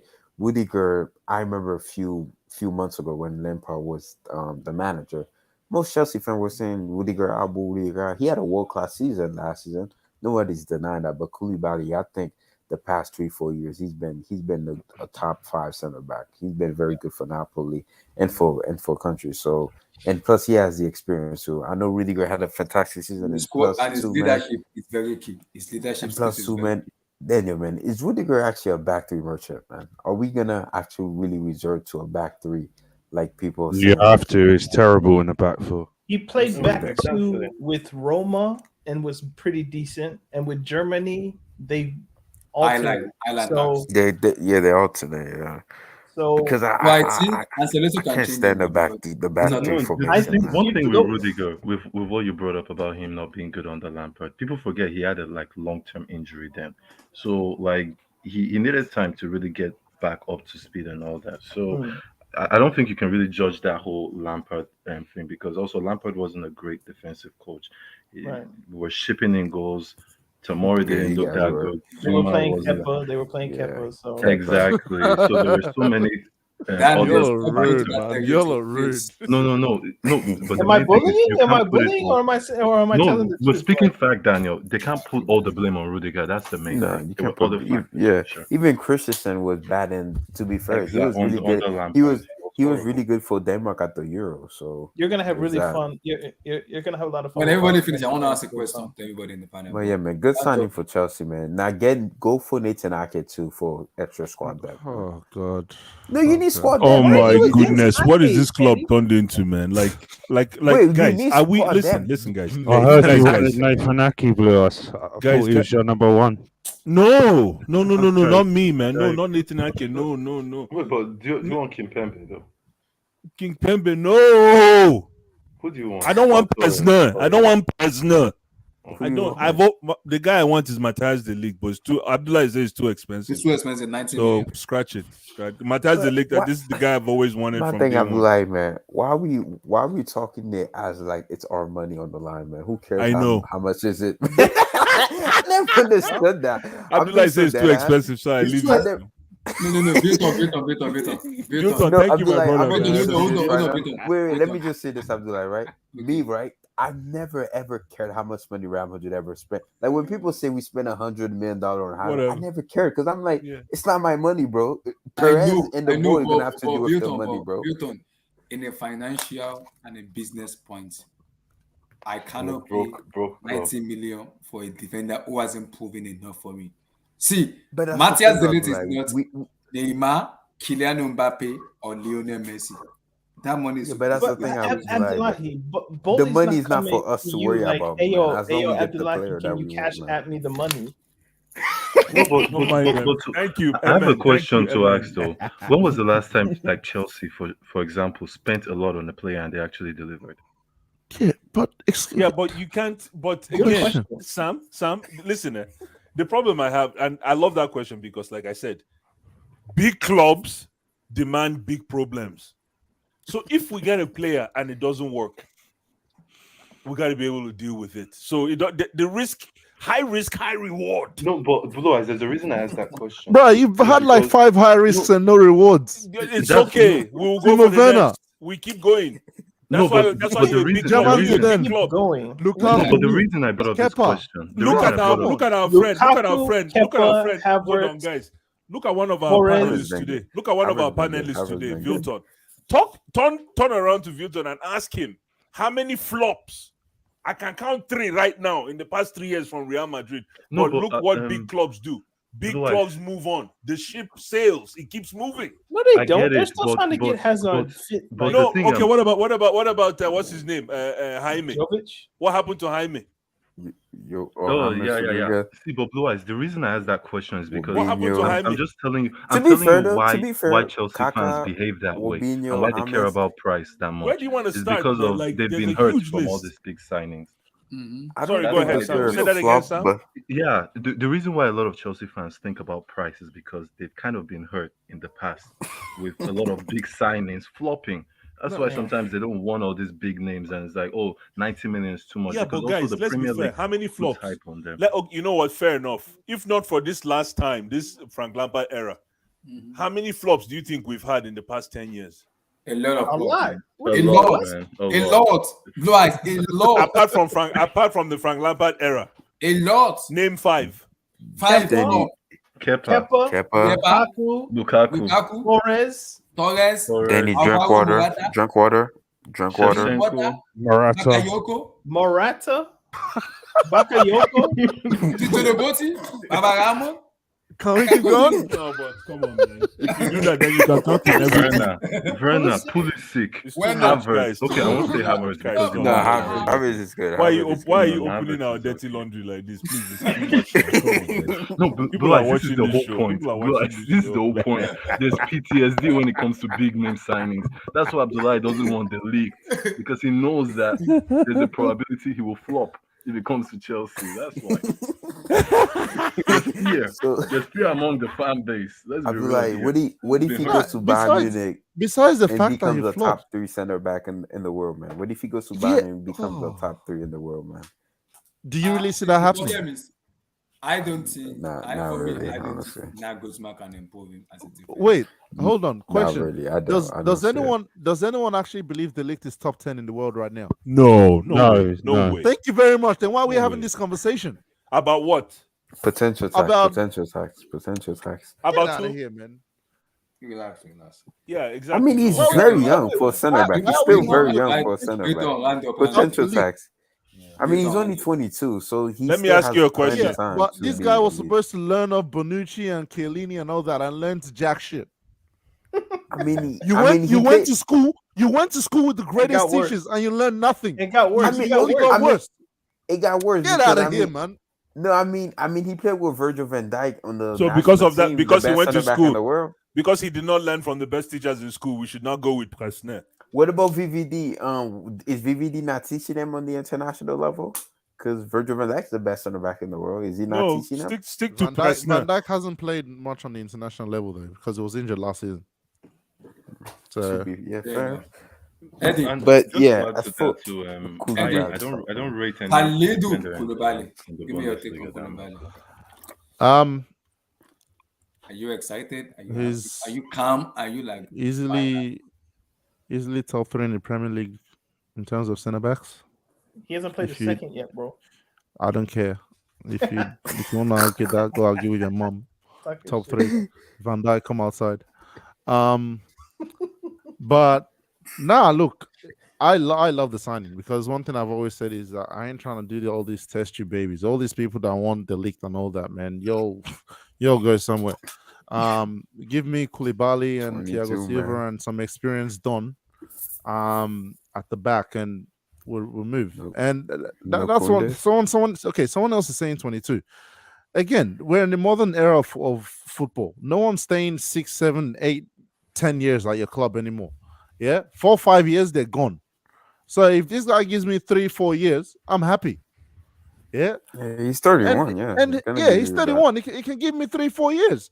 He's gonna be the transition to Thiago Silva. Next season, you probably buy another center back. Like, you don't know what the center back market is gonna be like next season. And Chalobah is still there. Let's not forget Chalobah. Chalobah is there as well. Like, I don't sleep on that guy. Last thing you want to be doing is carrying. Last thing you want to be doing is carrying what 6 20-year-olds at center back because you wanna have a squad for the next 10 years. Like my guy, but you should go for Nathan Ake. I do, that's what I want. I want the squad for the next 20 years. You want the squad for the next 10 years? It doesn't work like that, man. It doesn't work like that. Like, these boys are gonna leave at some point. What are we? Arsenal of 2008, 9, 10, where they're selling their best young players because they've got a young squad. No, you've got to have a good mix of experience, and I think Koulibaly brings that. Go for Ake too. Ake has piss off. No, but so you telling me you but didn't? Eddie, which other centre back would you take after Koulibaly? Which other centre backs I'll take? Well, hold on. This guy, I don't know what the deal is with him, but Bremer from Torino is one I would have brought in as well. What about Koundé? But You guys been nice now it looks like the profile of centre back they're looking for next is a left-footed centre back, which is I don't like, bro. I don't like Nathan Ake, bro. Right. Wait, why don't you guys like Nathan Ake? I'm generally confused. Now for me, okay, look. For me, Nathan Ake is a good squad player, yeah. But if you're spending 41 mil, go get Cucurella, please. It's because he's short. It's because he's short, right? Like if he was 6'3" and had the same profile, people would like him. But because he's 5'11". Yeah, but that's City signing, man. Don't mess around with Pep signing. Look, if you give me Nathan Ake for 25 mil, easily go get him right now. No way, City's gonna sell. I'll take it for 40. Eddie, what about it's not your money, Eddie. It's not your money, bro. Eddie, what about Kimpembe though? Kimpembe is one of those where I don't mind. I don't love it, but I don't mind. You know what I mean? Again, look, like it's FIFA, like it's actually our budget. It's not our budget. We don't need to care. We don't need to move sliders or anything. It's like Daniel, listen. This is what I'm saying in terms of the money thing. Yeah, there's a limit to how much you can spend in terms of fixing other positions as well. However much you spend on center backs takes away from what you can spend in terms of, say, wing backs or getting another but center back is the key position this summer. Yeah, okay. If you're saying it's the key position, go get me key players. You can get Bremer for 30 mil. Like you're getting Ake for 40 mil, bro. Don't annoy me, man. No, but I think Bremer is already going to Inter, though. Yeah, I think he's going somewhere else. But look, I don't love the personnel. Let me give you a name. Let me give you a name. I don't hate it either. That's what I'll say. What about Milan Skriniar, Inter Milan? He's going to PSG. He's not going. I think he's going to PSG. Wasn't he going to PSG? Yes, he's going to PSG. Yeah, PSG already have some agreements with him. That's why they're trying to get rid of Presnel, I think. So exactly. So Chelsea get rejects and people in their last year of their contract. Man, that's it right now. Smart, that's how it goes, man. That's how it is right now. Like, listen, man, just because a woman, I'm not even gonna lie to you guys. Just because a woman divorces her husband doesn't mean she will not remarry, man. Even when you play career mode, I don't know if you guys been playing career mode in the new FIFA games. Like the players now so overpriced on career mode now, even now. But I don't mind it. Like at the end of the day, I'm gonna get the money back. I have over $1 billion like freaking budget, so I spend like I bought Mbappe for almost $300 million, man. It is what it is. Right? That's the problem. And people, when you play PlayStation, you feel like you can talk anyhow. You see? No, because it's generally not my money. Like, you see, he had 300 million. Can you imagine? He had 300 million earlier this afternoon. Imagine. No, like if how many mango trees can you buy with 300 million? Plantation, bro. We'll plug. I'll get tired. Plantations, man. But like, if Real Madrid were to go out there and buy, I don't know, Lewandowski for 150 million, I wouldn't care. I'm like, nice, Lewandowski play for Madrid. If he flops, of course, I'm gonna be upset and I'm gonna criticize Perez like I always do. But I never cared much about the money because it's not my money, bro. I have a quick question though. Okay. Yeah. So if Chelsea, this like if they get Kimpembe, Koulibaly, obviously, and then maybe they get a Gnabry and they sell Ziyech. Where do you see the team? Will you be confident for the season to actually compete? Or you have to get top. You have to win the Premier League or the Champions League. Until I say a proper DM, because we need the transition from the DM. We don't really have a certain DM that can transition game very well for us. Yes, hold on. Yes, we have J5. We have N'Golo Kante, who's like a little bit getting his leg is a little bit not N'Golo Kante. We know.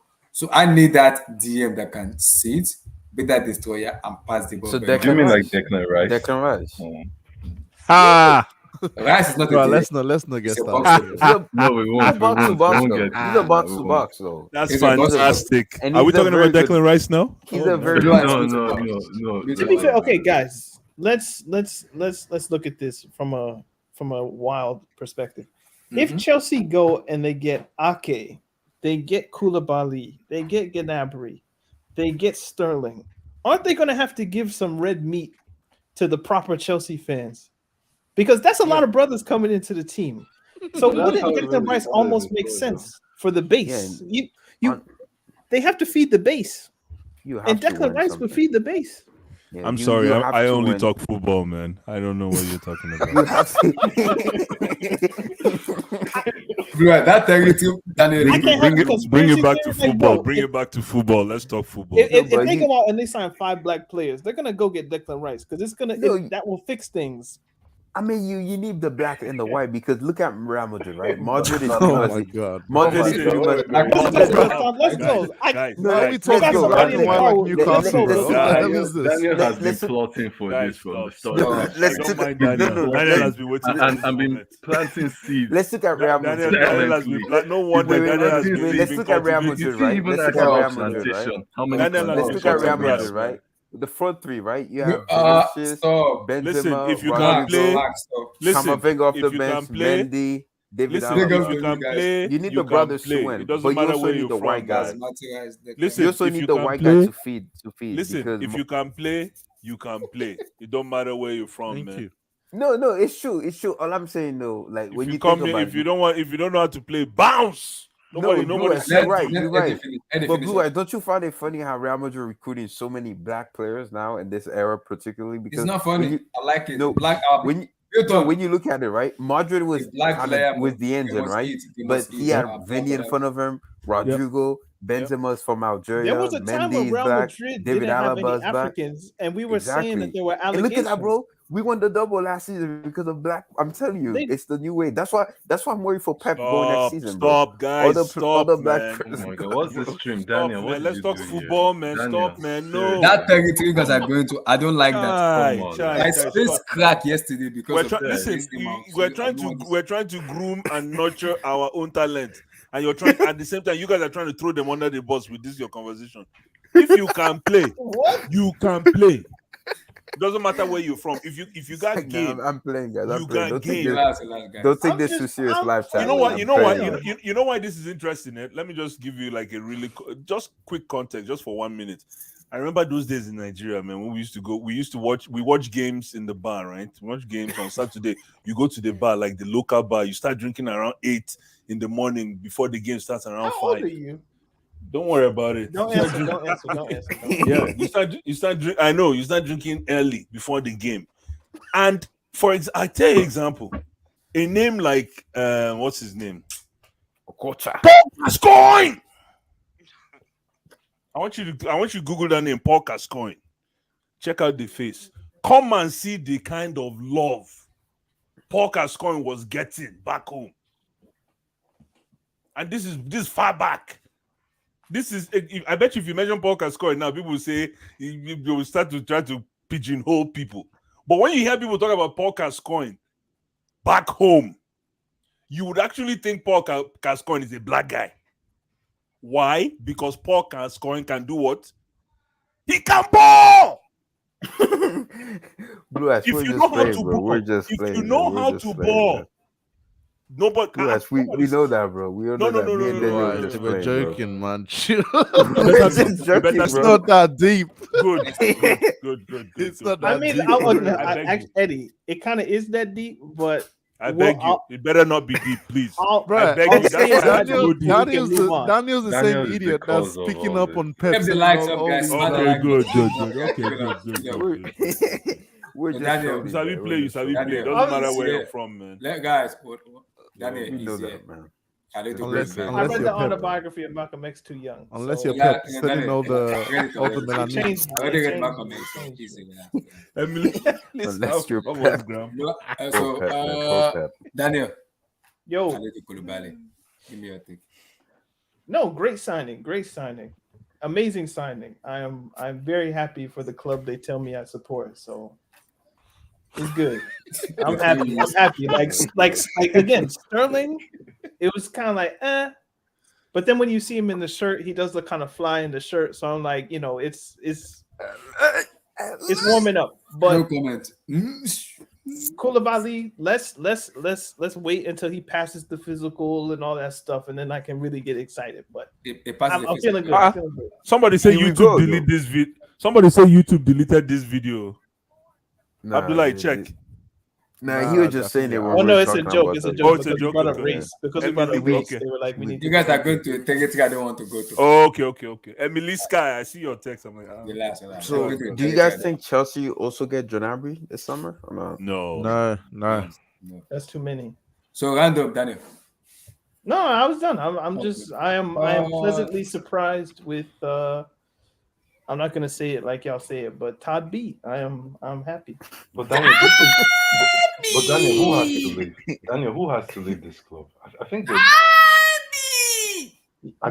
you want a list like Kepa, okay. Alonso, Azpilicueta, Kennedy, Malansa, Emerson, Saladoy, Project Neymar. I'm trying to go through all the wing backs and stuff. Ziyech, Werner, Ziyech.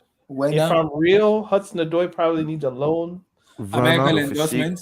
Werner, Pulisic, Loftus-Cheek, chill. Loftus-Cheek can stay. J5, Bonasar. J5 can stay. Sar can be sold. Oh my goodness. It's a lot of people, man. So like more than they can deal with in one window. What about Wes Barkley? Answer. Oh my God! Do you mean that pick Nigeria? Batshuayi is on preseason. Batshuayi. You know, I totally forgot about Batshuayi. I actually got shocked. Just like, wow. What about Wes Barkley, man? Duas Barkley. Imagine if he G's up in preseason. I think he might actually have a space in the team. Stop. Oh, as a striker, actually, you have a point there.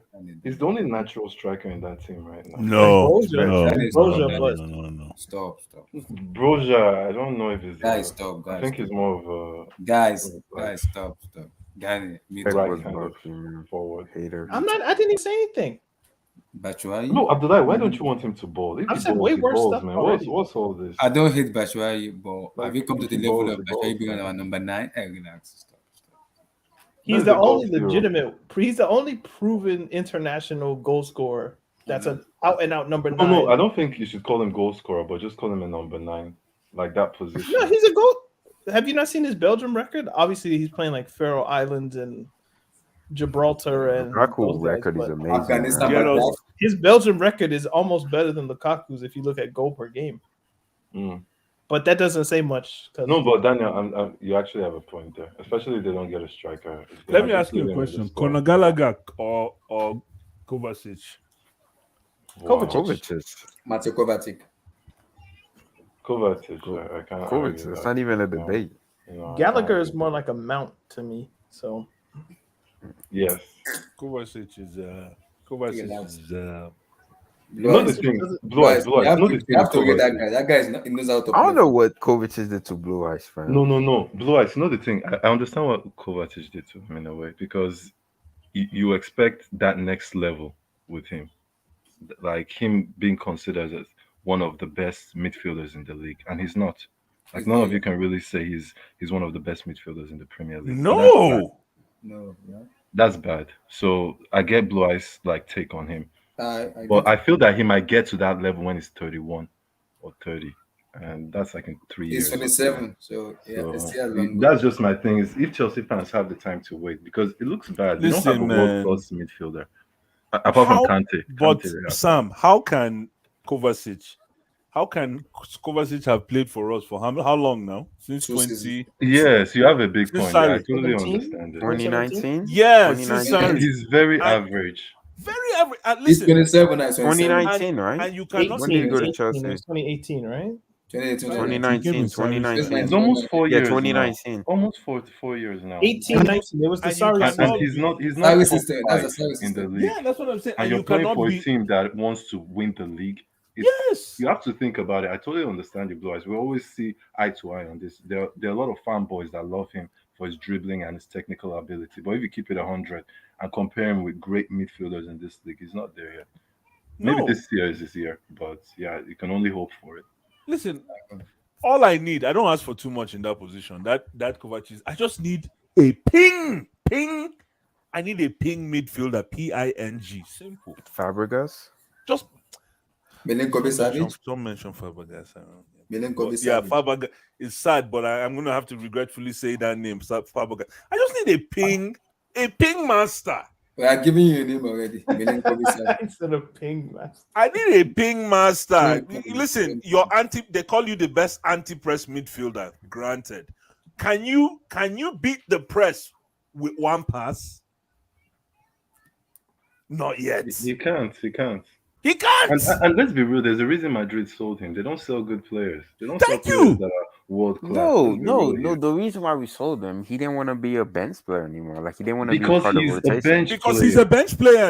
Exactly. Of course, you're going to be a bench player to Casemiro, Cruz, and Modric. Bro, you telling me you're going to start over Casemiro, Cruz, and Modric? But that's the competition. Why shouldn't he? No. Before you guys say this, that's the competition. Bro, those Madrid midfielders are is the competition, legendary, man. though. Madrid is the competition. Sam, You don't need listen to players. these guys. Sam, That's don't listen. arguably- After when we go and No, hire but- them now, they'll say we're going for seconds.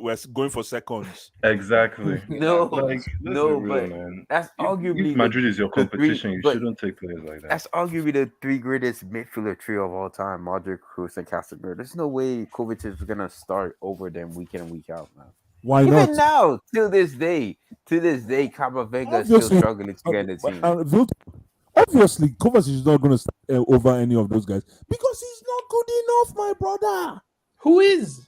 Nobody is, but at the same time, the way Nobody is. Oh, Yeah, you just admitted it. No, but what I'm trying to say is the way we exalt Kovacic because we got him, and the reason we kept him is because we couldn't go buy anybody. We were banned from buying. That's the reason why we kept Kovacic. If we go buy, Kovacic would be in our club today. And he was very crucial for us too, by the way. In 16-17, if we didn't have a good bench and James, Morata, Oh my Kovacic, gosh! Pepe, Imagine you're. And which midfielders did Chelsea buy when they could buy? Drinkwater, Bakayoko. No, that was before the ban. Good. No, you're. Daniel, spot on. Stupid, terrible acquisitions, but that was before the ban. That's what I'm saying. So, like, after post ban, they've actually been pretty decent. Well, somebody tell me something. They got Jorginho, they got Kovacic. I mean, those are decent. No, but we picked up Kovacic for a loan. All I'll say is there's a reason Kovacic. I actually think if Kovacic was fit, we wouldn't win the Champions League during that. No, I mean it. I truly mean it. He actually had an injury where we played with J5 and Kante, and that Kante was winning man of the match, and J5 was doing his thing. If Kovacic was actually fit that time, we might not win it. So, haters. He was a good bench player. Milton, he didn't start the final. He came off the bench. That's a fantastic. He was pivotal. I'll say this. Euros already? He was good for us in 16-17. Without Kovacic, it's Real like he got Madrid don't win shot. La Liga. Hold on, Carl. Is Carl in the panel? Yeah, Carl is here. Carl, are you there? Where's Carl? Please bring Carl. He's here. I did here. Carl, my brother. Carl. 6 months ago. Okay. 6 months ago, Carl and I had a very heated debate about this mural. And Carl told me that Chelsea would be, in his own words, I don't think he said stupid, but I think he said Chelsea were out of our depth if we're going to go for Raheem Sterling. No, I never said that. Who would duplicate? Okay, close to it. Maybe you didn't say that, but this is just me trying to rub the salt on the injury. But there's no injury now. I know, there's no injury. I know, but I'm trying to create one. Calm down, now give me my space. See. Okay, But I'll give you. Carl said to me that if that Raheem Sterling is a glorified Timo Werner. That if we complain about Timo Werner missing chances, that welcome to the world of missing chances. No comment. No comment. 6 months later, Carl, look what we have here, my brother, man. You have a glorified Timo Werner. Sorry? You have a glorified Timo Werner. Stop. Relax. Yeah, but Carl, you walked away with 45 million, man. Come on. I take the cash now. No problem. Of course. It's a good deal. Listen. To be fair, right? To be fair, maybe Thomas Tuchel can get the best out of him. And he'll definitely be, right now, he's probably your best option, probably your best player right now, frankly, in the team right now, right? I mean, think about Jorginho or Kante, who's declining, or Timo, or even Kai Havertz. He's probably your best player right now, right? So maybe hopefully Thomas will get the best out of him. My only issue with him is that I just hope and pray that he finds his shooting with, because Raheem Sterling, in my opinion, right, should be at the Messi level. If he could finish his dinner, he would be numbers close to Messi. I'm telling you, because the chances this guy gets, I mean, the chances they create for him, it's crazy. We're talking every game at least 5 or 6 chances, maybe puts one away, which is why at the end of the day, I think Guardiola's like, you know what? Maybe it's time for you to find new pastures where you're comfortable and happy, where you play game in and game out. Hopefully Thomas Tuchel can do that to you, and you can rediscover that drive that you wanted before. And I hope he does. I really hope he does. You know, for a black man's perspective, I just hope he does. But what I hope doesn't happen is that. Are you a City fan? I just hope that he doesn't. Yeah, he's a City fan. Oh, okay. I just hope he doesn't do what he did for us and misses big chances where. Yeah, but he scored 130 goals for you. He could have had 300 goals, guy. Yeah, but still, he had 30-something assists, close to 200 goal contributions. But against who? Against Bournemouth and Newcastle? Still, how many goals? 200 goal contributions. Hold on. How many goals against Chelsea, against Liverpool, against United? How many? You know what? I'm curious. I would love to see those numbers against the big teams. He only has one goal. He only has one goal against Liverpool, and that was behind closed doors in 7 years. He has never scored against United. Never. He loves Arsenal. I know he always scores against Arsenal. I know he always scores against Scored against Arsenal. He scored against Chelsea. Sorry, so shameless. I mean, Arsenal. Seriously, Arsenal. Daniel, stop. Daniel, without Sar, I don't think I like Sar, man. I like him. I'm happy without that Sar, we don't make maybe he gets a new lease on life, right, with Chelsea. That's good, and I pray he does so. But I do know one thing, that if he does the stuff that he did in front of goal for you guys will slaughter him. There is Chelsea fans, unlike Chelsea fans, we are very, very okay. It's okay, our guy. Chelsea fans are used to it, man. You guys have no chill at all. Lukaku came. He was supposed to take you guys to the promised land. He flopped, and then you guys killed him. Quick, rightly so. He was a straight up Judas. Let's be real, man. Come on, man. Come on, man. Guys, how many goals did you predict him to score again? Go back, my brother. God bless you, Sam. Thank you. At least you were there. Actually predicted it well, that he wanted important goals. So not everyone expected that promised land kind of thing. He just wanted more important. I've always called him small game Mobilo. I never rated Lukaku. I used to see small game Mobilo, man. I think I said he'd score 18. In all call him small game. Abdullah is quiet right now because he said 30 something. So no, he didn't. Did you? Carl, listen. I said 25. Carl, let me just add to what you just said about Raheem Sterling. Not too bad. I've said this before. All I personally need from Raheem Sterling, on top of the chances that he misses, because I want him to bring those chances missed. I want him to bring it to Cobham. That's the reason why I want him. Number 2, I only need 15 goals from Raheem and 15 assists. I don't need much. In all competitions? I need 15 goals and 15 assists. Well, however, in all competitions or just in the Premier League? The problem with the argument, Hilton, that's a good question. I'll let you know in about 2 weeks. The problem with the question. It's a good question, Vilton. I didn't think about all comps yet, but I need 15.15. The problem with the argument, Blue Eyes, right, is that Sterling is coming from a team that creates the most chances in the Premier League, probably in Europe. in terms of chance creation, right? Number of chances created. And it's still getting only 15 versus a team that doesn't create as much, which means that he has to be more. He has to be more efficient. No. Listen, Sterling, you're absolutely right. In terms of chances created, you guys, bar none, nobody comes close. But Sterling finds his own food to eat. Okay? Sterling has the knack to find his own food to eat. Just look at penalties conceded, penalties won in the entire EPL. Hold on. Just hold on. Look at penalties won in the entire EPL. Sterling is number one.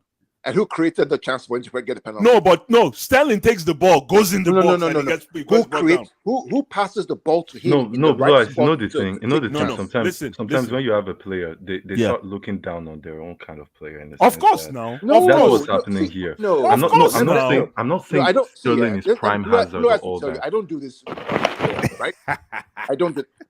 Let me tell you, I'm very objective, objective, and I've said from day one. No, you know why I said it though. Let me finish. He creates his chances, though. No. Let me finish. Right? He creates his chances. Let's go to the Wolves game. Okay, the one that De Bruyne scores 4 goals. Right. Sterling has a 1-on-1 with the keeper twice against Liverpool at the Etihad. Right. Jesus crossed the ball 1v1 with Alisson. Guess what? He passes the ball to a defender. Against Wolves, 1v1. He misses the shot and uses his balls to hit the post. He will score goals. The problem is that his efficiency is terrible. So Thomas Tuchel has to work on his efficiency. I've watched this guy for 7 years. Every single game. His efficiency is horrible.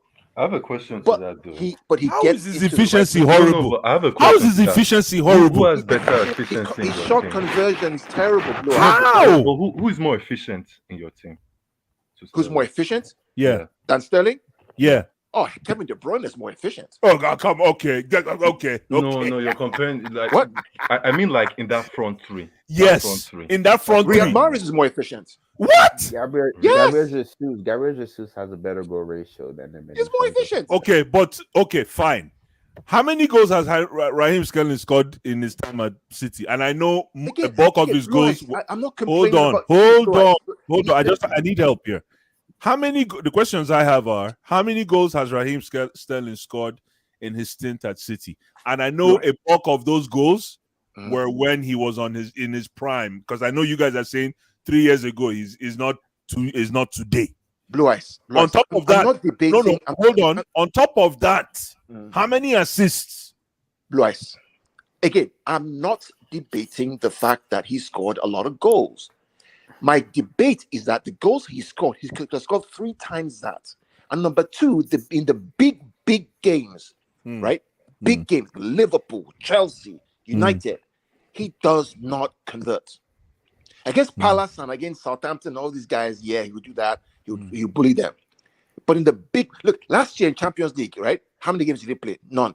Let me ask you a question. Hold on. In the year we got to the final. You know, Pep dropped him for the quarters, for the semis. He brought him in the final. He doesn't trust him. He does not trust him. That's fine. I'm hoping. That's fine. That's what I'm saying. That's fine. Yeah, I'm hoping that Tuchel can get the best out of him. But he's going to have to increase his efficiency in front of goal. Listen, but you see, the problem, when you people are talking about efficiency, right? I get confused because you're a Kobe fan. That's why you don't know. Yes, and because when you look at efficiency, that's a right? low blow, man. Too soon, Wilton. No. But it's true. Like Kobe efficiency, it's honestly makes me puke. That when people put him in the same conversation with LeBron, it's honestly we can have disgusting. this conversation in 20 years, bro, but not right now. Yeah, but are you really trying to talk about Kobe and LeBron now? It's the efficiency. LeBron is nowhere no Kobe, man. Oh my goodness! Then you know what I'm talking about. The efficiency. So guys, somebody asked a question. Pretty much. No, I'm just saying that. The better player? Liverpool, Man City. Yo, listen. If you guys want If you want to talk about Kobe and LeBron, we can talk about Kobe and LeBron. That one is I'm just easy, giving man. an example. Like Sterling is pretty much Kobe. Like he scores goals, but it's very, very at low efficiency. Unlike LeBron efficiency is like he gets you points. No, but you're missing the point. Listen, but he the does kind have of high goal. efficiency. No. The kind of Sterling goals. is just Hold on. The kind of goals that Sterling scores, right, are more important to a Chelsea formation than a City formation. Not really. I know. That I know. For you, it's gonna be not really, but for us, it is. If that's why I say if Sterling can give me 15 and 15. So let me. As a matter of fact, you know what? If Sterling gives me, let me walk your argument. Let me even help you out. If Sterling gives me 10 EPL goals, 10 and 15 assists, we're going to be somewhere in the conversation at the end of next season. Trust me. Let me argue. So where does most of your goal creation? I know. Blue Eyes. Where does most of your goal creation come from? Sorry. Your goal creation. What is our goal creation is okay. Good. Let me answer that question. Our goal creation is created by a committee. There's not one person. But my point is, most of your goal creation comes from your fullbacks, correct? The wingbacks. And Mason. Well, but that's what people say. No, that's not what it is. No, that's not what it is. Yes. No. Let me explain. Listen, the goal for the wingbacks. Obviously, when they whip the balls in and drive the ball and support our midfield, it looks like they are creative outlets. But the goal of our play, which we're suffering from right now, and this is the reason why we went out to get somebody like Ra, is our job is to get the ball and engage the front three in very crucial positions. Again, my argument is most of your goals come from the wing backs swinging the ball in or playing a wing backs high or playing a 5. Raheem Sterling gets balls from De Bruyne and Bernardo Silva. Yeah, but that's different. That's what I'm saying. That's different. Right. I'm saying. So if you're gonna ask Raheem to head the ball into the goal, that is not what I'm saying. That is not what I'm saying. So listen. What you're trying to do is you're trying to create this Man City scenario for us. No, we attack in a committee structure. So what we do, listen, let me land. Attacks in the committee structure. But let me land. Our own is different from what you guys are doing. You use the wing backs. No, but now we have Raheem. But again, I know. So remember, wing backs don't only whip the ball into the box. Yeah. That's not what they do. That's not only what they do. Okay, what else do they do to get the ball to the center forward? What they do? Guess what they do? Square it also. They square it, and they also and something else. But let me say something else. You guys are missing something else. How many goals? No, you're going too far now. I'm trying to tell you what wing backs do. You're going too far. Right. The problem we have right here is that I have watched this guy and I know his strengths and weaknesses every game for 7 years. No, but Carl, you don't need to talk too much. Carl, remember when we were talking about this thing 6 months ago? You didn't believe that Chelsea will go out and buy this guy. No, I never said that to Blue Eyes. What I said was that but remember when we were having this discussion? When we were having this discussion, you told me this is the same thing you said to me. You said you watch this guy every day. And I told you that, and I gave you the reason why I think we need this guy. And we went and started this guy. I never disagree with you that you don't need him or you want him. No, you did. You disagreed with me, man. What I told you was, and I said it every single time, is that Raheem Sterling will frustrate Chelsea fans because he will miss big moments in games.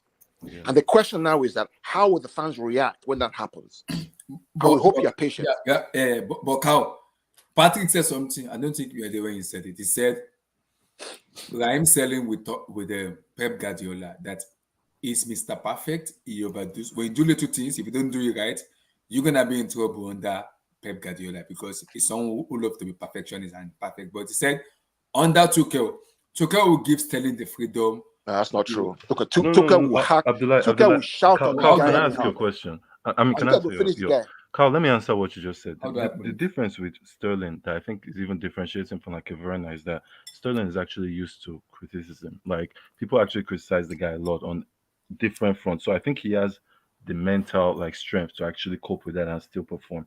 Because what will matter is it's not the first season or the chances he misses. It's more about the whole season and what he does and the contribution he gives to this team and if he can actually help them compete. So I agree with on you. just to put it on that case of the fan stuff, I think that's just noise for a professional player. For someone Can I who knows also what they're add doing, that it's noise.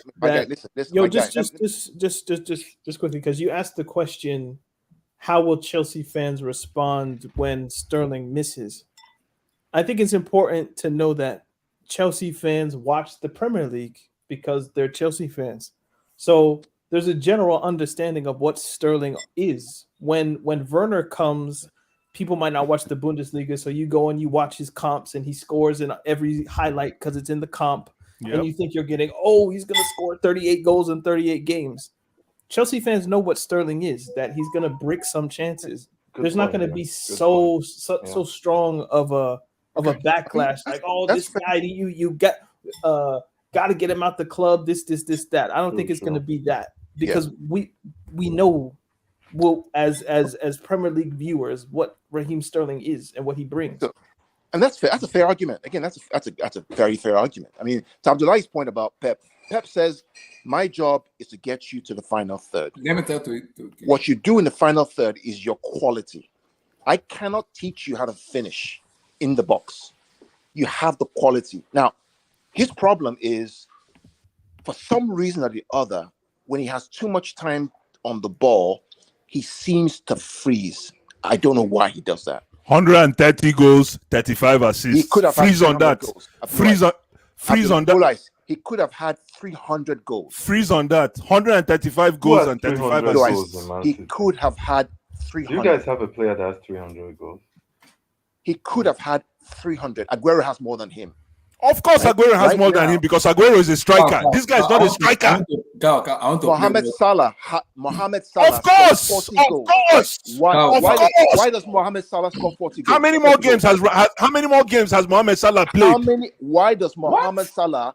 How many more games has Mohamed Salah played than Raheem Sterling? Mohamed Salah, Blue Eyes. Let me look it up. Why? Sterling been in the Premier League longer than Salah, bro. Come on. Why does Mohamed Salah? Why is he more efficient? Because he's better. Okay, hold on. So are we comparing Mohamed Salah to Sterling? You mentioned that's the kind of discussion I want to have. Thank you. You said he's a white player, and I'm comparing white players to no, white players. But this is the kind of discussions when you talk Mohamed Salah and Sterling in the same sentence, then we can talk.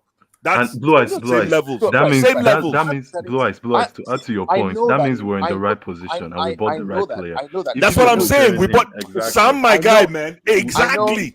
I get you. I get you, man. Blue Eyes, I know that's the right convo to be in. I know he's your player right now. I know you have to back him.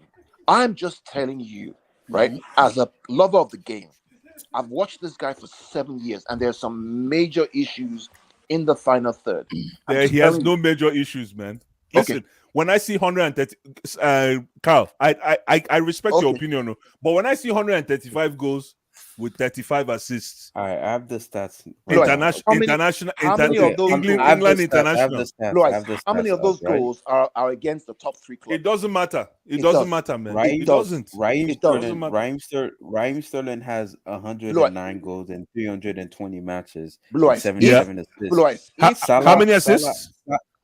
Blue Eyes, if you want to win the Premier League, Blue Eyes, if your goal is to win the Premier League, right, you have to beat the top teams up there. If you don't beat the top teams, i.e. Liverpool and City, you will not win the Premier League. If you have a player who cannot score against those teams, right, you will not win the Premier League. You're looking at it in the wrong way, because also Chelsea have problems scoring against smaller teams too. So you also need a player that will score against small teams. So let's not. Sam, man, I beg. Sam, take it from here. Sam, I beg. It's not about one player. You need a player that will actually do that part. Sam, take it from here. Sam can handle it from here, please. Thank you. Chelsea do not beat their peers. Sam, Chelsea will never win the Premier League. But why do you feel that Sterling has to score for us to beat? If Chelsea cannot beat their peers, right? This is data. These are facts, right? In the past 6 to 7 years, the team that beats their rivals are the one that wins the league. Yeah, but why do you think Sterling has to score against the rivals for us to win? Because you're making the assumption now that we're talking about efficiency in front of goal, not number of goals scored. Efficiency. Yeah, Blue Eyes. This is efficiency. But your argument is that you're saying he has to score against. No, but your argument is flawed because you're saying he has to score against the big teams. Premier League, he has 120 goals and 52 assists. That's efficiency. Yeah, of course, man. How many more? Listen, we're mentioning 20 games, bro. It's embarrassing. Yeah, it's honestly embarrassing. Of course, man. But we're mentioning Sterling. You want to compare Sterling to? Why don't you compare compare Salah to Aguero? Exactly. Compare Salah to Aguero. That's what I'm trying to say. Listen, that's why if you talk about Sterling, right? You say after Aguero. That's why I love that. I love that preamble. After Aguero, Sterling is the next best thing when it comes to goal scoring in the history. Blue Eyes. Let me explain something to you. Hold on. Hold on. Let me just finish my statement. Hold on. Let me just finish my statement. Is it true or false that Raheem Sterling, after Kun Aguero, is your second best scorer in the history of City? Blue Eyes, there is no doubt about that. My question is not about number of goals he scored. My question is how many chances did he take to score those goals? Probably 10 times the chances that Aguero or Salah have done, or even freaking Leroy Sané has done. His efficiency is terrible, is my point. How many be terrible? How? It's like it's like Kobe. Okay, Blue Eyes. Let me explain it to you in basketball terms. It's like you playing basketball, right? For example, let's say if you shoot the ball 60 times, you're gonna score 40 points eventually because you're shooting so much. I get it, but but you the guys, ball's gonna listen, go down eventually. Yeah, but compared to a Vilton, guy like Vilton, Kevin Durant who could score 30 points in like no, 15 Vilton, but times. you guys are defining efficiency differently because of the way Chelsea. No, I get it, but the way Chelsea is structured, what you guys are considering inefficient is actually highly efficient for us. Okay.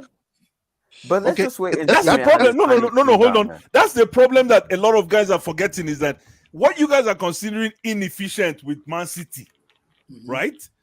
You guys have thrown away the baby and the bathwater. We've come in and we picked the baby up. Is what we call he is highly efficient for what we want to do. Because if Sterling, hold on. If Sterling can listen, he misses chances, but he can get to the Lions Den. We can if we check how many times we've got into the Lions Den, not enough. We need to get to the Lions Den. Then we'll figure it out. I want to play something where that's a fair argument. That's a fair argument. Wait. Patrick said something, but you were not there. I was like, okay. Because when he said that, I was like, okay, I think I heard what he said. Let me I think I get if it is here. Hold on. I don't know if you guys could hear it. Is there a problem at your club, Patrick? Can you guys hear that? I didn't hear you, man. I didn't hear you. Those wind at the door. What did you say? I didn't hear you. I said, is there a problem at your club? What, with money? With us. We're brothers. With us, bro. Look, guys. I'm going to answer this for the 7th time. And I've been asked on every stream. Look, guys. It just happens. It's not that they picked them. It just happens that 12 people. Kawaka might be leaving soon. I don't understand. So, what did he say? Right, by the way. I wanted to play the one when he was talking about Sterling. I'm trying to see. Okay. No, listen. Louis' last comment, I agree with, and that's a fair argument to make. You know, I don't have anything against the guy. I don't see him. It is what it is. Even we'll see what Haaland does this season. We'll see how efficient your players are this season. We'll see everything.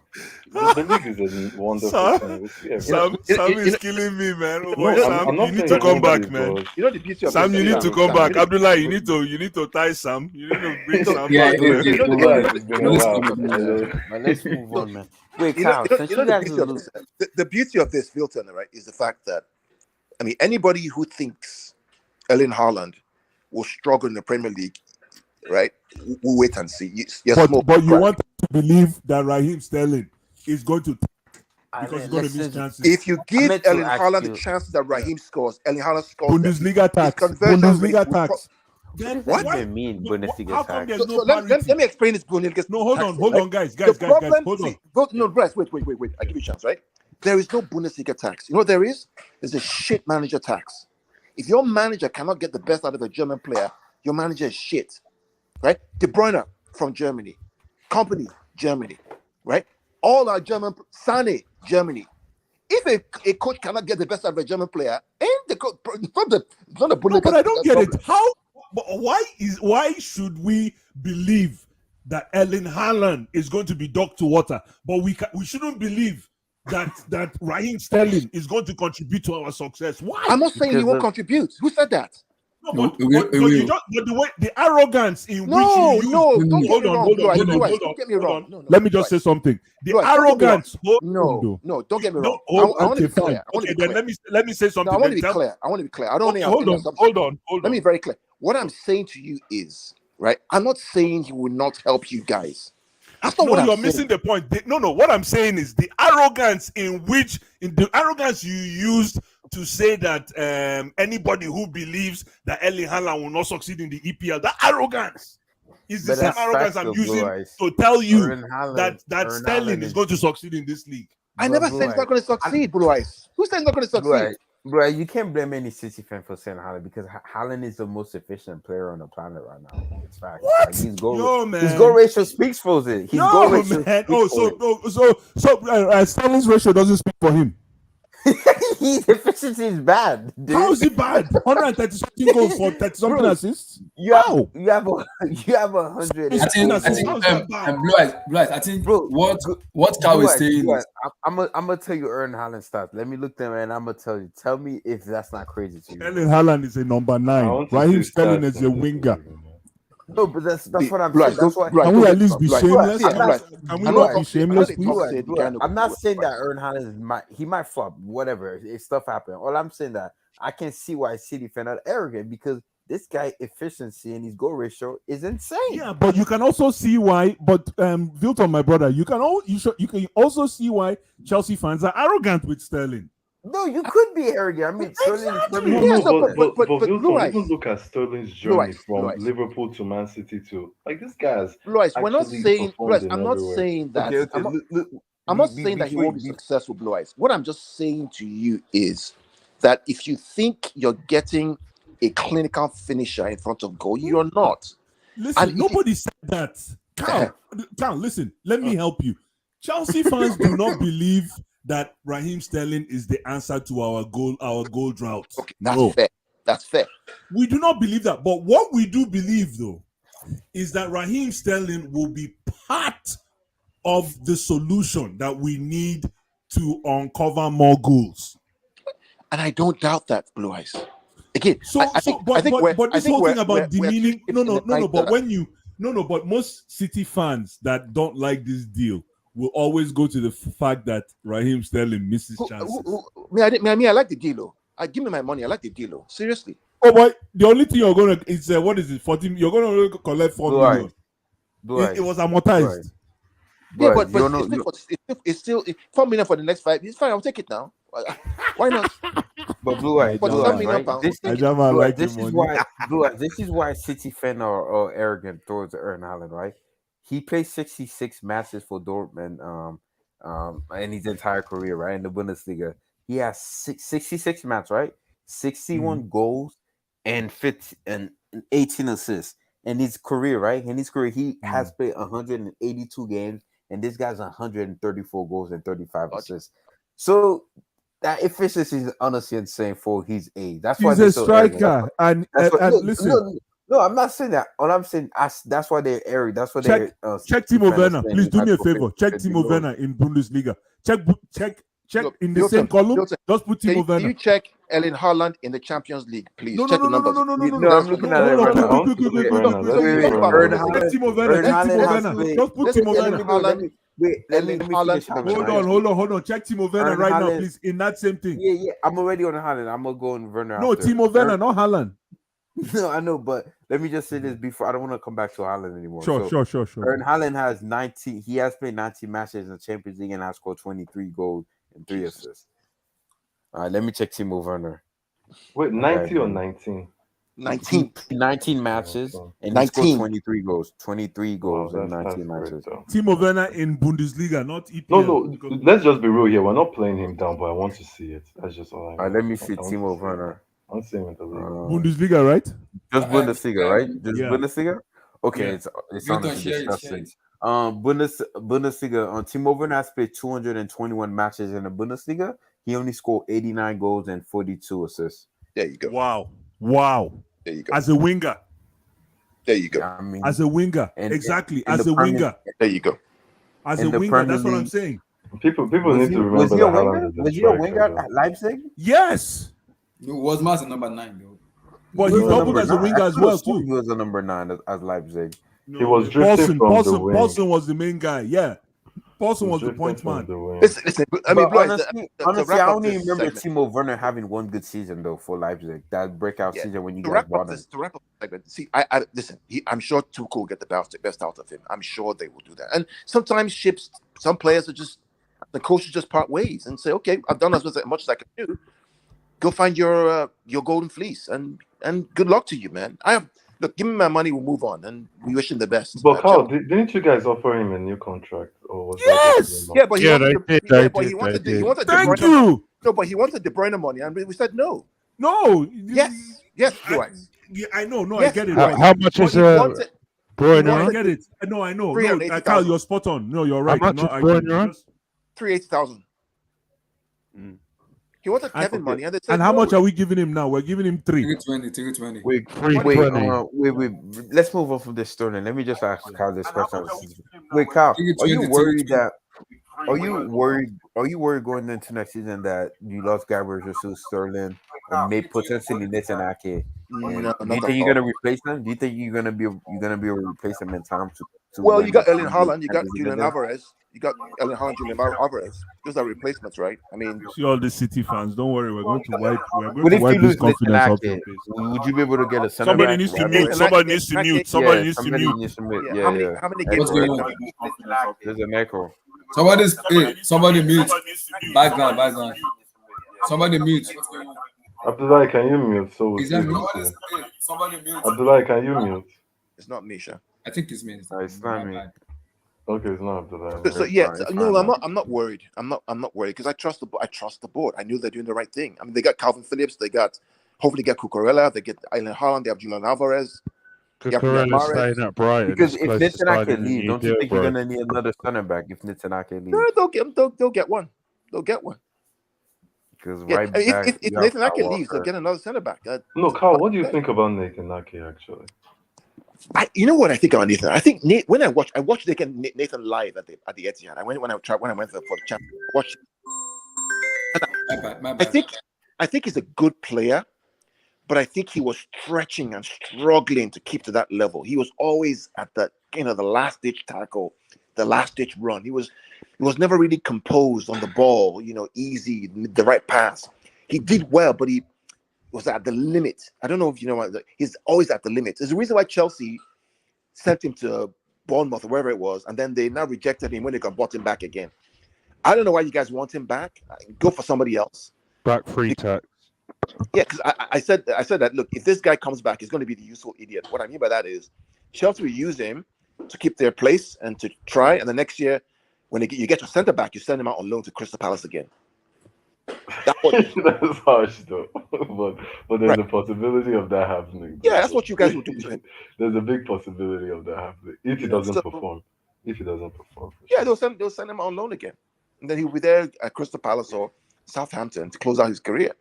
I really don't know why. I think we're going to sign Kimbempe instead. I don't know why. Yeah, exactly, Stephen. I don't think we get Ake. I really don't know why we started snooping around for Ake, man. I don't know why. No, the funny thing, I think we get both. I think we get Kimpembe and Ake. Matt Law said it's one or the other, so... Why would you get Ake when you already have Chalobah? I don't get it, but either way, man. Either way. Maybe because the Ake is left-footed, right? Ake is left-footed. Yeah, he is. That's a good point. So that's maybe a good point. Kimpembe, he's left-footed, isn't he? Yeah. Yeah. And he can play. Yeah. Guys. Go ahead. He can play a Go six. ahead. He can play a six. He can play defense. He can play left back. So he's a but this he can play as 6. Did he ever play for City as a 6? No, but he can play a 6. I've seen him play a 6 for Bournemouth. I've seen him play a 6 before. For Chelsea, that's like almost 5 or 6 years ago. Yeah, I don't think you can really say yeah he's done it, but I do not want to see that's way too long. But that's one deal I scratch my head and I'm like, whoa, I don't understand that deal. I don't get that one. He has 3 of the contracts. you're gonna have to pay like 50 million for him. Why would you want to fork out 50 million on Nathan Ake, where you can add some more money and get somebody else? Just like RJ said, is the three at the back tax for sure. Maybe Because that's the that three at the back. Anyone who thinks that we're playing four at the back is, I doubt it. Especially if they get this guy. But I do like Koulibaly. I mean, and everybody knows I Great signing. And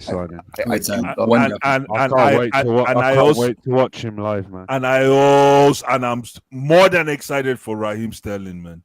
Yeah, 100. Huge signing. Guys, like that Van vid, subscribe, like the vid and subscribe.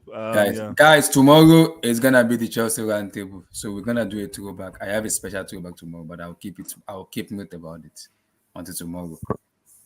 So, like the vid, smash the like button. Carl doesn't want Chelsea to enjoy our new acquisition of Raheem Sterling. Carl, what number do you think he's gonna wear? I say give him number 17. Carl doesn't want us to enjoy our new toy, our shiny little toy. Why won't I want you to enjoy it? Why? It doesn't look like you want to. The scouting report you're giving us is dilapidated. I'm just giving you. I would love him to score against City, though. Steven. I'm just Thank you, Steven. That's true. Steven, I'm just giving you the facts. You can decide what you want to do with it. I'm just telling you Carl, the facts are right. I'm not even arguing with the facts because I know you have the facts. You've watched him, and he's frustrated me as well. But just because of what we want to do and the kind of profile we need, the kind of help we need to help us to do what we need to do, I think Raheem is the guy. That's fair. And also just to add to what Blue Eyes is saying right here, it's funny that the only person you could compare him to at City is a striker. Exactly. Sterling's not a striker. I know you're saying he misses chances. Yeah. So let me forget that. Let me ask you a question, Blue Eyes. Let me ask a question, right? This is fantastic. Yeah, go ahead. Let me ask a question. Sure. If you guys had a choice, and be honest here, okay? Okay. Of prime Leroy Sané or Raheem Sterling, who do you take? Between the two, I'll take Sterling. I'll take Sterling without even thinking. He needs to change that. Prime Leroy Sané and Prime Sterling. And Prime Sterling? I'm taking Leroy Sané every. Of course, you will take Leroy Sané. Of course, you will take every single day. Of course. Leroy Sané. Any player who had an you can ACL, take man. him now. Let me tell you one thing. But this is for Carl. I'm talking about. So when I mention Sané, I'm talking about the efficiency in front of goal. Sané does not miss. Remember the game against Liverpool, the 2-1 at the Etihad, the one that got us that, right? The only place Leroy could finish that goal was where he put it. There was no other place to put it. That's the level I'm talking about in front of goal, the clinical finishing. Because we create chances for you. We'll create chances. We will cross. The question is, when we get there. Can you finish? It doesn't matter. Hopefully, you can. We will cross that bridge when we get there. Take us to the front. You know what? Take us to the front of the post. But Carl, if you look at Sané, we'll figure out the rest. Career, do you think that, like, quite right, he had one good season, but if you look at the whole thing, there were patches in between where he wasn't maybe as good, and probably why you guys even wanted him to go. Sané's problem was not his ability, it was his mentality. Which is a big problem in football. But extremely big problem. But Sané's problem. Give Leroy Sané when he's on it, right? I would take him over Sterling every single day. Because his eye for goal and his athleticism is second to none. His problem is that he doesn't listen to what he's been told to do. Now, Sterling will do that. Sterling will listen. He will try. He may miss it, but he will keep trying. And I give him that, right? But I think for us, our biggest weakness last season was not creation of chances, was can we finish those chances? Madrid game at home, Champions League. How many chances did we have? That game should have been dead and buried. We missed too many, and Madrid did what Madrid do all the time. Efficiency. Karim Benzema, one chance, one goal. Final of the Champions League, Liverpool, Vinicius Jr., one chance, one goal. Period. That's the level. That's the level. I get your point, though. I get your point in that sense, but I think you should just remember he's a winger too. And quite right, you can call Sané and others, but I have to say, as a winger, scoring that many goals, it's not bad. It's a huge feat. It's a huge feat. If you're comparing him with Salah, comparing him with yes, you're comparing him with really with legends of their yes. club. So at the end, what would you call Raheem then? Exactly. So Sam, you're comparing him Sam, with legends. But so Sam, I can actually say he is. Yeah, it looks like Abdullah has to go. We do this. It looks like Abdullah has to run. Yeah, we'll do this tomorrow, same but time. This has been a good debate, guys. I really enjoyed it. So. No, Carl, come back tomorrow. I bet. Let's continue. Okay, correct. Sam, you too, man. I don't know where you've been hiding. No vex. Yeah, see this guy, man. Wow. Sterling's gonna lift the Champions League before City. Let's have it right. Relax, easy. Straight up, man. Straight up. Easy. Yeah, guys. You have to say that to Carl directly. Sterling may win the Champions League, but Sterling will never win another Premier League. Oh! We'll see. Guys, the game I'll is see you guys tomorrow. All right, guys, man. Later, man. Cheers, man. Guys, peace. Stay safe, guys. Peace. God bless everybody. Thank you, guys.